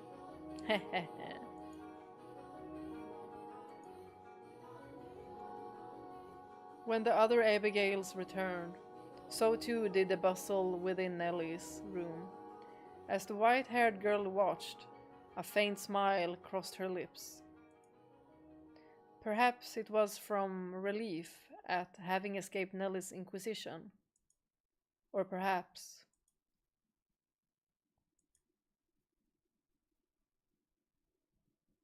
Or perhaps what? Ah, Nellie, I'm back. Did she see him? Did you eat something you're not supposed to, dearest Mel? You're unusually cheerful. I'm the same as always. Anyway, it feels like Nellie is gonna get jealous at the fact that Mel is cheerful and like enthusiastical. More so than he usually is because of the white-haired girl. And she gonna get jealous. I have a feeling. Never mind that, dearest Mel. Take a look at my room. I redecorated today. So that's what you've been doing, hiding away in the house all day, Nellie? How is that any different than what you were doing? You were in the church all day. I guess. I will look at your room, I promise. But first, do you know where the new maid is? Oh.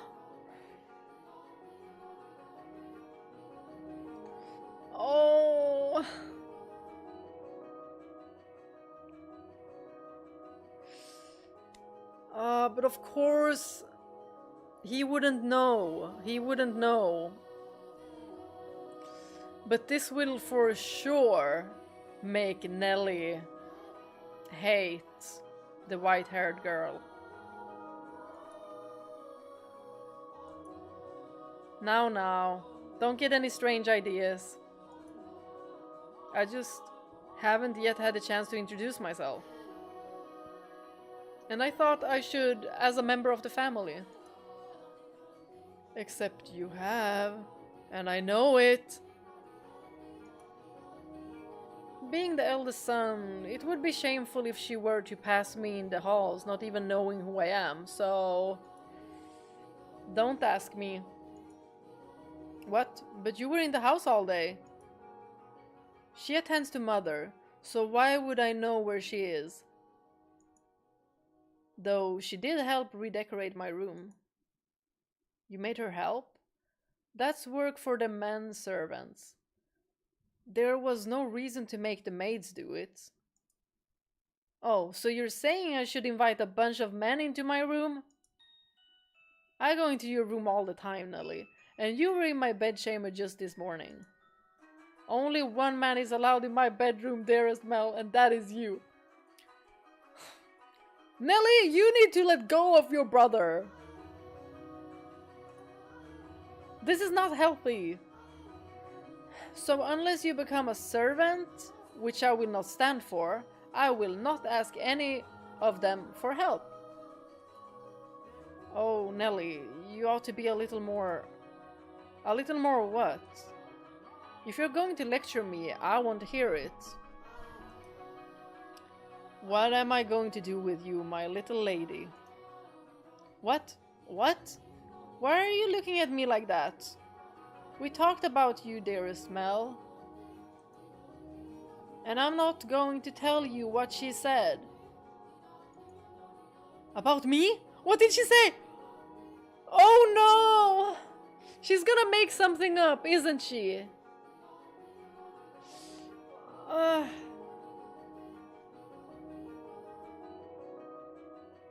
Oh no, this is trouble. Please, Nellie. Nellie, you were the one who said that he was gonna find his own princess so he could retire from being a prince. She said she has no romantic interest in you. What? Why did that even come up? Because we're both girls. We talk about things like what kind of boys we like and who's the most handsome. Oh, I knew she was gonna be trouble. I knew she was gonna be trouble.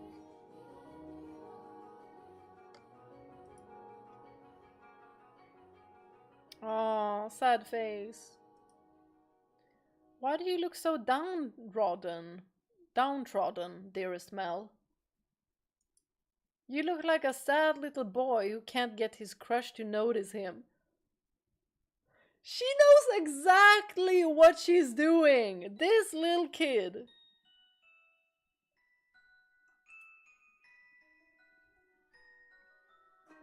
That face is unbecoming of a prince, Mel.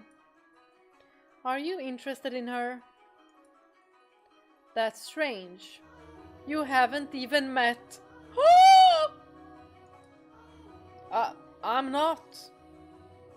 It's just depressing to find out that someone you've never even met doesn't like you. No! Oh, his heart is in shattering pieces! Nelly, why would you? That's all. Ah.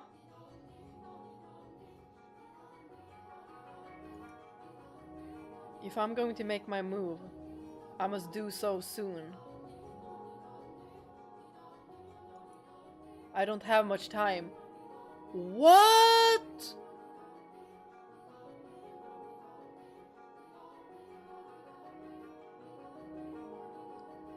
Is there something in this manor? Or is there something that happened to her father that she like needs to avenge or something?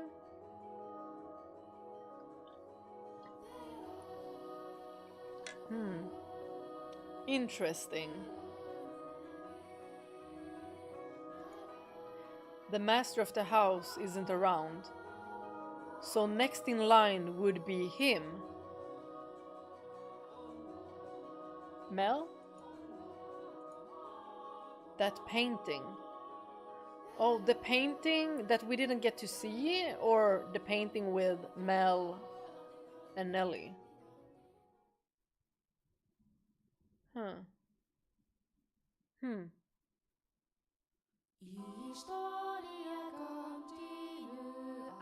Interesting.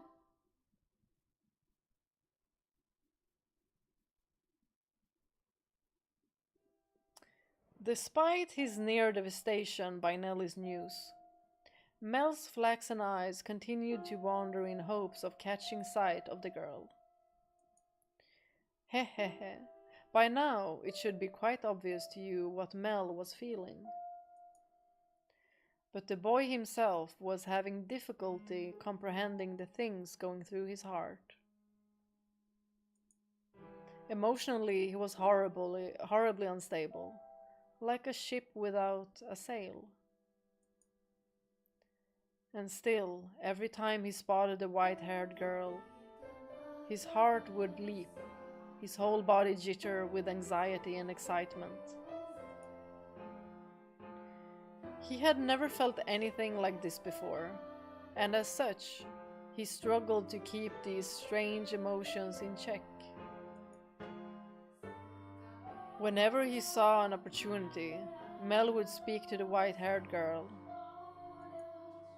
and days he was unable to. He either spent in secluded silence or distracted days. Love is a curious thing. It has the power to change those who experience it. When he did manage to approach her, he tripped over his tongue. Again and again he talked to her, and again he stumbled. I imagine if you were to take him to see a romance at the theater in his present state, he would cry just as much as little Nelly, because now he knows. We cry at tragedies because we draw parallels with our own lives, but also with love. At least, that is what I think.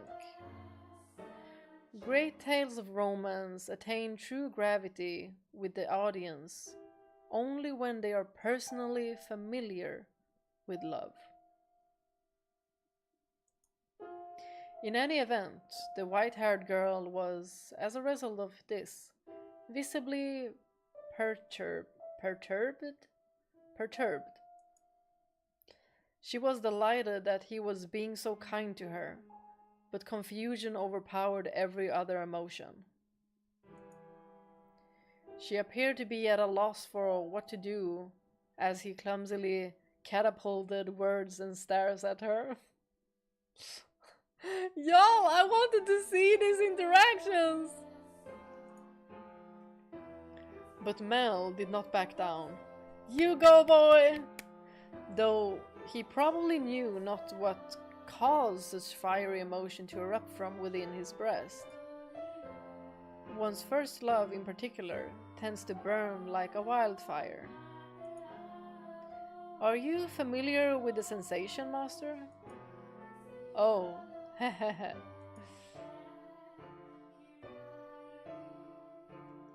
So the maid was talking to the master. Are you familiar? Interesting, interesting. And now back to Mel. Ah. There she is.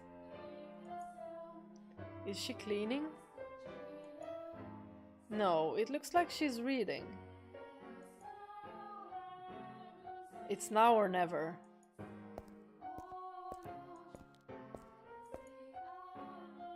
Boo!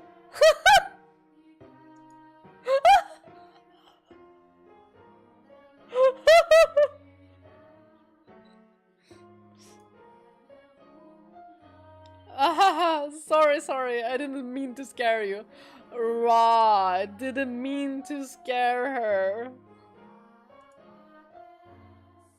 Lord Mel, you very clearly meant to scare me. Because you just wouldn't notice me. What are you reading? You looked pretty engrossed. Oh, I'm sorry. I should have asked for permission.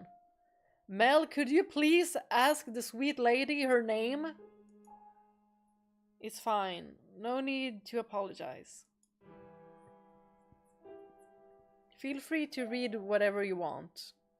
And you're welcome to bring books back to your room, if you'd like to spend more time with them.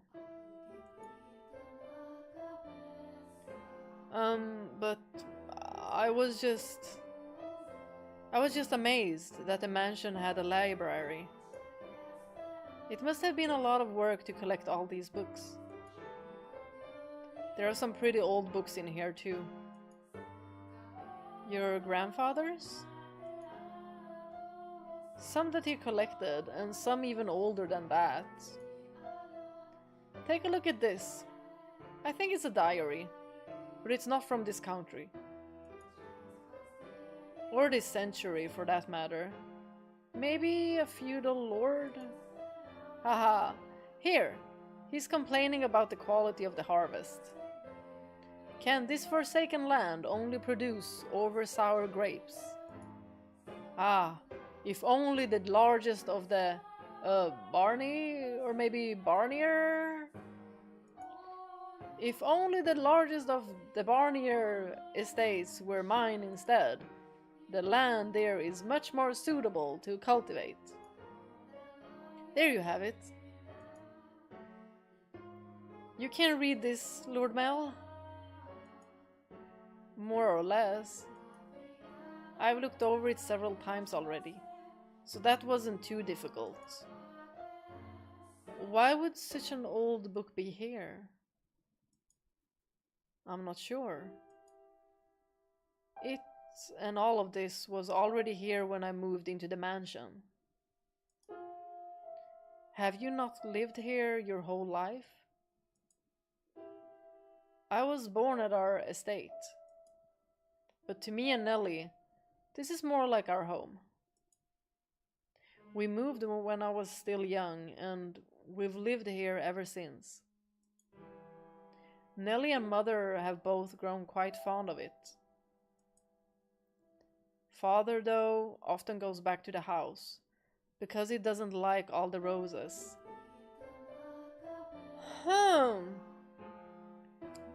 There is something strange about the father. Why doesn't he like the roses? Is it because it reminds him of a certain, like, woman or something? Or there is something with the roses. Maybe they affect him somehow that doesn't affect the others? By himself? Yeah, well, sometimes mother goes with him. But for the most part, he goes alone. But don't get me wrong, it's not because they don't get along. In fact, they act more like teenagers in love than grown adults. It almost makes me sick having to watch it. It is a wonderful thing to be so close, no matter how old they may be. True, but still. There are those in the world who cannot be with the ones they care for, as much as they may wish. Is she speaking from experience? Y'all.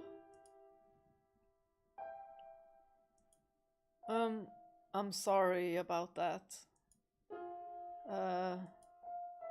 Oh, that's right. The book. What were you reading? I, wasn't exactly reading. I can't. I do not enjoy reading lots of text, so I was looking at the pictures. So she's interested in paintings and pictures? Is it because maybe she has some, like, foresight or something? When she sees images?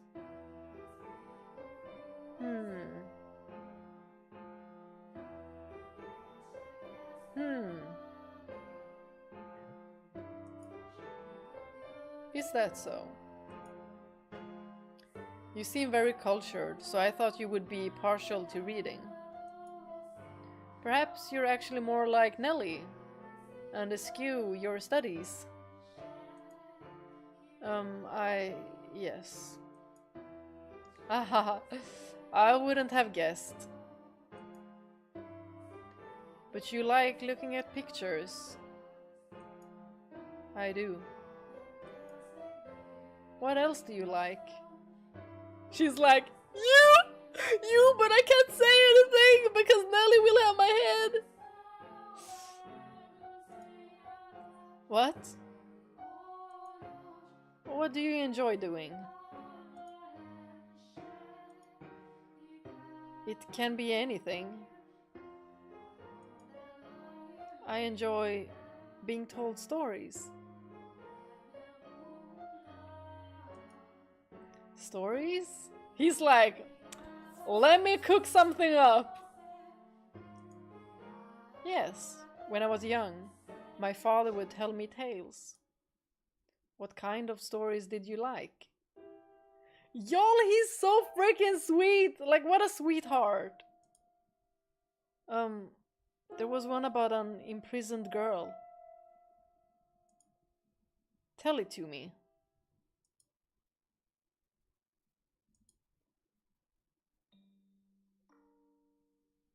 Once there was a girl, and she was locked away in a mansion deep in the forest. What if this is about her? A mansion with only one window. But the window sat high up on the wall, far beyond her reach. So it was always very dark inside, unlike this mansion. However, the girl did not like the outside world. There were lots of scary things out there, after all. Though she may have been all alone in the mansion, she grew comfortable with the darkness in time, so she had nothing to be afraid of. And then, am I doing a good job? You're doing fine, keep going. What happens next? Okay. And then the girl grew up By then, she had already forgotten why she was locked up, but she was content with the darkness. However, her eyes couldn't help but be drawn to the little bit of light that spilled through the one window. Though she was comfortable in the darkness, the sight of the light made her heart race. At first, the girl thought it was because she found it unpleasant, because she disliked the light and the outside. But slowly she came to realize that she was curious about the outside world. What could be happening out there? For all she knew, the town, the forest, the people, all of it could have changed while she was imprisoned in the mansion. But she had no way of finding out. So the girl decided to write letters and throw them out the window. What began as empty grasping became routine, continuing for several months until she was finally ready to give up. But then, a beautiful white dove flew in through the window. Tied to the dove's leg was a letter. Her heart racing, she read the words contained within. It seemed to have been written by a man. The letter contained numerous questions for the girl. It also said that if she attached her reply to the dove, it would bring the letter back to him. She was astonished, but she wrote him back anyway, taking care not to mention where she was. After having exchanged letters a number of times, the two felt very close to one another, as though they had known each other for many years, despite having never met. And eventually, the man said he wanted to meet her. Indeed. The girl was unsure what to do. Should she tell him of how she lived? Should she reveal where she spent her days? She was afraid if she did, he would cease to send her letters. She was sure he believed her to be a young lady of noble blood, and not a girl locked away in a house deep in the forest. The girl could not bring herself to write a response. She released the dove through the window with nothing attached to its leg. And yet, it returned with another letter written in the man's familiar hand. "You must surely have a grave reason for your silence," it said. "I would like to know that reason, and I would like to help you. No matter what it may be, you may have my word. You have my word." She deliberated. Though his letters were kind, she did not know this man. What if she's being tricked, is what I'm thinking. He was far from the outside. Would he still treat her the same way when he met her? And did she even want to step out in the world beyond? What do you think she did? Wrote a letter and agreed to meet him, right? Yes, she did. The girl made up her mind. She would write a letter. As always, when she tied it to the dove's leg, it flew off out the window. And for some time after that, she received no response from the man. This saddened her, but she thought it was for the best. She belonged in her own confined world, her world of darkness. But then one day, light shone into the mansion.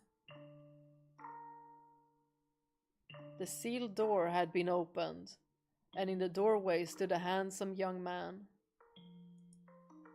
I have come for you, he said. The man was a prince from a neighboring kingdom. When the girl stepped outside, before her sat a magnificent carriage, the likes of which she had never before seen, accompanied by many servants. The prince, kind as in the letters, swore his love to her, and the two lived happily ever after. Okay? Okay. Okay. Ah, what a nice story. I'm glad it had a happy ending. Me too. But what if she's changed the ending? Hehe, a prince. Maybe he's like...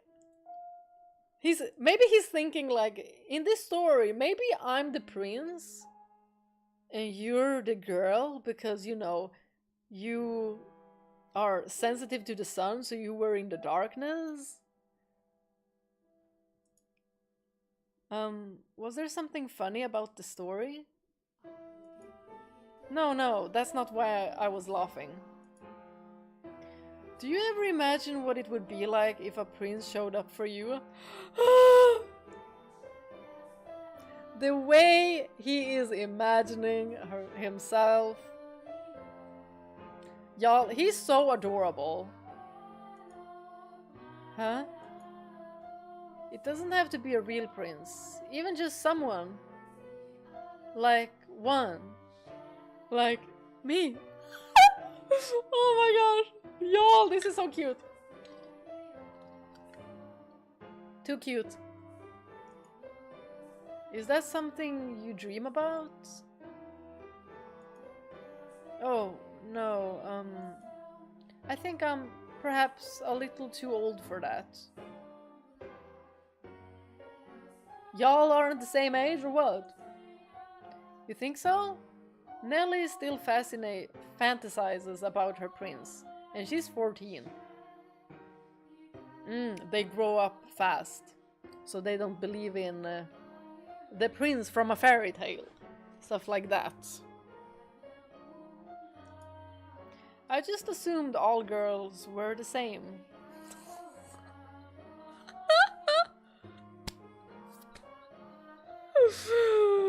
Your assumption is wrong. Lady Nellie's prince. That's you, Lord Mel, no? She's gonna be like, so you can't be a prince to two? He's gonna be like, no, she just says that. What? Is it not? I mean, we used to play make-believe a lot when we were kids, but I very much doubt she still thinks of me that way in earnest.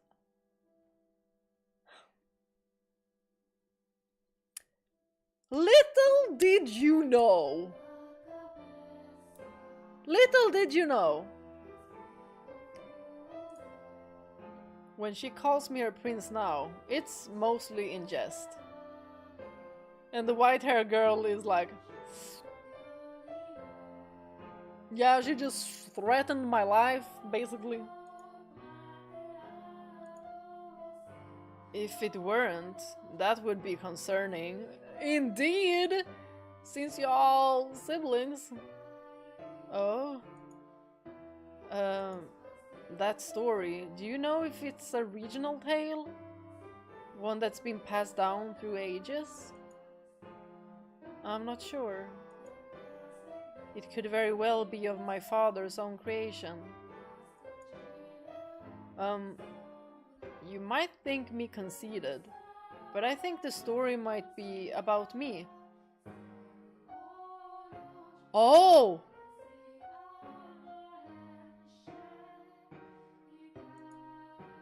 The girl trapped in the mansion is you?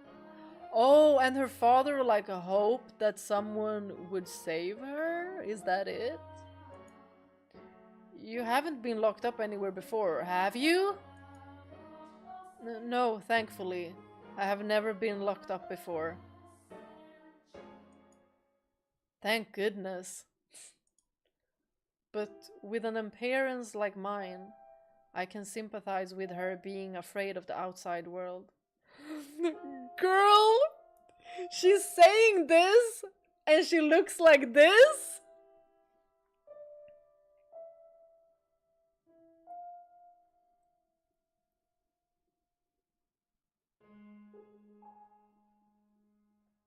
Blasphemy. I have at times imagined how wonderful life would be if it were only me and my father. But the girl left the house in the end.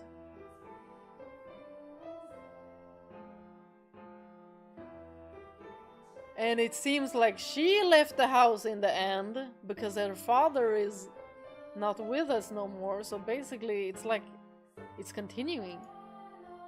If your father really wrote that story, then I believe it contains his hope for you to end up the same way. Indeed. Oh, I don't have what it takes to be a real prince and whisk you away, but I can at least pretend. So, if it was your father's wish for you to see the outside world, he's gonna be like, I'll take you! Then surely there's nothing wrong with you getting out and experiencing all the scenery that world has to offer. I want to see the outside too. He's gonna be like, let's go together! Or to be more specific, other countries. So, if you'd like, we... Nelly, if that's you, get the frick away from us! Get the frick away from us! Could maybe go see distant lands together? Go away!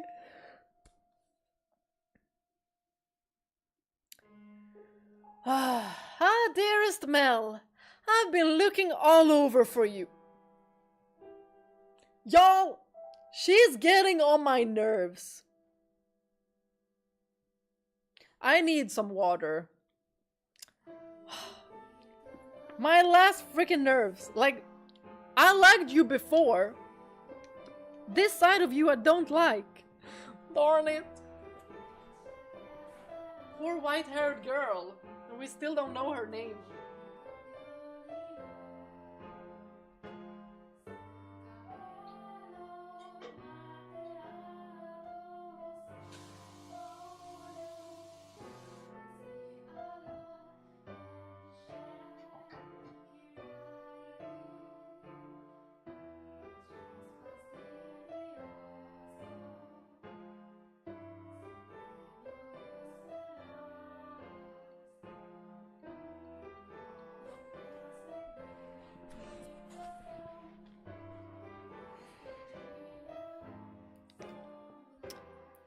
Anyone else really annoyed by Nelly?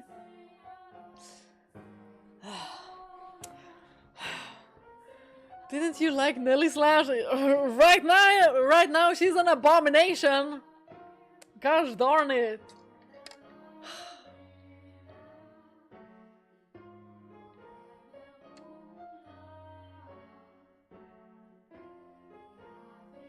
Maybe it's related to the woman his father, Mel's grandpa, spent time with.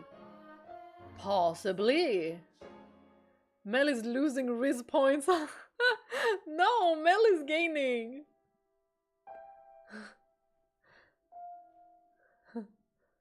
Nelly just likes the attention. She can't accept that her brother is putting all this time and effort to her anymore. He's basically her dad in her eyes, but she doesn't realize that. Yeah, I really do get the feeling like Nelly is not in love or anything with her brother, but she wants the attention from her brother. Like, she's only 14. And they've always been together. So her actually seeing him being interested in someone and seeing how she makes him feel, and him going out of his way to meet up with this girl, is making her jealous. Because she wants him for herself.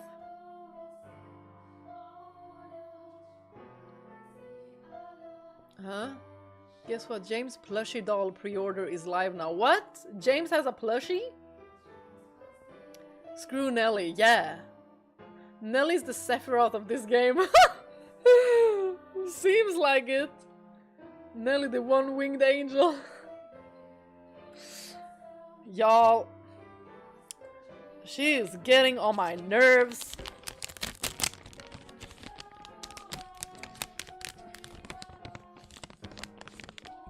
I need some chocolate.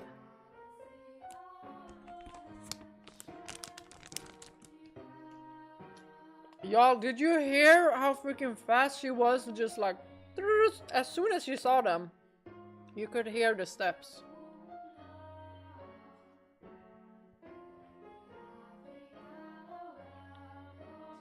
She's gonna make some trouble. I know she is.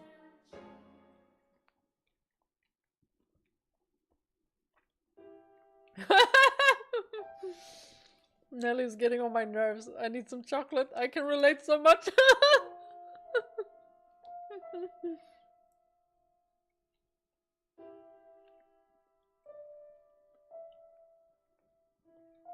Mike, is the doll cute?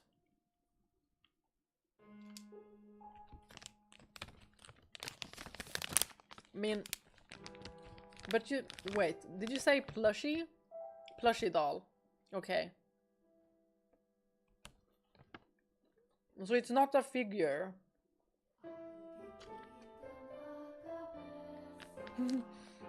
Nelly is the anti-wingman. Uh-huh. Mm-hmm.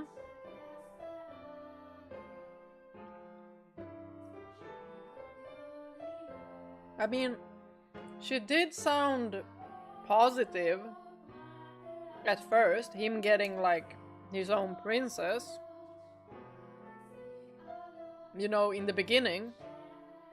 But when she realized that what that means, it means that he won't be giving her the attention that she wants. So that makes her jealous.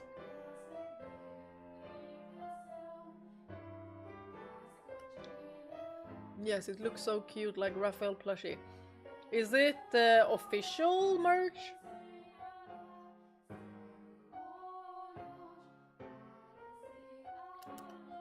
Y'all, the way she just went in here. Let's see how this goes. Let's see how this goes. I've had enough of you, Missy. Nelly. Look at this, dearest Mel. Mother bought me these wonderful gloves to wear on walks. We don't care about your freaking gloves! Get away!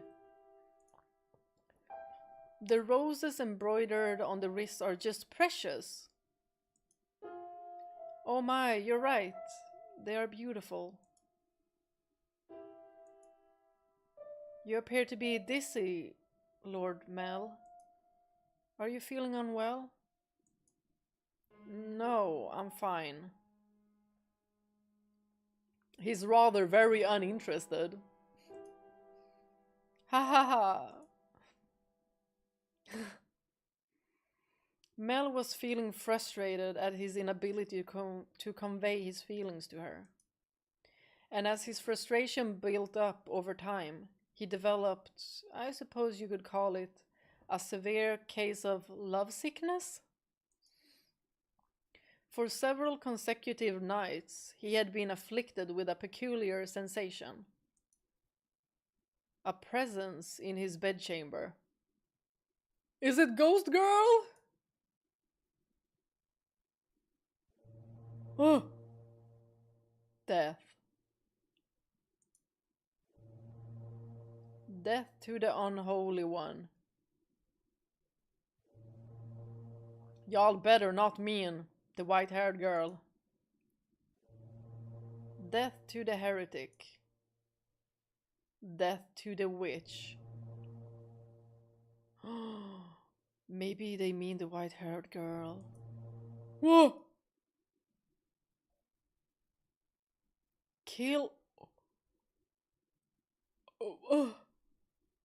Okay, somebody? Dang. Man's voice. She's...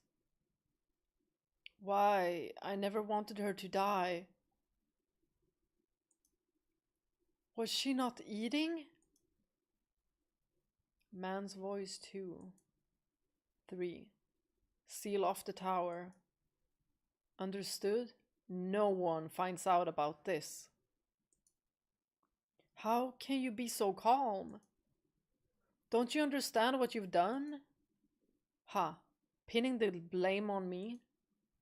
How nice it must be to be able to distort reality with panic. You're just as guilty as any of us. I never wanted her to die.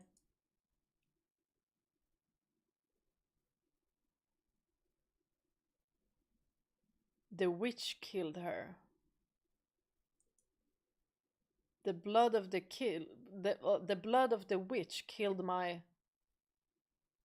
Is that crossed out because of a name? Dang.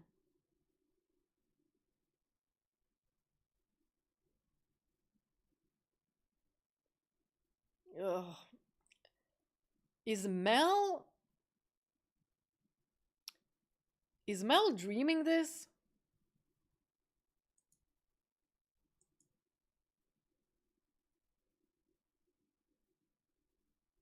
A dream? So he is.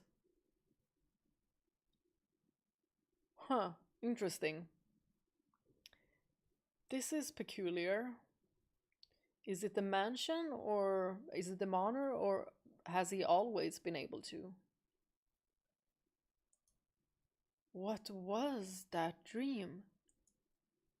It was horribly unsettling. I was holding someone, a girl I cared for dearly, in my arms, and she was limp. I got chills. Oh my god. No, no, no, no. It was almost as if she were dead. I've been having a lot of really unpleasant dreams lately. I can't stop shaking. Why would I have such a dream? I feel sick. Back to sleep. But I wonder, who was that girl?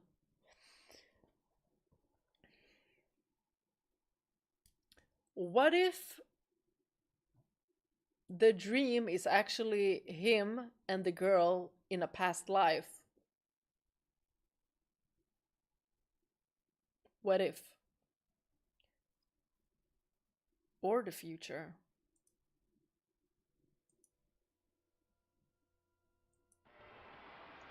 I can sense someone standing beyond my door. Oh my god, wow, no! Okay, now it got scary. Is someone there? It's like they're watching me. Is it just my imagination? I can't move. Oh, is he having sleep paralysis? What? What do you want? Go away. Y'all, I'm scared something will just pop off. Huh. Uh-oh. Uh-oh. No! The sound is growing fainter.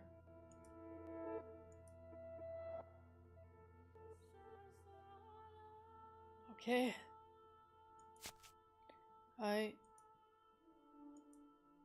Is that truly what your story meant, Father? But such a magnificent garden. Something we could never have had. Are my intentions misguided?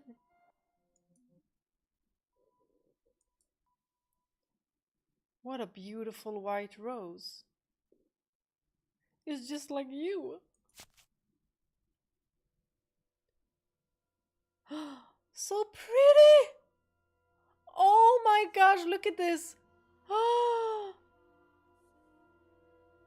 This is so beautiful!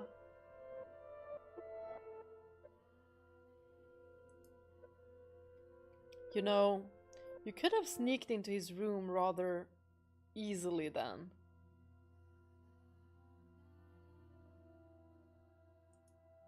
No one was watching. Hehehe. How long have you... Oh, you needn't pay me any mind. I shall not condemn you, no matter what you might do. Rather, I am on your side. I was not going to do anything. Oh, is that so? Then perhaps you were out for a late night stroll. I imagine you have less difficulties going outside at night. I beg your pardon. I will return to the mansion immediately. The maid is super interesting. Oh, yes, that reminds me. It was also the middle of the night when the grocer's servant broke into their safe. News of that spread quite far. I'm sure you would have heard about it. Oh? Although, was Gamache imprisoned? Dear me, I'm having trouble remembering. Gamache? But worry not. If you wish for it, the mansion shall provide. You are in no danger whatsoever of getting caught.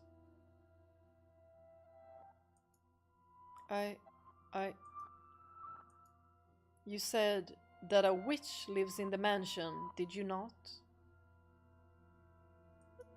I did. Does that sound perhaps a bit archaic to you? No? I believe those rumors mockingly refer to me. Oh my. I have been accused of being a witch before.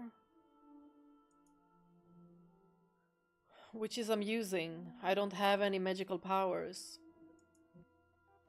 I simply have an unusual appearance. What? Y'all!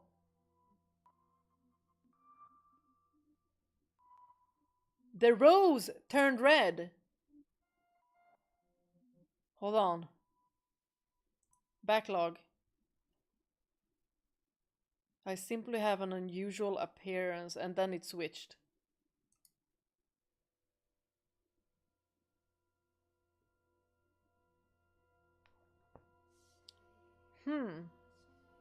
Can she switch up things that she sees? Like, can she do that with paintings and photos as well? My, what a lovely shade of red. The rose. Is something the matter? This rose. This rose was white. Until I took it in my hand. Heh, is that so? I apologize. I must sound mad. I'm sure I was just mistaken.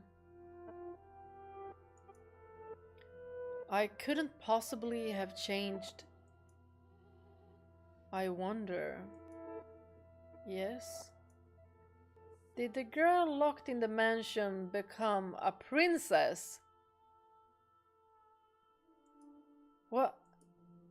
We should look up and head to bed. Make sure all of the shutters are closed nice and tight, and then draw the bar on the front door.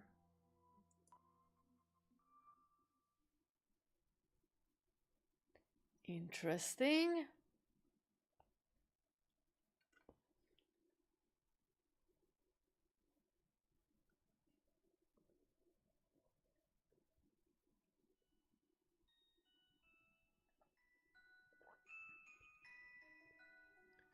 Slowly but surely, time trekked onward, everyone working toward their own individual goals.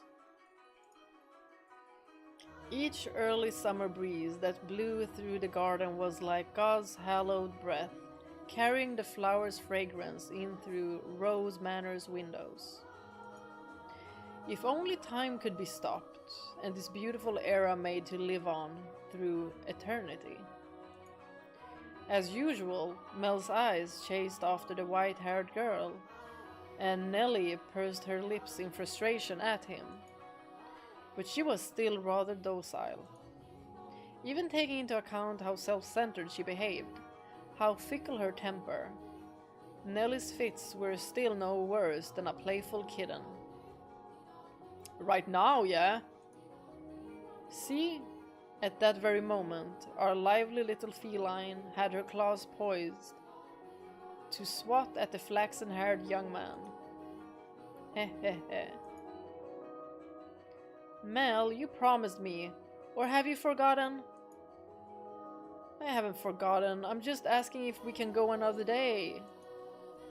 Another day? This isn't something that happens every day.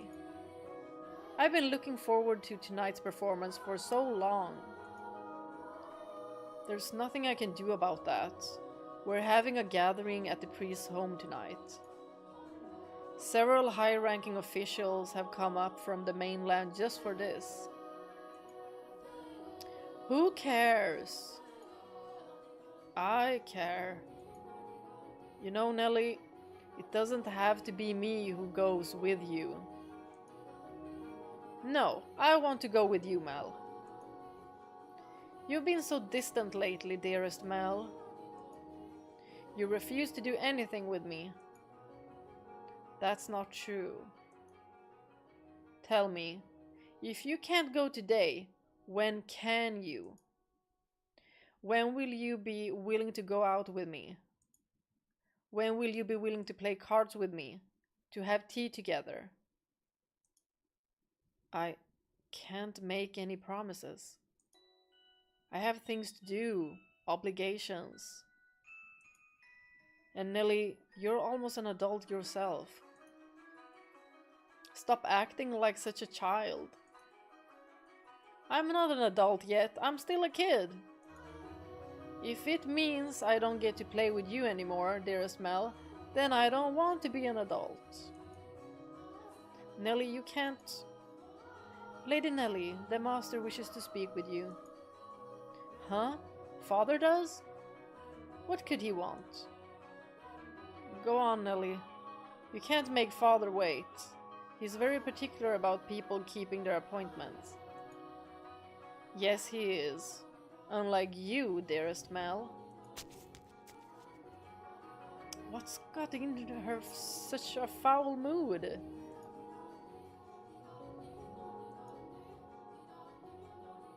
Oh, thank goodness for small miracles. Nellie just won't seem to take me at my word lately. You mustn't be so harsh on her. She is your one and only darling little sister. You're right, but still. She's taken it a bit too far of late. Oh? I'm not so sure. It's like she's saying, it could be worse, it could be worse. She does not seem to be behaving any differently to me. Oh, because she's always been like this. Am I the one acting differently then? Well, yes, that too, because You have a crush! Well, enough about that. Can I ask you a favor? Me? What can I do for you? I was thinking... Physically, Mel was undeniably a young man, but the smirk that crossed his lips as he schemed gave his face the sweet look of a little boy. Or perhaps that was simply part of his charm, and it was not the age disparity, but his character, that made his smile so heartwarming. What did he ask of me? Hehehe, you shall find out soon enough.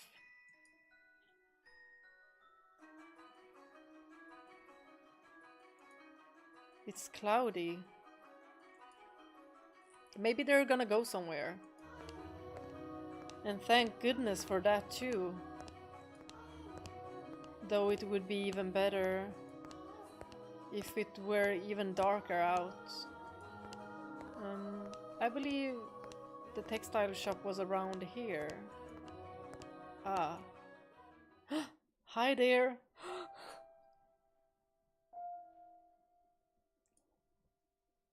Lord Mel, fancy meeting you here?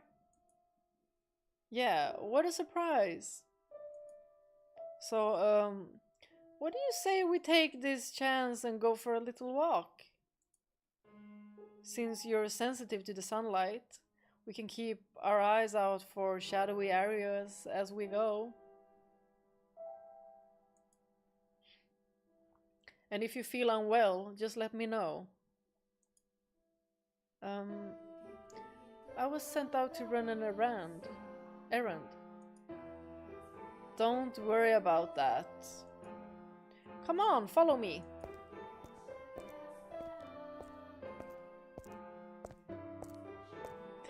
Oh, they're walking side by side! Y'all! Somebody keep Nelly out of the way. We on a date right now.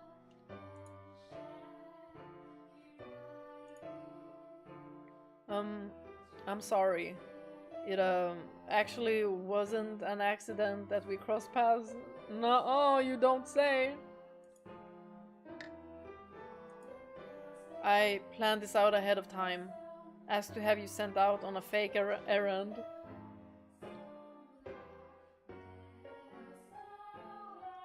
Good going. It feels like I'm always on alert back at the mansion. Haha, can't relax in my own house. It's actually kind of funny.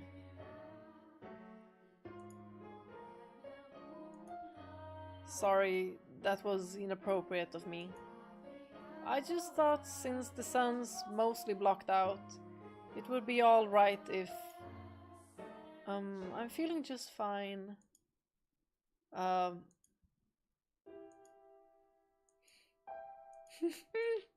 Oh, of course. I get her out of the house and I can't even think of anything to say. Hey, yes? Have you settled in to life at the mansion? I have. Everyone has been such a big help. That's good to hear.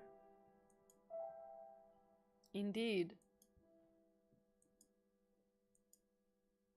So, yes? Nellie told me she had you help redecorate her room some time back. Yes, that was shortly after I arrived. What of it? Yeah, that day Nellie told me, yes, bring it up, bring it up. She didn't say that. That you don't, I don't. Never mind, sorry, it's not important.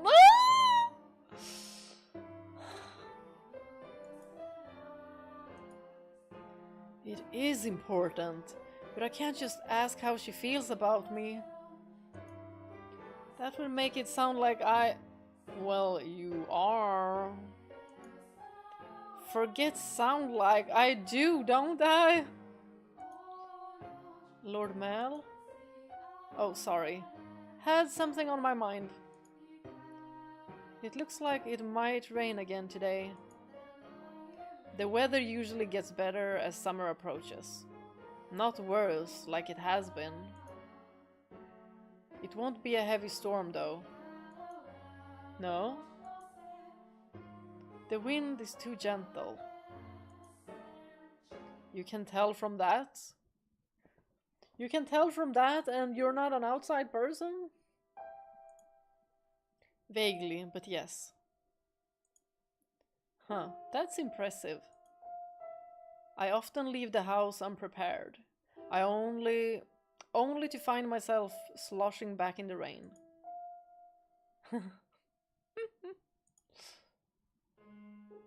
Y'all, they're so cute! I can't! Y'all, nothing better happened to these two. I'm so worried. I'm so worried.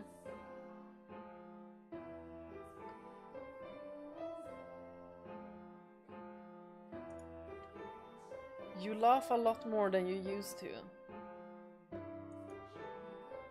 Do I? Yeah, and I like that. You look better with a smile on your face. Everybody does. A smile suits Lady Nelly much more than I. Don't say that. What? Her smile and your smile are completely different. Explain, Mr. Rizzler! Also... A smile suits you as well, Lord Mel! Oh my god!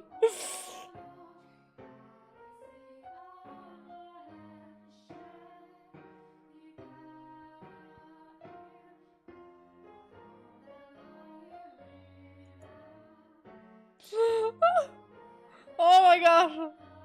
Do you really think so? What am I supposed to do in the face of a smile like that? Oh my god, these two! I love them! I'm so worried. I'm so worried. I'm gonna have to prepare tissues. I don't trust this game.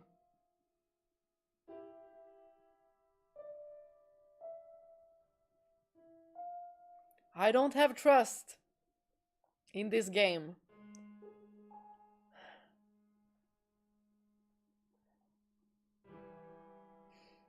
They're doing this so they can then break our hearts. So, yes. Knowing her, if I ask if I'm imposing, she'll say no without hesitation. Aw, he's so empathic. Trying to cover myself isn't going to get me anywhere. Hold on a second. I never did get you those flowers like I promised. Can you please ask her name? There was a single white rose blooming in the garden. Well, it's red now. Or maybe it was just red to her.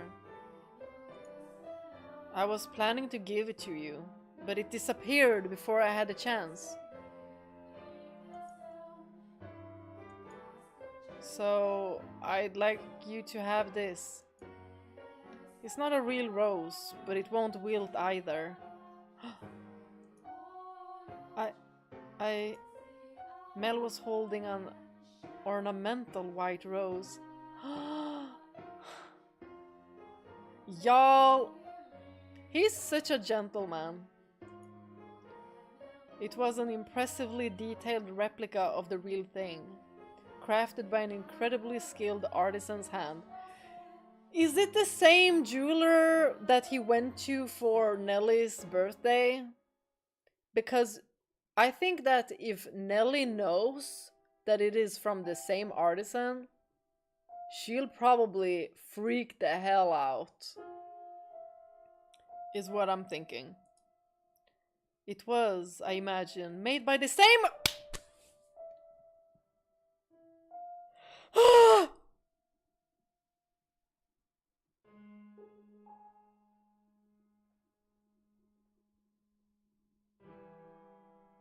Well, shit.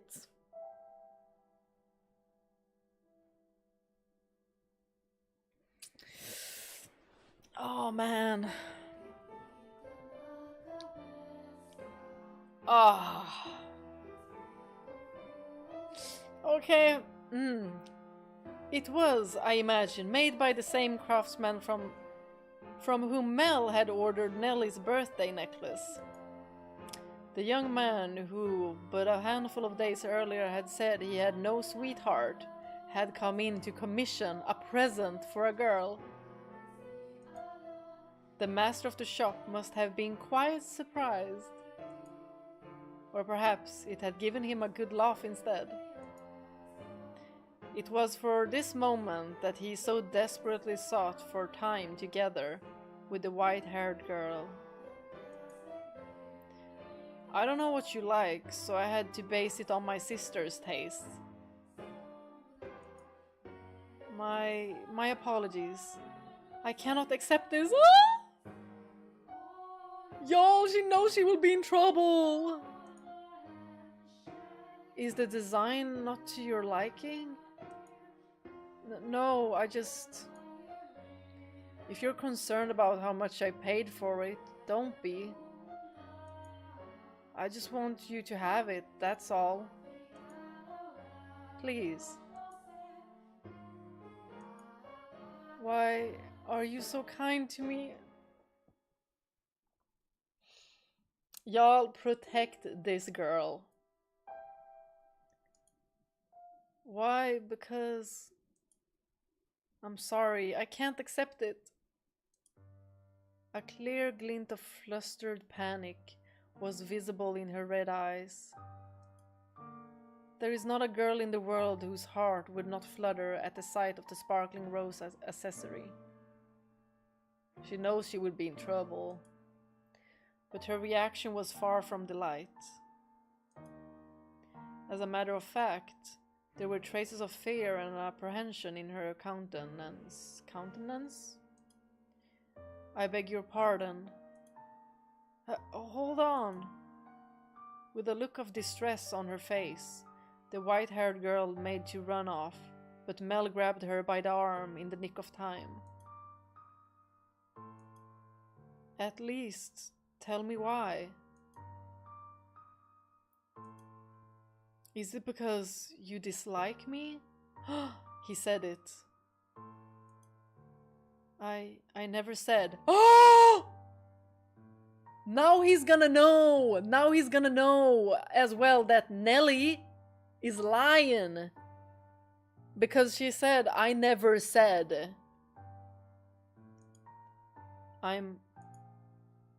Something's wrong with me. From the day you arrived at the mansion, it's like I haven't been myself.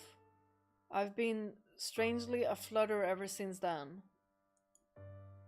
Whether I try to study or whether I try to read, none of it sticks. He's in love! He's lovesick! I'm just looking at pages of text, tracing rows of letters only for them to disappear as soon as I look away. It's all because of you. I truly am sorry. No, it's not like that! Mel, continue! Don't let her go! Please, don't be any more generous than you already have. When I'm with you, my willpower wavers. What do you mean by that? Her willpower wavers? Girl, what are you here for? Oh my gosh, oh my gosh. I'm so sorry. Oh, that's a new one. Wait! Mel's grip loosened for a moment, allowing her to slip free and dart off like a gust of wind, not giving him a chance to stop her a second time. The dumbfounded flaxen-haired boy stood frozen in place, left all by himself.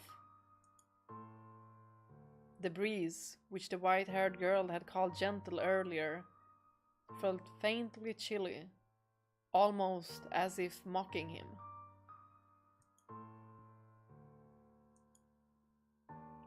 It looks like she's even less fond of me than I thought. No, that's not it. No.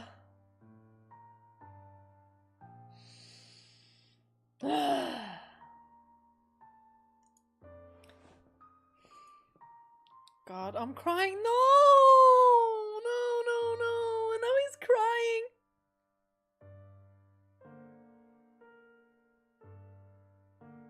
Y'all, I was not prepared for this.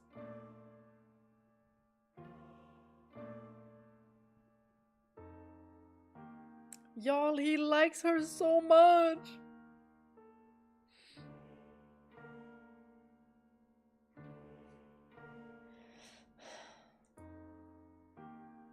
I'm pathetic.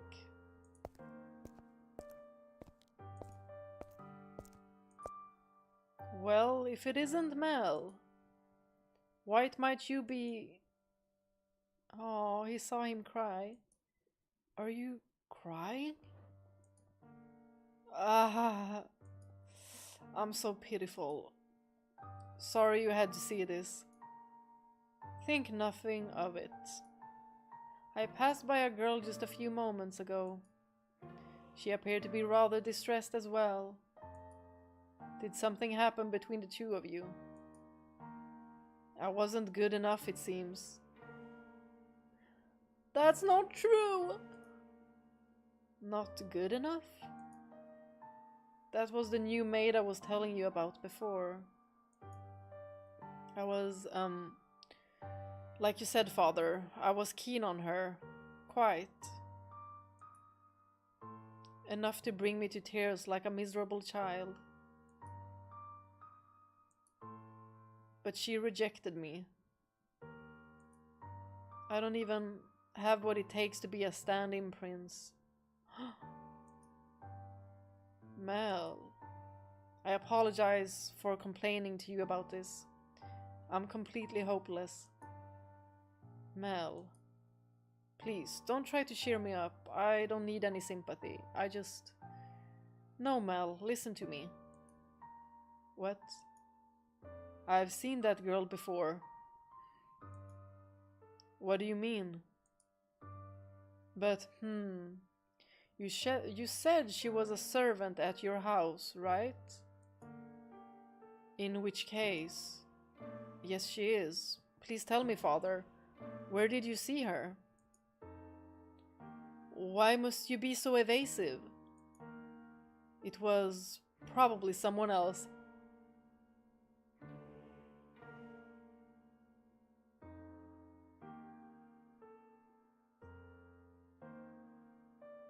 Is she related maybe to the person the grandfather had the flowers planted for? Or he has seen her somewhere else? Or like...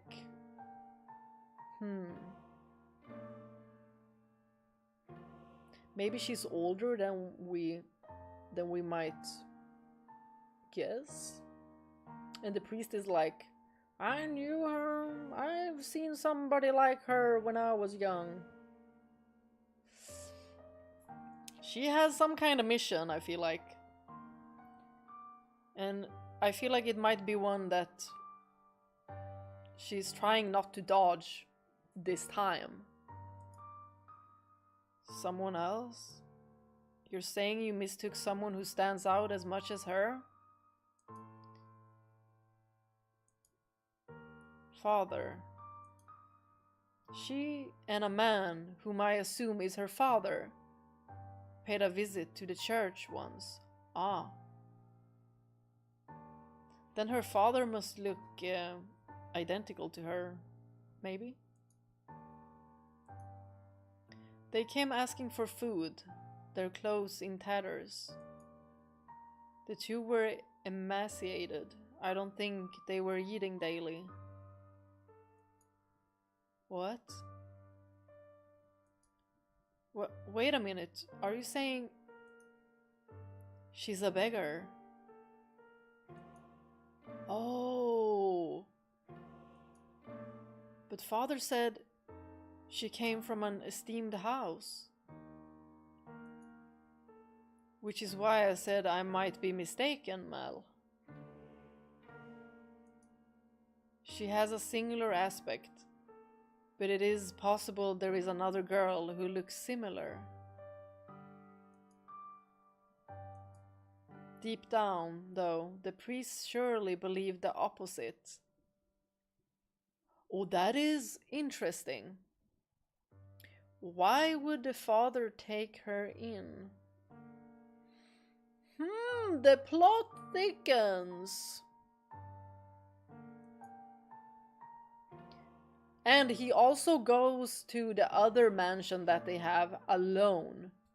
Maybe he's like atoning for a sin or something? And so he said sternly, like teacher to a pupil. But you must be absolutely certain, Mel. Understood? You cannot proceed any further without knowing her ancestry. May I visit the church, Father?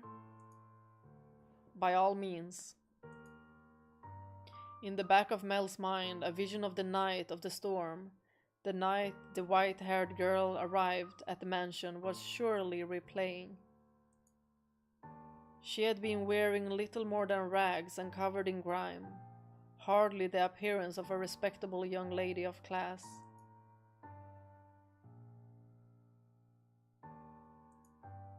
Have I been putting her through unnecessary stress?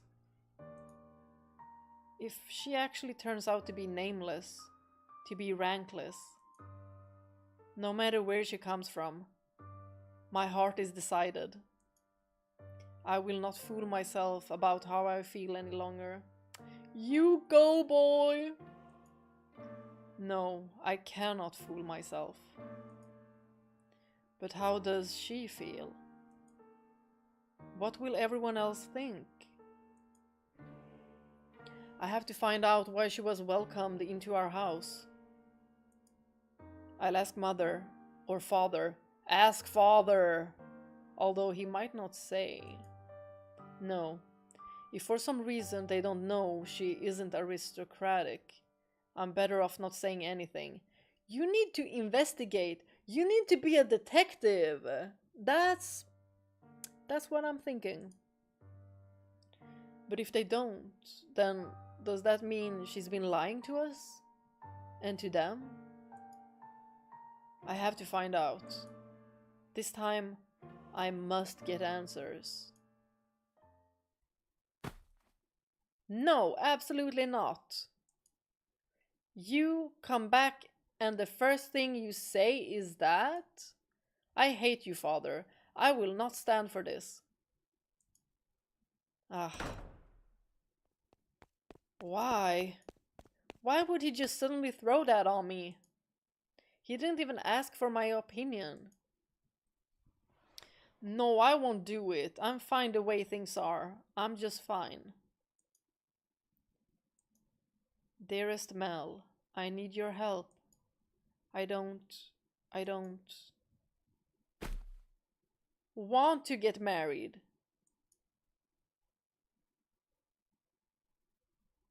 Okay, so she's getting wed off, or...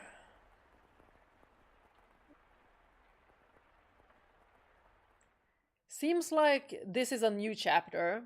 So, well, I'm thinking we should save And that's gonna be the end. For now. Oh, blah, blah, blah. No, we were... Config. Return to title. And so I can close down the game.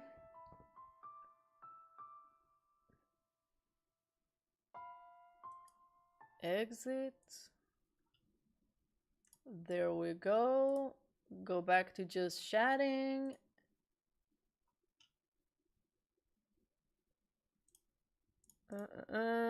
Hold on, we need music.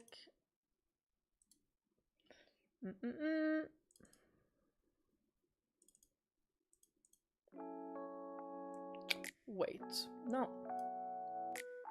I'm thinking we should do Zane's. Since it's late, a chill vibe maybe.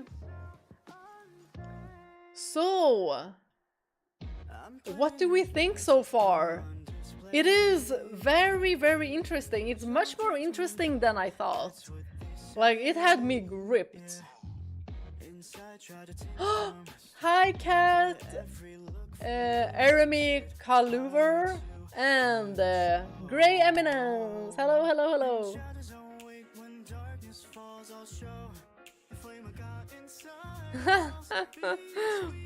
This is what the DJ is bringing. Some chilling crescendo from Zane.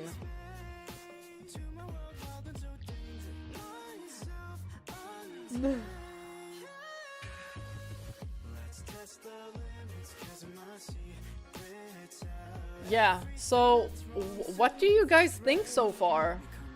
I'm really enjoying it, and now I'm like, darn it, I have to wait until not next week but the week after that to continue. Since my best friend is coming next weekend, so I can't stream then. The writer captured the feelings of falling in love, and heartbreaks very, very well. Yep. Bear read fanfic? No. Since we're doing a reading game, a visual novel that doesn't have any voice acting, my voice is already like choked. So no fanfics. But SB has the new chapter on Discord, so go to the Silent Hill board. I think it was on the Silent Hill board. Or the book board. The story is really good and intriguing. Characters are very realistic and relatable. For sure, for sure. I thought that they would maybe be like stereotypical anime tropey, but no, they felt very, very realistic and relatable, and really captured the emotions. And you haven't even finished the first door. Dang!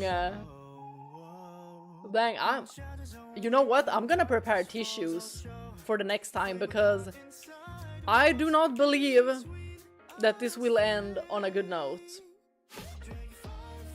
The art style and music create a very cool and unique vibe. Totally. Very surprised. I mean, the art style is definitely what brought me like into this game, because I really like the style. I was like, ooh, okay. I like this kind of vibe. I do wish the character art had a bit more variety. Yes. Each character only seems to have a few each. Yeah. They don't have a lot of different images. Yeah, it's really interesting. But you have played too many Final Fantasy games, Bea. They got you jaded and worried. You got to think positive. What can possibly go wrong with Mel and White Hair Girl? Yeah, what can possibly go wrong? Nelly is one. I don't see a happy ending for this. We are in for a tragedy. Yes, that I'm feeling that it will be a tragedy. For sure. I'm not prepared. What I am gonna prepare is tissues.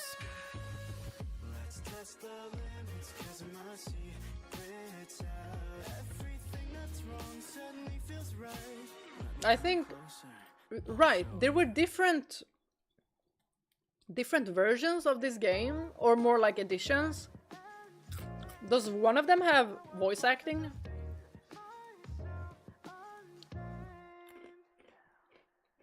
White-haired girl goes to pray, then Sephiroth just drops down and stabs her. Oh! Don't go there, white-haired girl!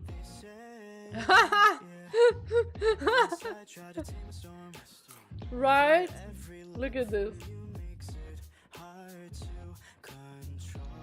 Like, I use it as a snack cup because the edges of this cup is so weird. So if you drink anything, you just spill on yourself because it like gets built up here and then just boom. So it's a snack cup.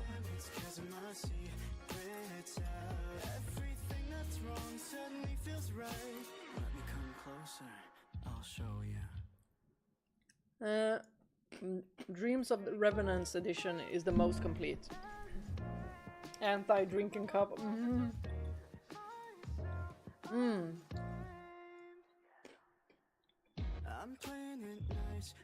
I just have like a regular version.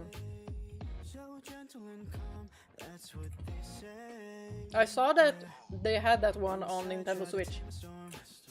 Speaking of, this girl ordered a Nintendo Switch today. Nintendo Switch 2. So I'll be having a Nintendo Switch soon. Should work with the capture card. If it doesn't, I'm gonna freaking cry. Why wouldn't it work though?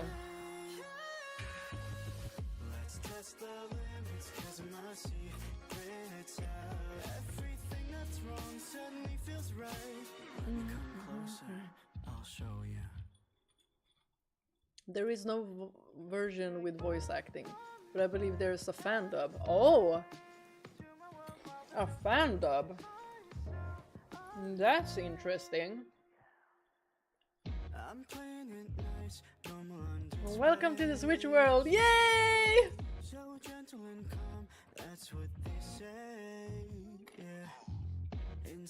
Is he on Apple as well? Every Apple I see now, I'm just like, Caleb! From Love and Deep Space. The white-haired girl seems to have really low self-esteem. I bet her backstory is gonna just as tragic. Yeah. She's probably gonna have a really tragic backstory. Mario Kart streams, you betcha! I for sure am gonna be playing. I did pick the Mario Kart bundle because I talked about it with my brothers. And I was like, well, when you guys come over to our parents, we're gonna have a Switch and we're gonna have playtime.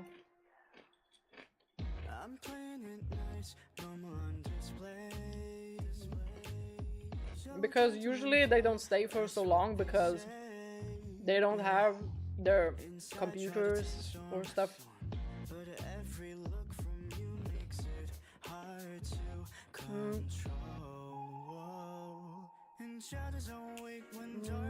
I've had a Switch 1 since release and bought a Switch 2 some months ago. Mario Kart has intense tragic story. You will need tissues.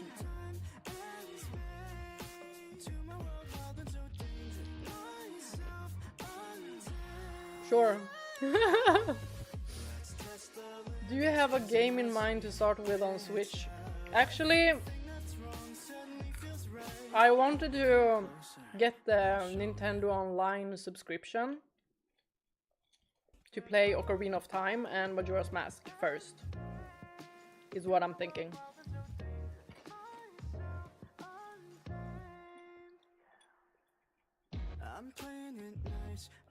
Because I've been thinking about those two games for a long time now.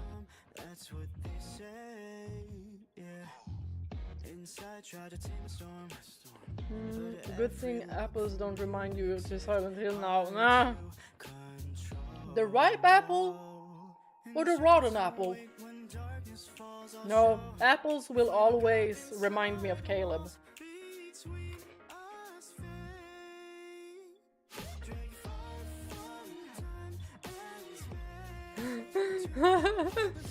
Mario plus Rabbids has the most tragic story of them all.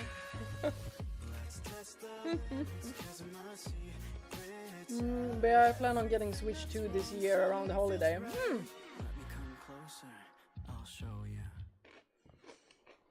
Have you played Ocarina and Majora's before? I have, although I was just a kid when I tried them, and I let my brothers do all the boss fights. Because I was afraid of accidentally killing Link, because I felt personally responsible.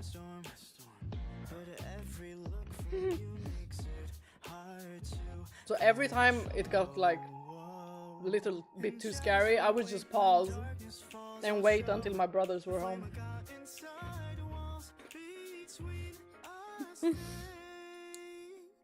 So that's what I did.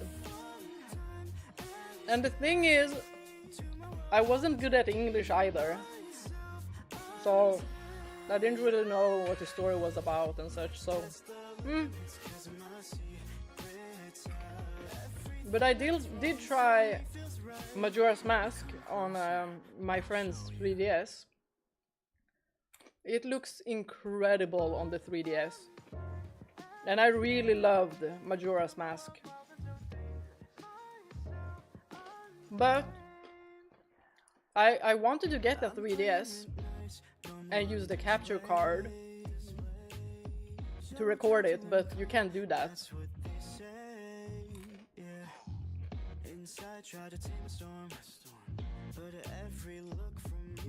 You should get Twilight Princess then. It's one of my favorite Zelda games.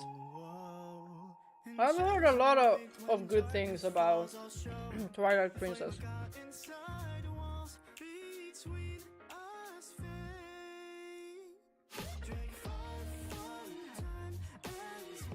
Ooh, Twilight Princess has the darkness Majora's Mask is famous for. I love that about Majora's Mask, but I was so scared.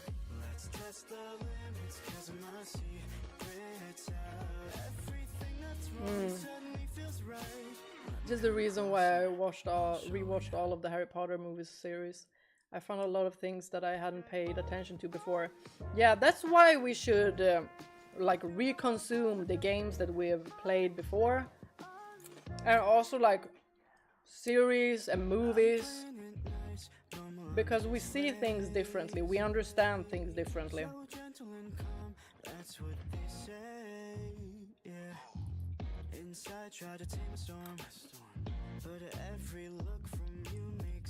I'm thinking of reading the books.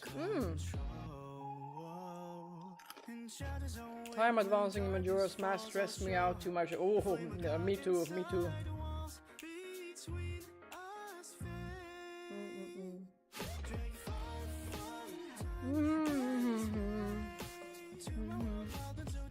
There, I had paper.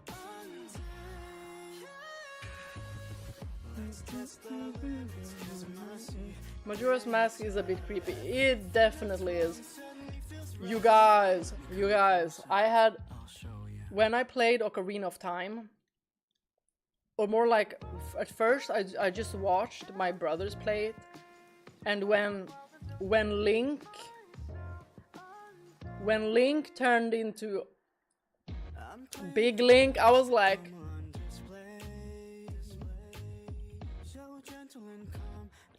Like, my crush developed there.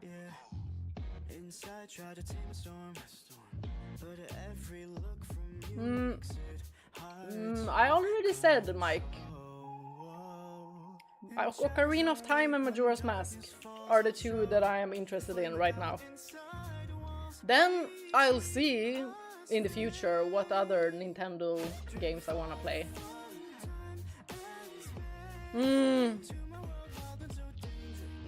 Yes, Daryl. Oh my god, so freaking scary. Yes. I'm having a flashback now, just...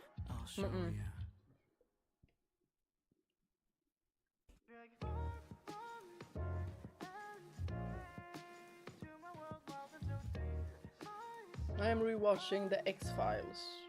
I don't know about X-Files. Jericho, I don't know about that one either.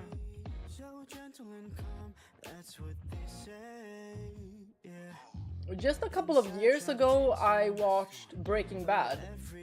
And I love that series, it's so well done.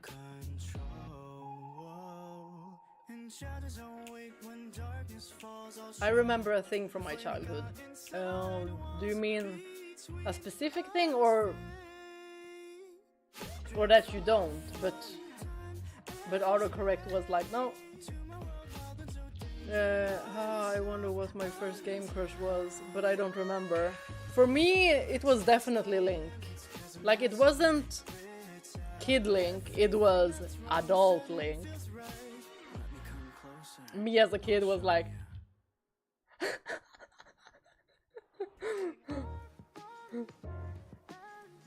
But like, we would just say small Link and big Link. I don't even know what he's supposed to be in that time skip. My father bought me Alien on PlayStation 1 for my 10th birthday.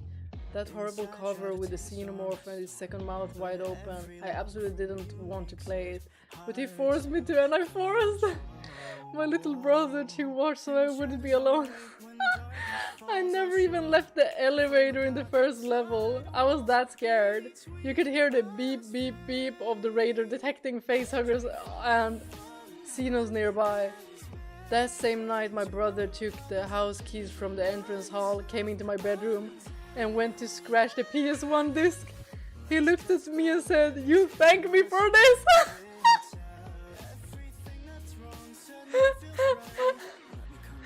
Y'all, that's incredible. Basically, he was like, "I'm saving you."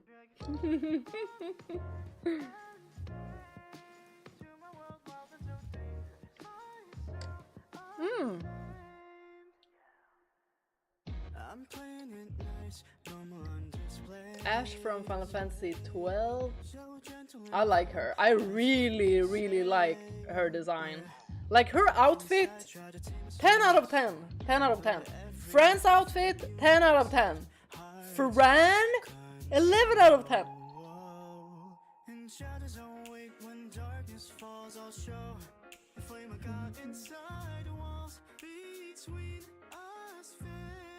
Have you seen the anime Monsters? Yes. I'm currently watching it. Super interesting. Very interesting. I feel like it might turn to one of those animes that are my favorites, for sure. Has anyone here watched Ergo Proxy or Technolize? Those two have kind of a similar feel to it. But like, if you're gonna watch Technolize, be in a good mood, because that series can really bring you down. Like, it's very dark. It has a very... It's just... Yeah. I don't want to say too much. Saw you're still streaming, so just hopping on real quick to wish you good night. Good night! Yeah, I'm gonna actually go sleep soon. We've been streaming for 6 hours and 32 minutes. X-Files is about a rogue FBI agent investigating paranormal things with a female skeptical partner. Ah, UFO ghost. Oh wait, I think I know. I haven't watched it, but I think I know like the cover. And is that the one where someone is named Scully?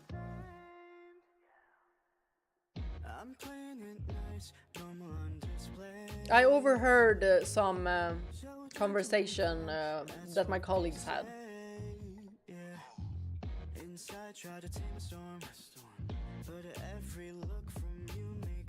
Maybe I recommend you to watch movies Send Help. It's similar to Castaway with Tom Hanks. Ooh, I really liked Castaway.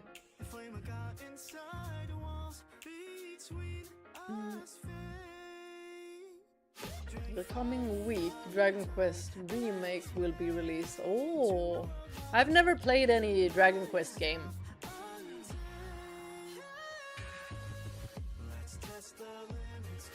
How can anyone not know about X-Files?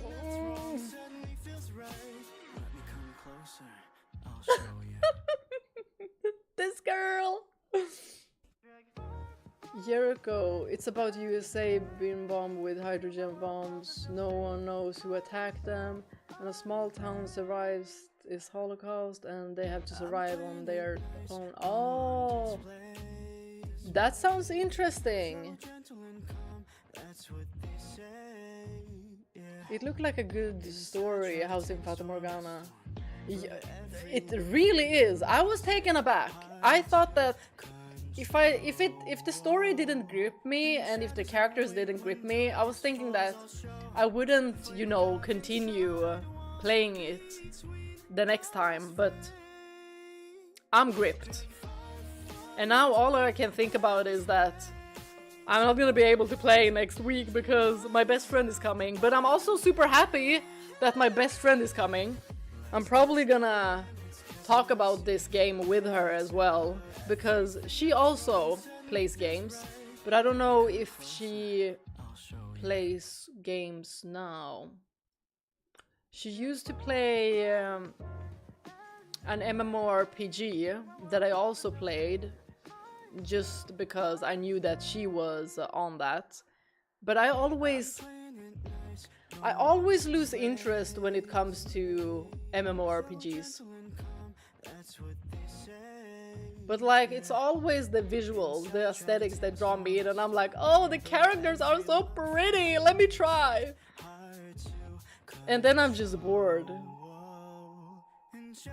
Like, I can get obsessed in like a week and then, mwah.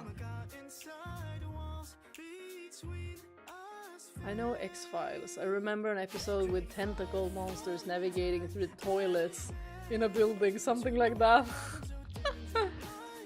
Yes, Agent Fox Mulder and Dana Scully. Ah, okay. So that's what I overheard at work.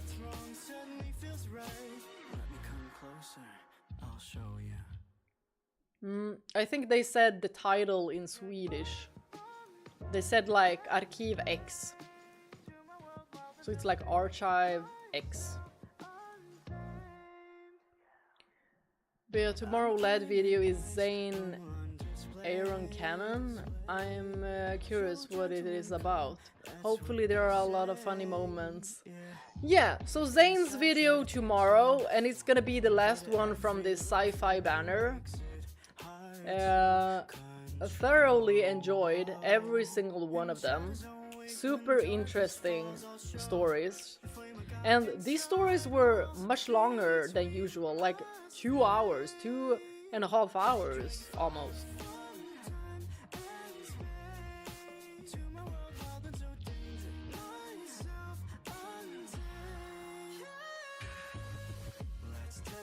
Just tell me if you want some help with the key choices to unlock all doors. Oh, you could, yes, absolutely, absolutely. I want to unlock every single door. I am sad we are not having a 24-hour stream, but all good things have to come to an end. For now. I can no longer handle games that require excessive grinding, even though I play Where Winds Meet. I only log in 2 or 3 times a week. Yeah, grinding is really difficult for me because I lose focus so fast. Like, it would be so fun to find a game that we all could just, you know, hop onto and play. That would be fun.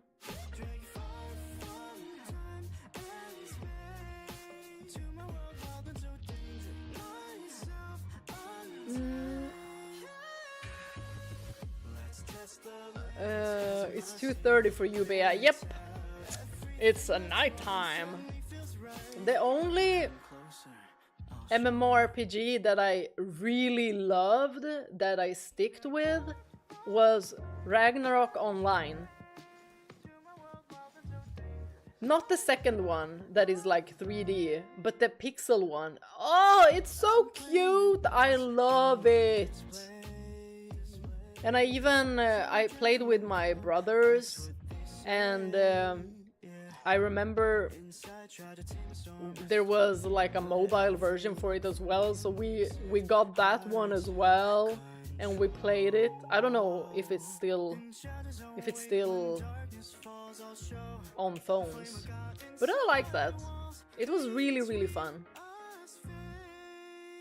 And I was a hunter, a sniper I think it meant. And I had my falcon.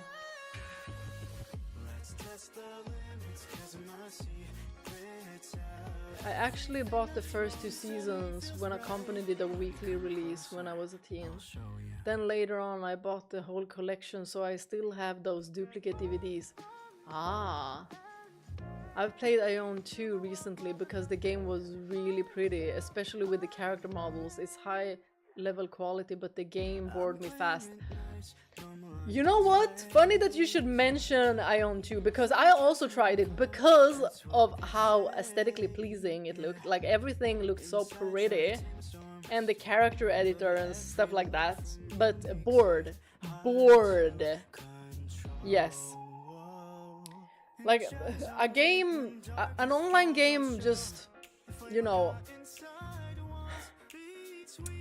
it just doesn't keep me interested. I played Ragnarok Online. I discovered the game with the anime. Oh, I watched the anime as well! Y'all, I absolutely loved Ragnarok Online. If anyone would tell me, like, let's find a server, or I don't know if it's still like, if the game is still like, do they still have a web page? I don't know, like, I hear nobody talk about it, but it was so fun.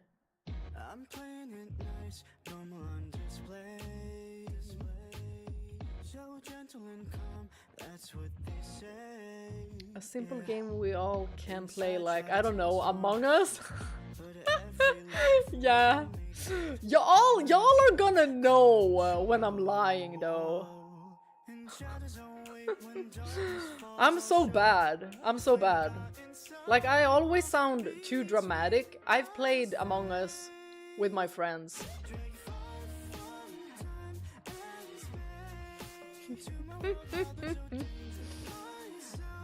I usually figure out the whole plot and who's behind what in games within a few hours. So I find it difficult to keep playing just for the story if there's nothing else that hooks me. Definitely, I understand you. The same happens to me with movies and anime. I think it's even worse for me when it comes to movies. Like, when I already, like, know the plot, I just feel like, it's not even interesting anymore. But with a game, I'm much more forgiving. And with animes, if they're like tropey, then I will be forgiving as well.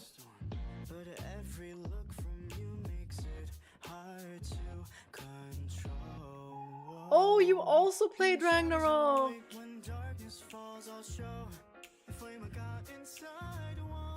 Yo, people actually played it? Ah! That's awesome.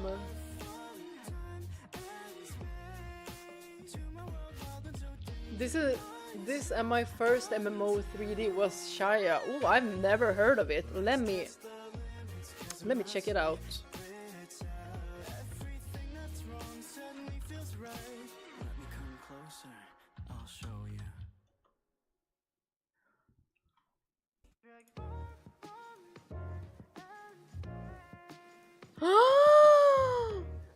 Oh my gosh! These women are freaking beautiful! Yes, I would totally download this. Definitely. Dang! Hold on. Let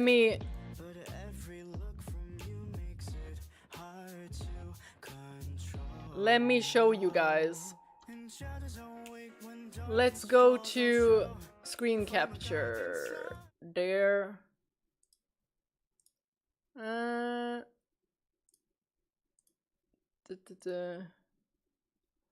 Like what? Look at these queens! What? Is this it? Y'all, so beautiful.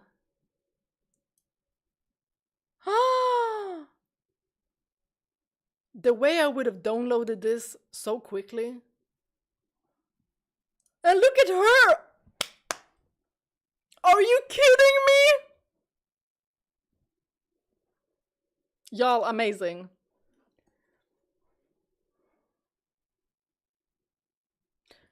So,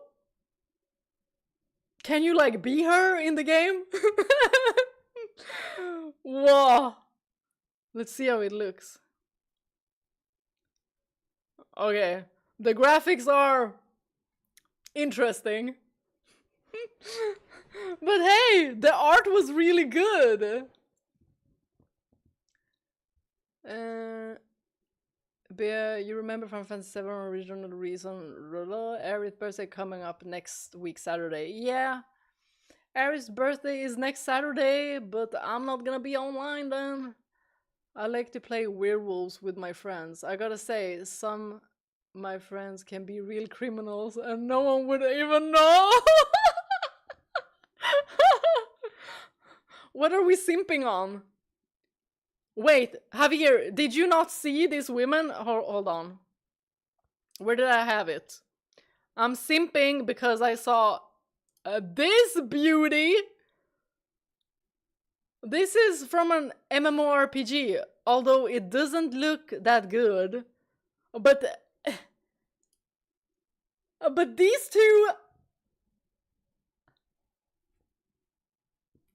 Okay. It's like when I first saw Lineage Dark Elves, I was also like, boom.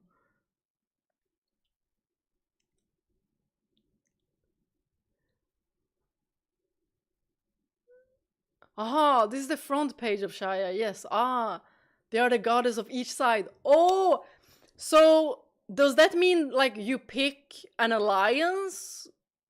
Like in World of Warcraft? Like you pick alliance or horde, I think it was? Or marry her. I wanna. I wanna marry both. Well, it's old. 2007. Whoa. Bea, you played any MMORPG game before? Yes. Ragnarok online. This. Oh, y'all, I loved. Oh my god, Frontera. Oh my gosh. This was the city. Y'all, I freaking love this game. I am getting so nostalgic just looking at it. It is so cute! Y'all, when it looked like this in the cities, lag. Y'all, and the music is so good. Oh, I can feel the lag in this image. I can feel the lag in this image. Oh my gosh. Is this how it looks now? Yo, that's awful. This is how it should look like. Y'all, it's so cute. Sprites. I mean, look at this. Oh, and this was the priest. This was blacksmith, right? I think this was blacksmith.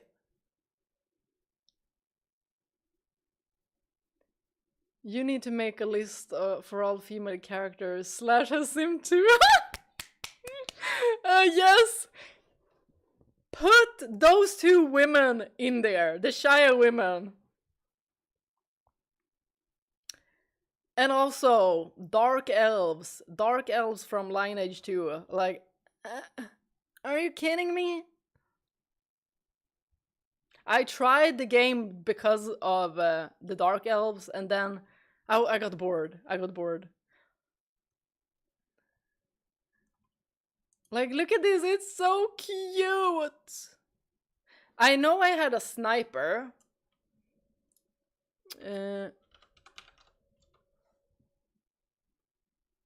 This one.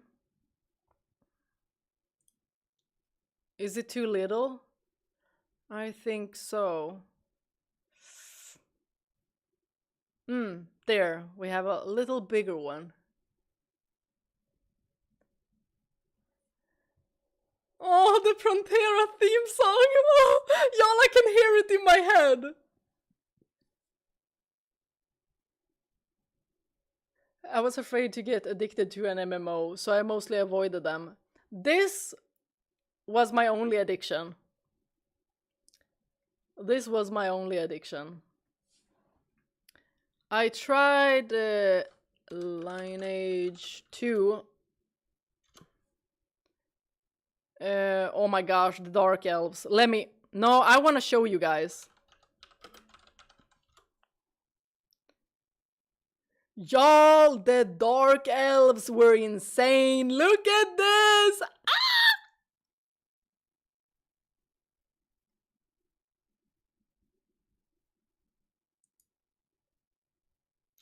So freaking cool. And male Dark Elf. My goodness.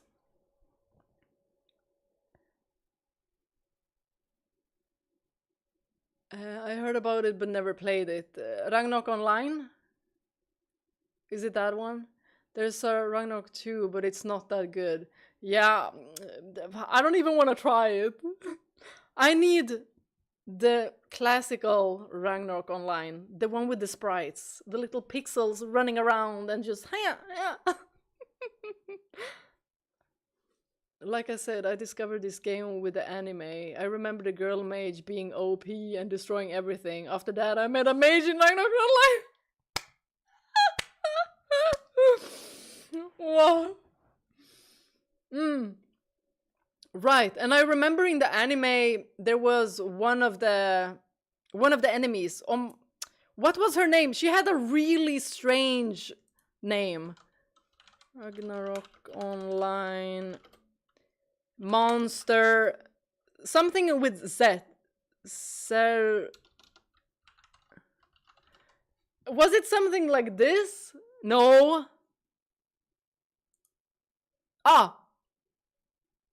Her, right? She was in the anime.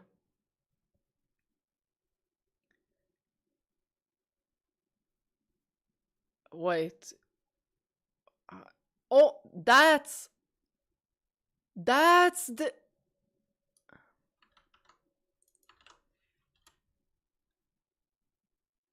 barely anything is coming up. Yeah, but that was...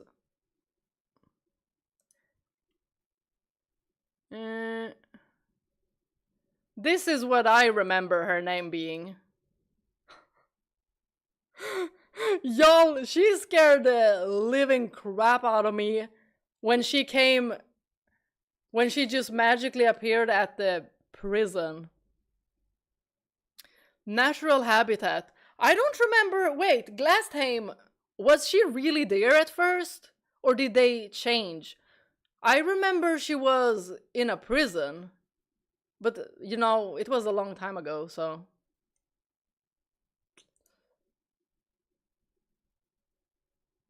Oh, right. There's also.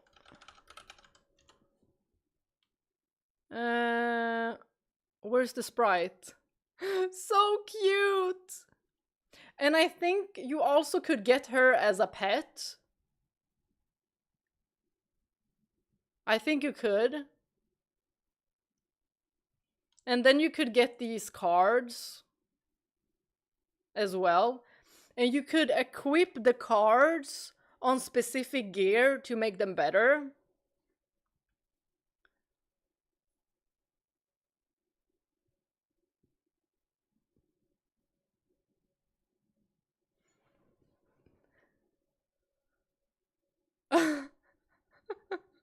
Looking for a group.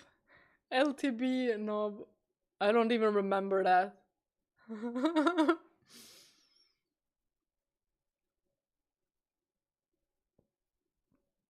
Bea, type in search James plushie doll. Silent Hill James plushie.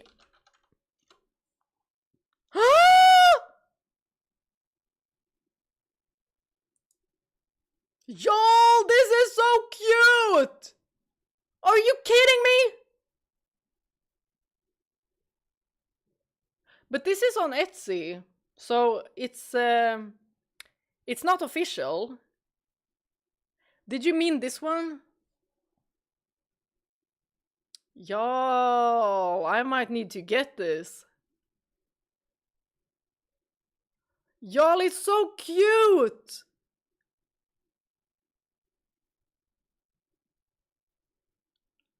Aww. Y'all, I need to get it. And he even looks like... he looks bummed out. So freaking cute.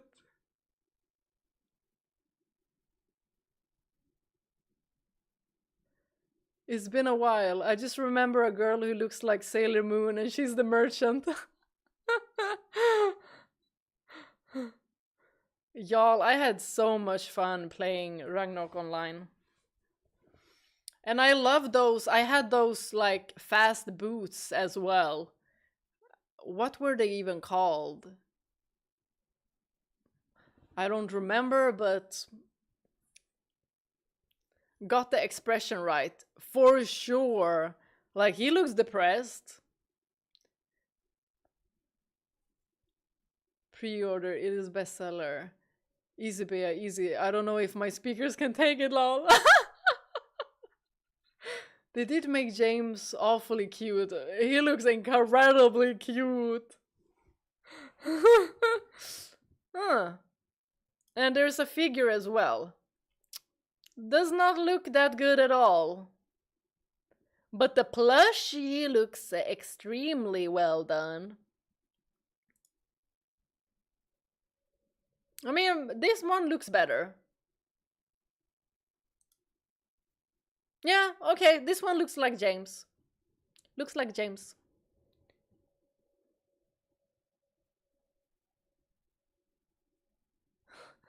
And yeah, he does look sad, of course. James looks cuter as a doll. As a doll, he looks cute. But in the game, he looks hot. The medium game. Medium game. Whoa, is this the one? Ooh, this looks cool. So you play as this woman? Wow, she looks super cool. Y'all, I love white hair. Oh my gosh. Ooh, this looks scary. This is the game that Bluebird team also did, right? I remember you guys mentioning it. That looks spooky. Astrobot plush, please. Astrobot plushie. Oh, cute! What? This is so adorable! So cute!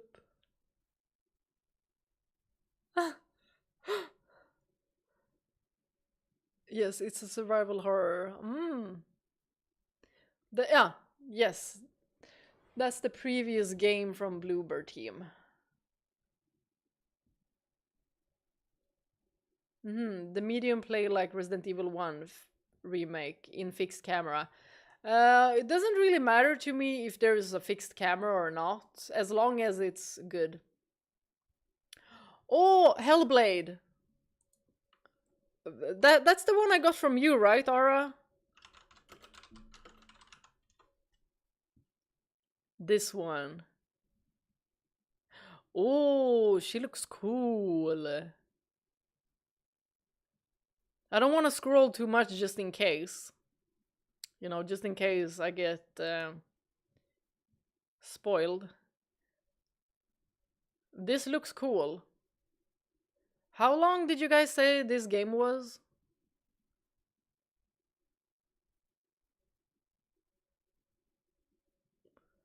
Ah, it's about psychosis. Interesting. It's a short game.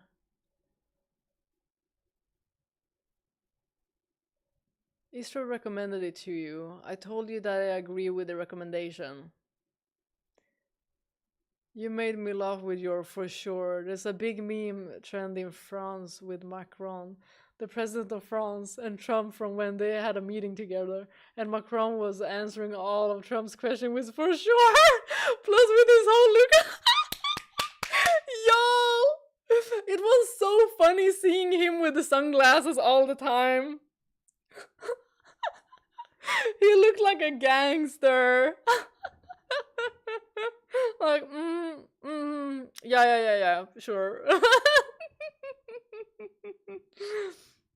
We laughed about that as well at work.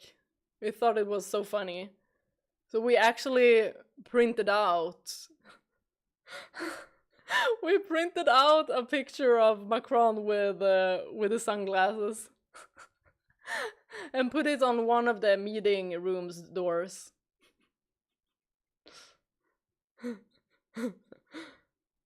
The sound design on Hellblade is chef's kiss. It plays with your mind. Ooh. Bea, what do you think about Fable reboot? I've played one Fable, the one on PC. What is that one called? Fable 3, I think. Fable 3, I think, yes. I think it was this one. Was it? The one on PC. Was it this one?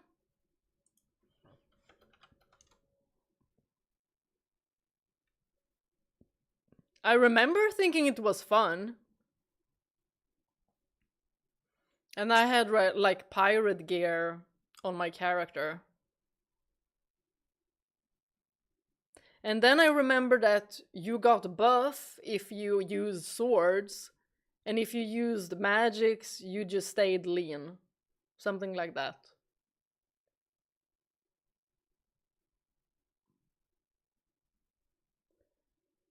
Unlike you, Slash, I trust myself to spoil things because I know 100% I will forget it after some time.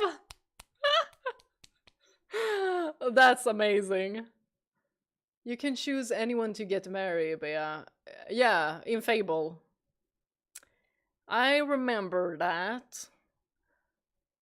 But there weren't many that I wanted to marry in this game. And also the way you socialized with people, like belching and farting and stuff, I was like, what in the, what would you, what?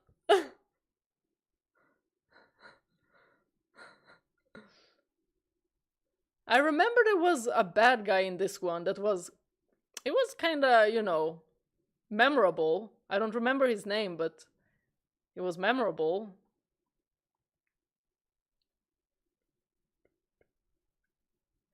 But it was fun, and there was a section where I cried a lot. Like, I don't really want to say anything because I don't know if all of you have played Fable, but there was a section in Fable 3 where I cried my eyes out. Ironically, when I said eyes, I'm thinking about it. So, eyes. If you know, you know.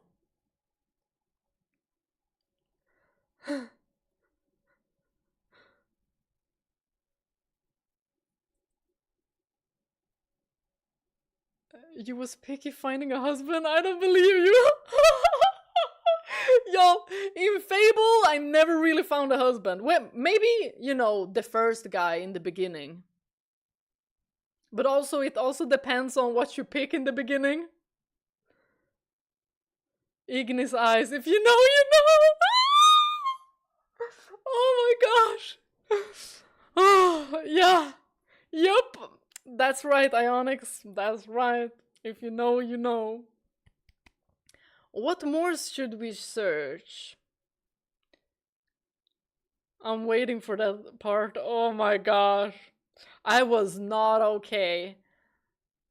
Y'all, I was not okay.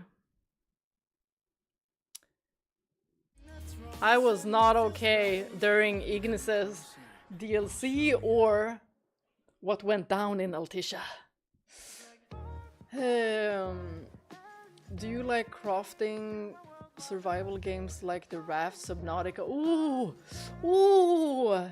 No. Nothing with water. Nothing. I'm out of it. Nothing with water. Who doesn't want to fart on James' face to build a relationship?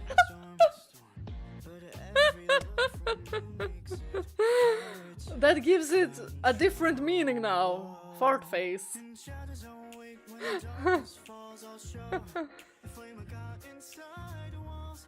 Slash, Javier said he wanted to recommend you a room on Discord. No idea if he did it already or not. Oh, I will have to check. Put it in the suggest rooms.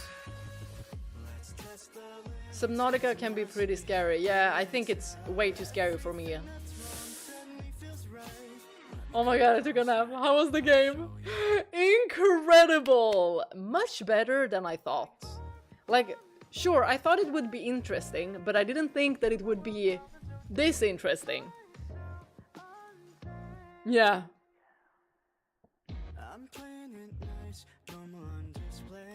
I'm gonna have a difficult time having to wait for the week after next week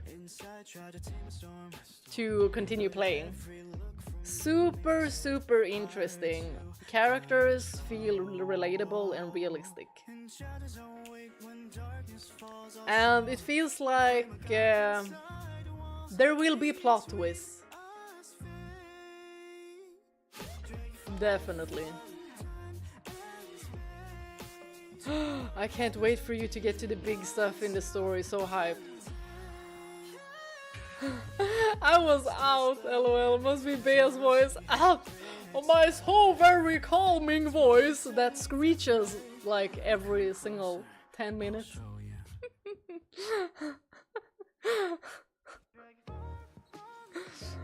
Oh. Yeah, so 7 hours. Thalassophobia. Ooh! That is not something I'm gonna Google. I am that word. Definitely.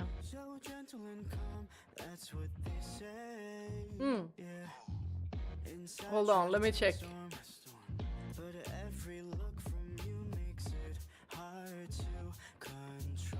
A room. Let's see what you suggested.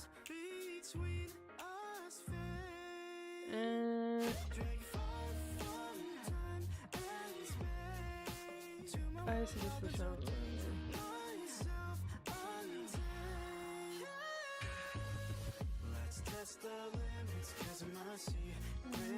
Oh, like movie watching or live streams or cancel events if that's the case, etc. Something more direct and focused because there's a lot of channels and information there can be a miss.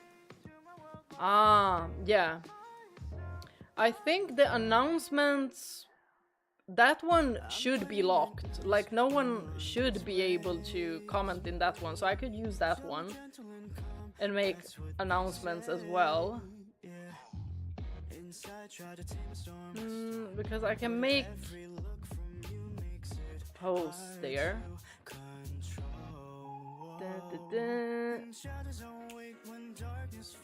But that is a good idea. That is a good idea.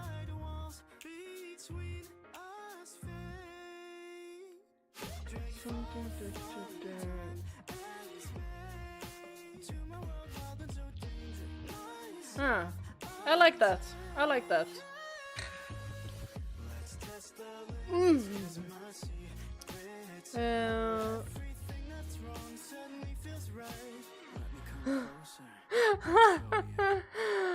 I don't think you need to read all the hee hee. For some reason this game throws them at you every 10 seconds. I'ma just be like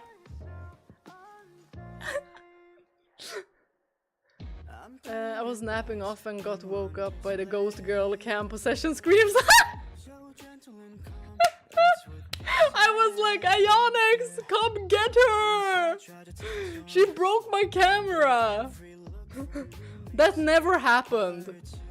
Y'all, let's leave Ghost Girl out of it the next time. It was good that I realized that why is it so dark there? And I was like, I looked up at OBS and I was like, wait, my camera not working.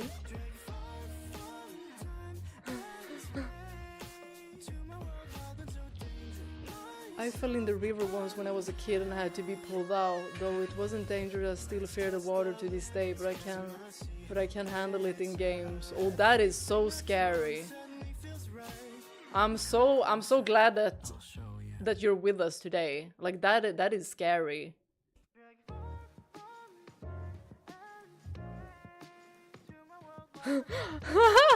I'll send the ghost girl to your place, Ionix, so you won't forget about sharing the food. Well, you gotta appease her. She doesn't always listen to me. You know what? Maybe we should have snacks for her the next time. Maybe she got upset seeing me eat the snacks, drink the water, and you know, eat the chocolates. When Mel said there's no monster in the world as sweet as you, you went all jelly. Y'all, he is the Rizzler and he doesn't even know it. Like, wow, that was so cute. Oh my gosh. Weak. I'm weak. That is my weakness. Like, some would probably like call it like lame or maybe like cringy, but y'all, I live for that. So for me, he had very much Riz.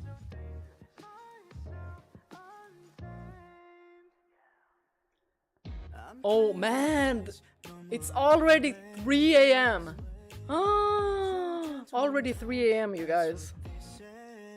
The biggest thing that happened to me was when I was drawing on the living room table. I was thinking about what I wanted to draw while holding the tip of my pencil in my mouth. My father suddenly turned the hi-fi system up real loud. It scared me and I ended up stabbing the roof of my mouth with a pencil. I had a hole. Dang! Dang! That sounds painful. Yeah, Bea teaching us that comparing a girl with a monster is a sure way to her heart. Hold on! It can be a hot monster!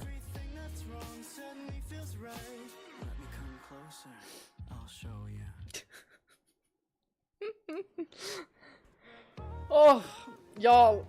I think this is it for me though. I think I need to go to sleep. It's cleaning day today, I mean. And I really got to shower before I go to sleep. And time being 3 a.m., I won't be asleep until like 4. Oh. So I think this is it, you guys. Good night, everyone. Maybe good morning, good evening. See you all, not next week, but the week after that. But maybe we can do a movie stream at least. Yeah, because those shouldn't be all too long. Bye bye!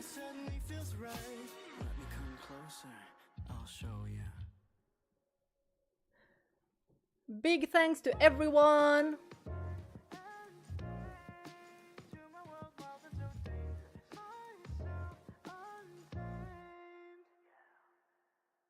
I'm playing it nice, normal on display. So gentle and calm, that's what they say, yeah. Inside try to tame a storm, but every look from you makes it hard to control.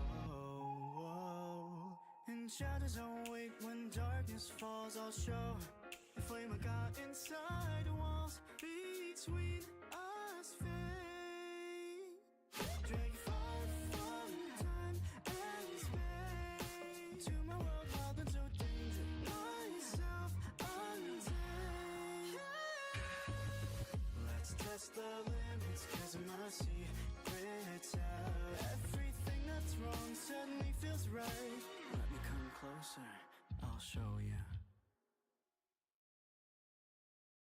Drag you far from time and space to my world, wild and so dangerous. Myself untamed. I'm playing it nice, normal on display. So gentle and calm, that's what they say, yeah. Inside try to tame a storm, but every look from you makes it hard to control.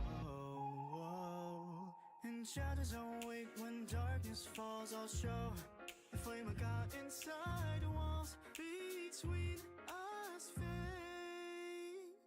Drag you far from time and space to my world, wild and so dangerous. Myself untamed.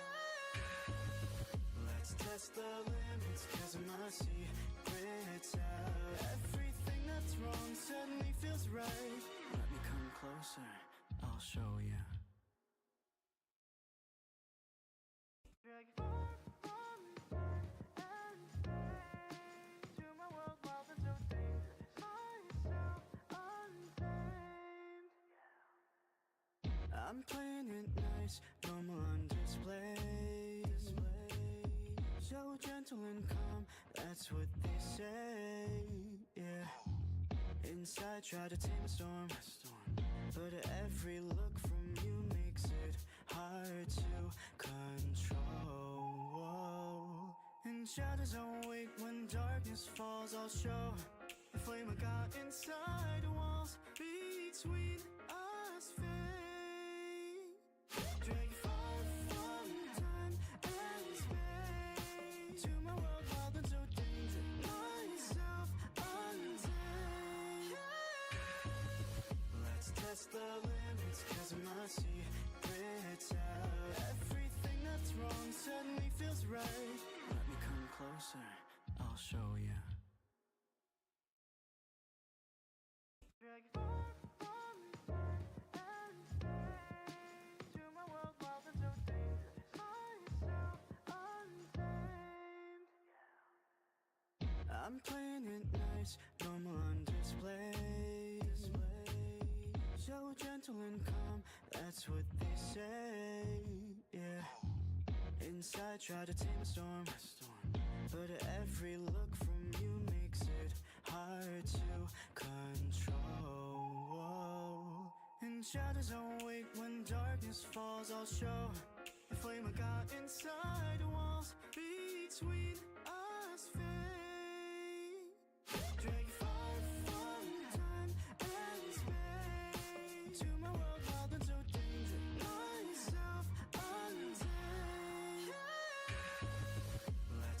the limits, 'cause my secret's out. Everything that's wrong suddenly feels right. Let me come closer, I'll show you. Drag you far from time and space to my world, wild and so dangerous. Myself untamed. I'm playing it nice, normal on display.